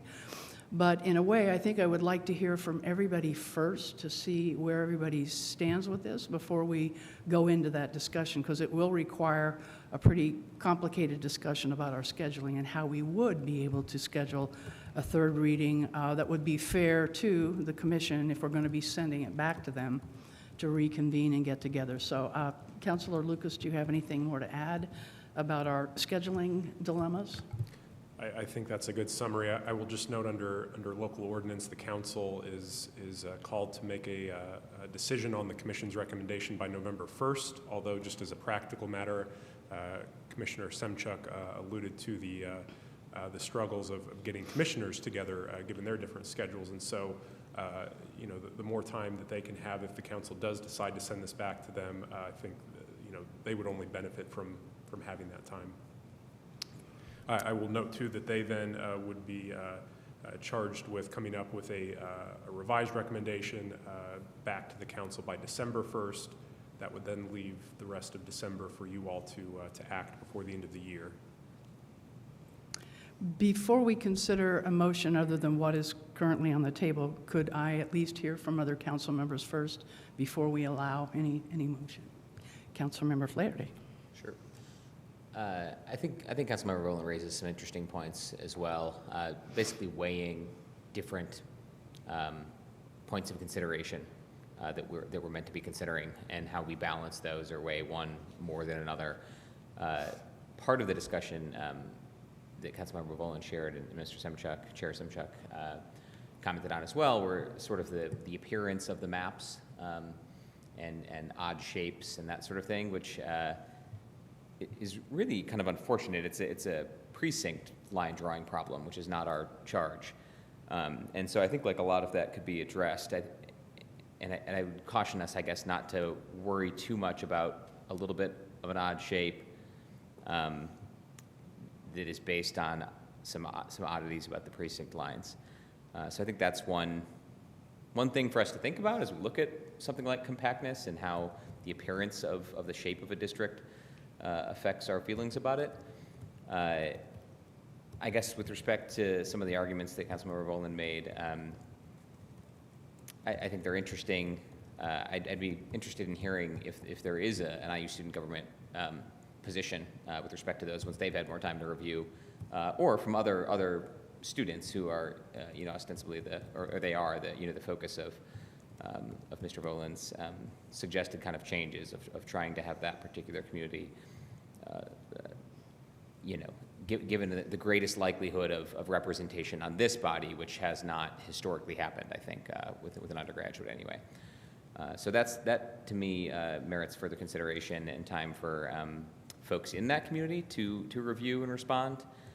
So I would, if we voted on whether to call the question tonight, for instance, I would vote no, and appreciate time to consider at a special session. I would also suggest that maybe we could identify a different date for a special session that is not on a Wednesday, if that helps us to move it along more quickly for the sake of for the benefit of the commission. Thank you. Thank you. Councilmember Scamilluri. Yes, thank you. Well, this all got really interesting. Thank you, first of all, to the commission for the good work that you have done. In general, I think that, and I've actually said as much publicly, the greatest emphasis should be on the integrity of the process you've used as a commission to actually select these districts and whether or not you've met the thresholds that were laid out. And beyond that, I'm hesitant to substitute my judgment for yours on district. That said, I acknowledge some of the points that were brought up tonight, and this is a 10-year decision. Whatever we decide is going to stick for the next 10 years and several election cycles after many of us are going to be gone. And I'm willing to take more time to think about it. So with that, I don't know if we formally have a motion in a second yet, but I would be willing to support sending this to a third reading. Thank you. Councilmember Volin. Mr. Coulter proved my point. Literally everything he said is what I've been fighting my entire career, 19 years representing District 6. His statement was full of every bias against students that I've ever heard. He called students children. The 26th Amendment passed because students were old enough to die, old enough to vote. I don't care how ill-formed their brains are. They're 18, they have a federal right, protected right to vote. They don't have a right to rent a car or to drink alcohol, but they have a federal right to vote. What more do we need? We need the census, which says, and has said, since 1790, I've said this in the chamber in the past few weeks, in the past few months, that students, like anybody else, are to be counted where their usual residence is, for the purposes of redistricting Congress, for the purposes of voting. They say on their website, students are to be counted where they go to school, not where they're domiciled, not where their so-called permanent residence is. It's unlikely that they ever are going to be permanently living in that place again. Where their usual residence is 6 months out of the 12 prior to census day. Why is this so hard to understand? He invoked the duration of his stay in town. That's typical. I've been here longer than you. I don't care what you have to say. Like your vote doesn't count any more than his vote does. We know that the elderly vote more than the young do. That's part of the demographics. That doesn't mean we shouldn't be encouraging the young to vote or to take part in their community. But this constant idea that this is not their community, when I can name any number of people who came here as a student and stayed, that this community has grown because they came to the university, people like them, people like me. I purposely avoided influencing the commission. I said it in my presentation. I didn't want to communicate with them precisely to avoid an accusation like Mr. Coulter made, that I'm just trying to do it for my own sake. The maps I'm submitting, the maps I showed tonight, you will see none of them include Perry 30 in District 6. What's in it for me? I authored the ordinance that's going to end my career as the representative for District 6. And yet, Mr. Coulter still thinks that there's something suspicious in it for me. I mean, I don't know what more I can do than fall on this rhetorical sword. I designed the process that calls for a map to be delivered in September so that the council has time to think about it. And yet, some of my colleagues, including Councilmember Rallo, aren't even aware of this process in the Redistricting Commission ordinance, that they're supposed to submit by September so that we have time. We have to submit by November so that they have time to get back to us so that we have time to approve a map. But Mr. Rowell didn't even want to look twice at it. He just assumed, I mean, if I hadn't authored the Redistricting Commission ordinance in 2020, would anyone else here have done it? Because I didn't hear anybody else talking about it for the 2 years that I was talking about it. If we hadn't authored this ordinance, if I hadn't authored it, we would have approved the 2022 map exactly the same way we approved the 2012 map. We would have made the fewest changes that we needed to just get it done because it was an irritation. We would have gone around our merry way. This map proposes a radical change, but I'm still hearing the same biases. Students don't count. Students shouldn't count. Students, they're perfectly capable of voting, so why are we worrying so much about them? I wouldn't be making an issue like this if I didn't have a point. I urge you all to study the maps I'm going to propose. The District 6 that I propose would have opportunities for non-dorm students to still live in the district. The apartment buildings in Bloomington 23, for example. The mixed-use student housing that we were so enthusiastic about. All I'm asking for is a third reading. All I'm asking is look at the maps. Try them out. Let's test them. I'm not asking commissioners to accept one of my maps. I'm asking them to reconsider their assumptions. Maybe try a new map. Maybe accept one of the maps, but reconsider their assumptions. And I'm asking my colleagues, once whatever they receive from the commission, to consider it with the same consideration that they're doing at this point of the process. I mean, is it any better for us to rubber stamp someone else's opinion than to do our own gerrymandering? I don't think so. I think you should think about it. I spent a lot of time building those maps. I studied them. Why don't the rest of you? Maybe because some of you aren't losing your seat as a result of the map. Take it seriously. Do us that favor at least. Or why have has it really come to this that I've spent 19 years here only to work with people who don't want to think about it if they're content. They don't want to think about other points of view. Especially Councilman Baralo, I've worked with you my entire time on council. I would beg you to at least look at the maps. So I would like to make a motion when it's appropriate to move this to a special session on October 6th for a third reading. Thank you. Councilmember Rollo, I see a hand up. Would you like to make another comment? Well, just to say that I guess the plea by Councilmember Volin is to look at his prescribed maps. Again, I feel that this is inserting the council into a process that was supposed to be independent. And I'm quite disturbed by that. I think that if there was an outcome that was needed, for instance, a requirement that a certain district have 100% students, it should have been in the ordinance, but it wasn't. And I think our task, again, is to evaluate, does this map in some way fail the requirements of the ordinance? It's not to micromanage the district for other purposes, it seems to me, other than what's in the ordinance. So I'll leave it there. Thank you. I have a point of just a question.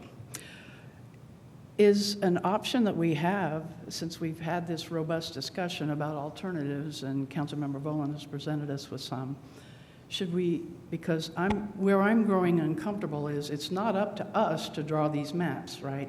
It's up to us to make recommendations to the commission about where we see things perhaps not as we would have planned them to be, and to send it back to them for their consideration, to take a look at some of the alternatives and then come back to us either with their current recommendation or maybe taking a look at some things that have been represented. Is that another option that we have this evening other than kicking it to a third reading? Because I will remind Councilmember Volin that in scheduling, the 6th is not an option. We would not have a quorum on that evening. What about one night that we did kind of identify as a possibility would be Monday, October the 3rd. So whoever's going to make a motion, if you want to send it to a third reading, we have to pick a date that's a suitable date for everyone. Madam Chair, I have a relevant response to Councilmember Baralo that's relevant to your comment as well. When I wrote the ordinance, I was trying to follow the League of Women Voters. They had a condition that said that if the General Assembly could not come up with a map, or the Redistricting Commission could not come up with a map, and the General Assembly rejected the map twice, it would go to the United Supreme Court. So I looked into the possibility, could a court override the council? Could we write an ordinance that would bind us to the court? And the answer was no, we can't bind ourselves. So this council, by necessity, has to be the ultimate jurisdiction over the maps. And if the commission had been full of crazy people and they'd drawn a crazy map, it would have been the only mechanism that we had to prevent a train wreck. We absolutely have to write the final map. We may choose the map that they propose to us, but it is solely in our hands. And that is the definition of self-interest, but it's also statute. So there's nothing I can do about it, and I tried. I didn't put students on the ordinance. I didn't say we had to draw a student district because I thought that the mere presence of students on the commission was enough to say that students are important and they should try to do it. I didn't think I had to specify a district. I had hoped that my colleagues and the people on the commission would have seen what I see, the obvious number of people who are in the community who are of this status and who live in geographic proximity to the point where they don't live among non-students. So, I think those are relevant points to what Mr. Rallo said. I would support an October 3rd second reading. I'd also support an October 19th reading if, as it seems, a majority of the council leans toward approving the map. It'll be done by October 19th. If not, there's still a month where the commission can meet at least once and comment, and we still have time in December to approve a map. Again, we approved our last map December 19th of 2012. Thank you. Councilor Lucas, am I seeing some concern? No, I believe Councilmember Volin answered the questions that you raised, President Sandberg. I'm trying to recall some of your questions. The council can adopt the recommendation from the commission by passing Ordinance 2224. The council could certainly postpone Ordinance 2224 to a later meeting. If the council votes no on Ordinance 2224, effectively that would be rejecting the map that the commission recommended.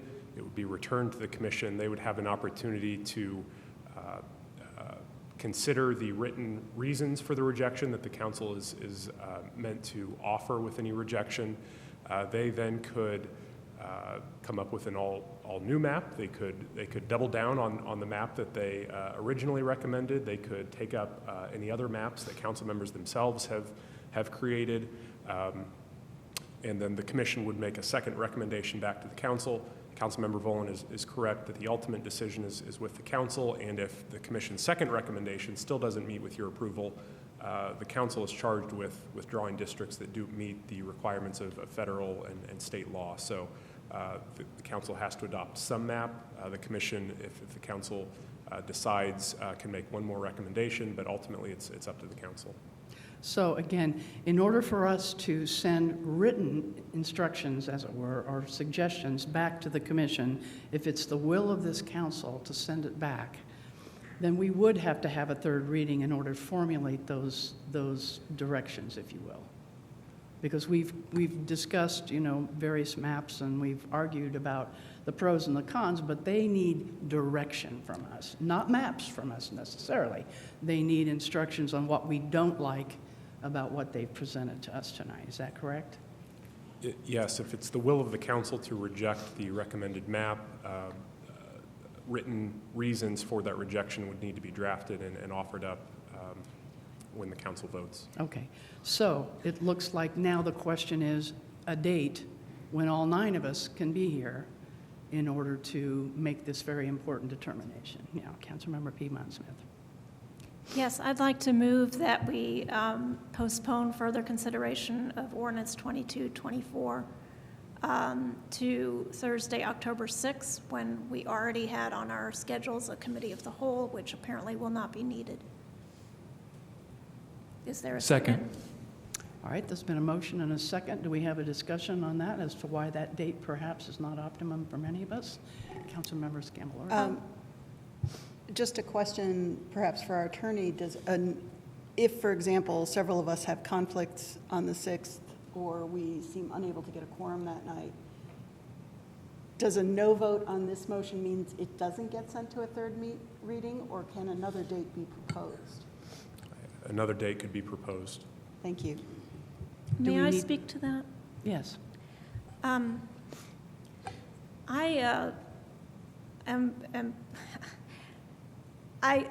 I feel that this is our responsibility as elected city council members. If there is an event that is on the same evening, I think we need to each carefully consider what is our duty here and what is more important for us as elected public servants to do that night.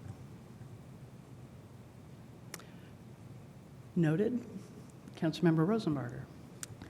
I'll just go ahead and agree with Councilmember Piedmont Smith. I think it's okay to say that that night is a fundraiser for the Democratic Party to elect Democrats, and I'm okay being here, and I think everyone there would understand that we have business to do. I think we could consider potentially starting earlier in the night if that would be helpful.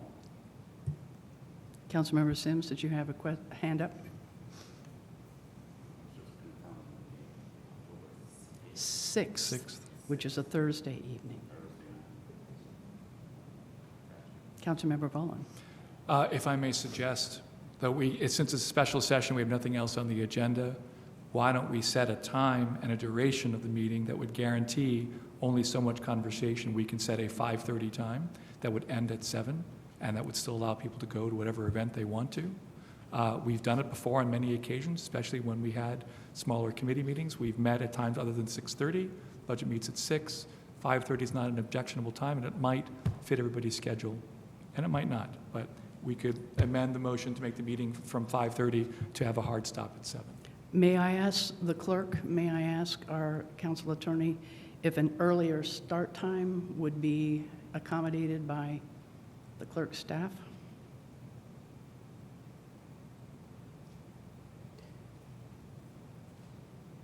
Excuse me.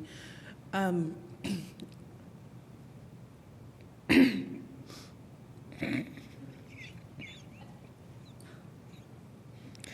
sorry, I will not be in attendance on that evening, but I'm sure that I will have a staff member here who's available for the meeting.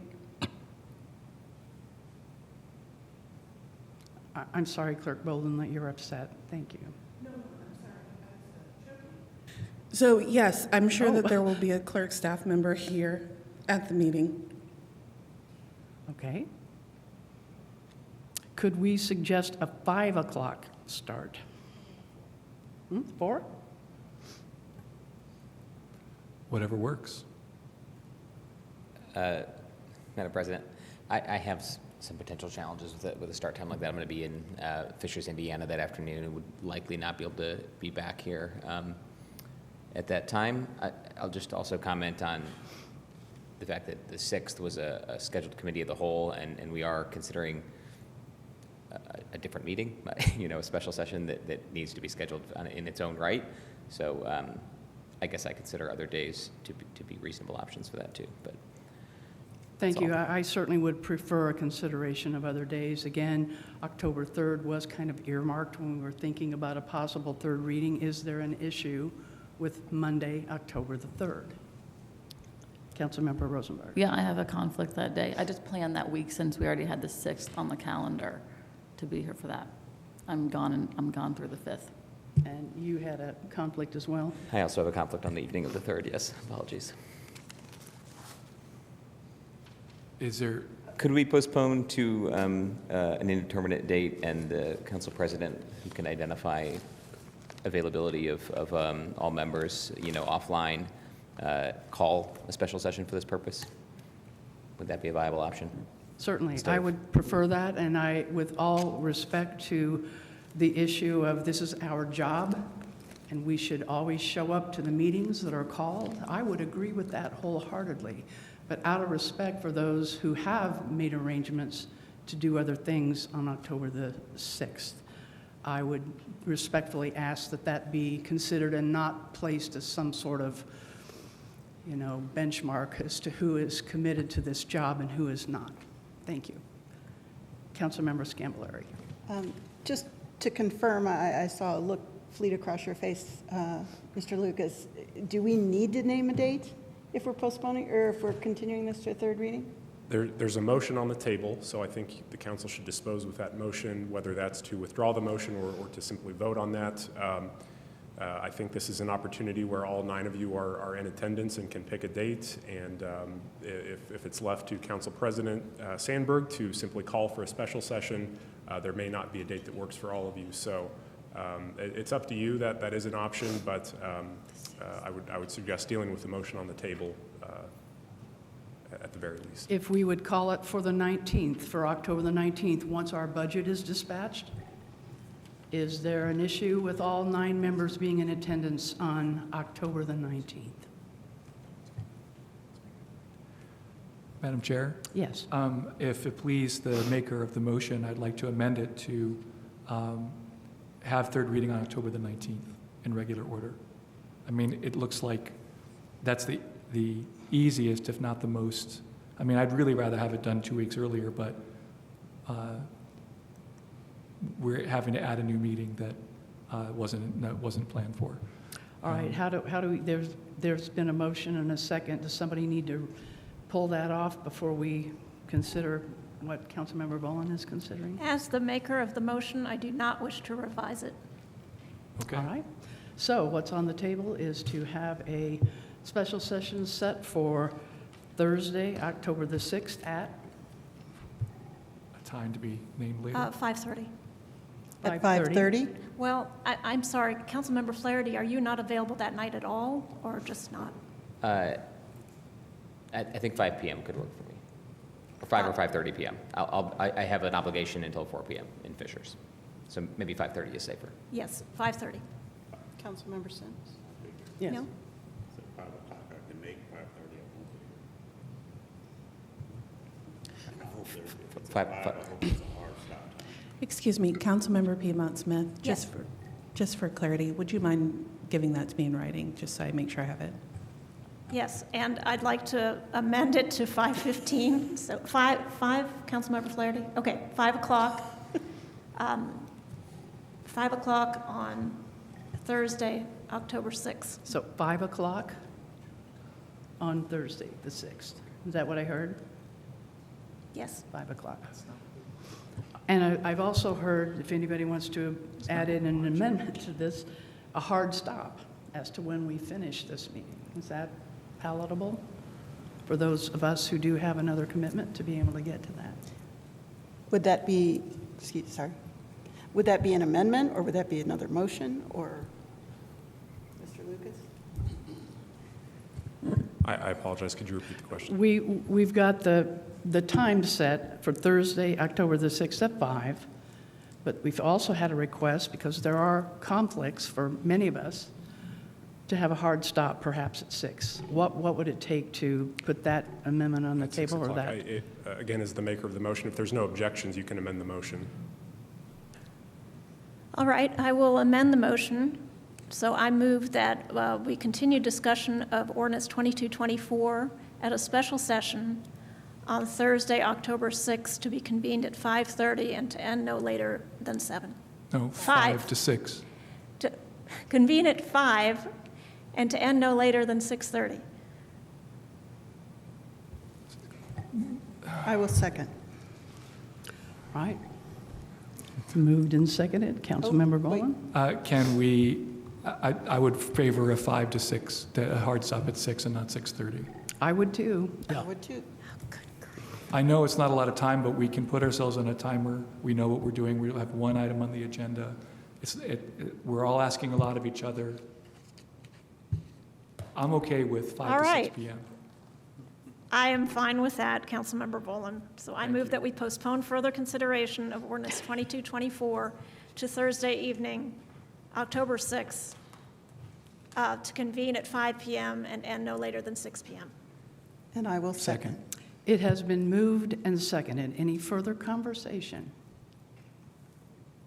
And seeing none, may I ask the clerk to please call the roll on the motion on the table?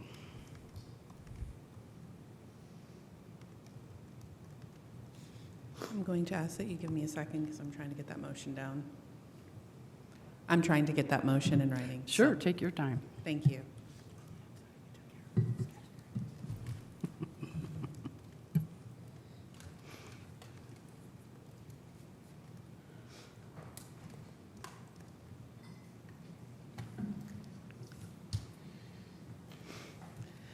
Okay, so Councilmember Flaherty. Yes. Smith? Yes. Piedmont Smith? Yes. Rosenberger? Yes. Volin? Yes. Sims? Yes. Scambalori? Yes. Sandberg? Yes. Rallo? Yes. All right, that passes 9-0-0. So that concludes this particular piece of business. Legislation for first readings, there is none. And so we now move to additional public comment this evening. We will have up to 25 minutes if anybody wants to talk about something not on this evening's agenda. We've certainly covered a lot of ground. I'll extend the invitation for any folks still on Zoom who might wish to offer general public comments. If you'd like to speak, you can use the raise hand feature, which you can find under the Reactions tab or the More tab in your control bar, or send a chat to the meeting host that you'd like to comment. No hands popping up this time of night? I see no takers on Zoom.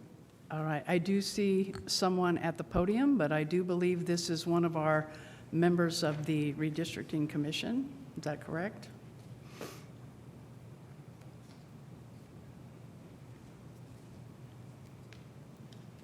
Oh, you know, there's someone else here. Why don't you go ahead? It seems to be a conference going on here, so.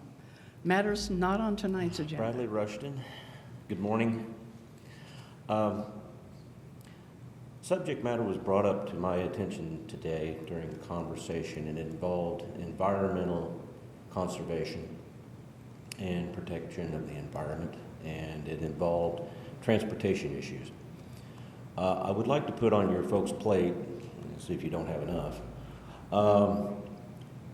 the subject matter of electric drive vehicles versus internal combustion engine, and also hybrid electric drives.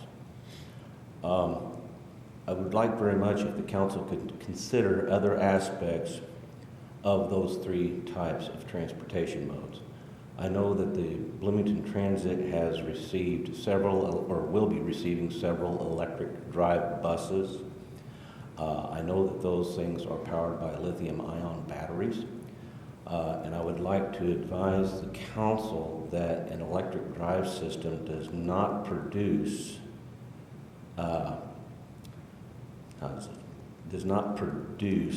energy. It absorbs energy through a stored power pack, whereas an internal combustion engine actually creates force through combustion. That being said, the aspect of lithium-ion batteries, they are a very good power source. They only store X amount of energy. I also know that it takes a considerable amount of time to charge those. I know that there's a lot of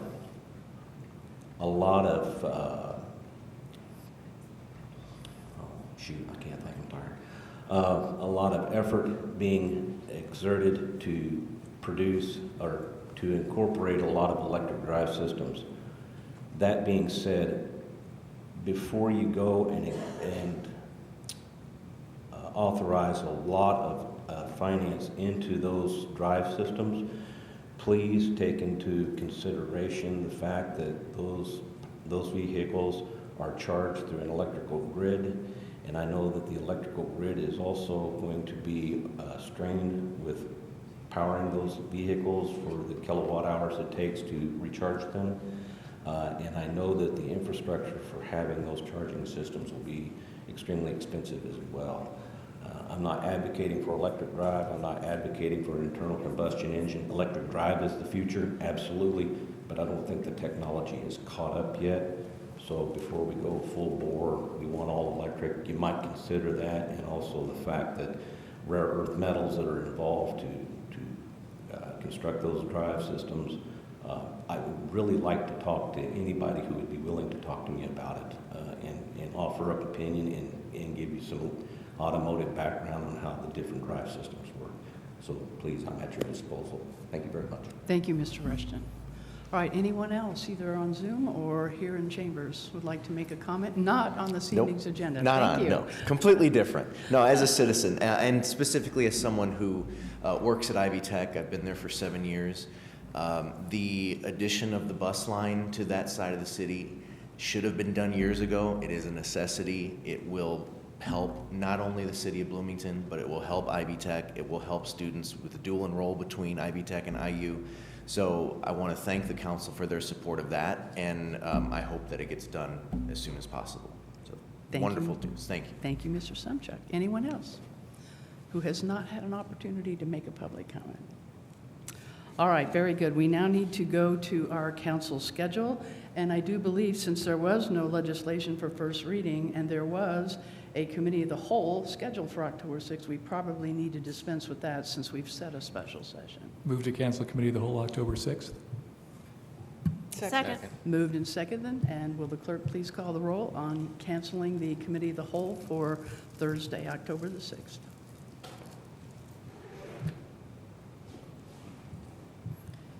Yes, Councilmember Smith, Yes. Piedmont Smith, Yes. Rosenbarger, Yes.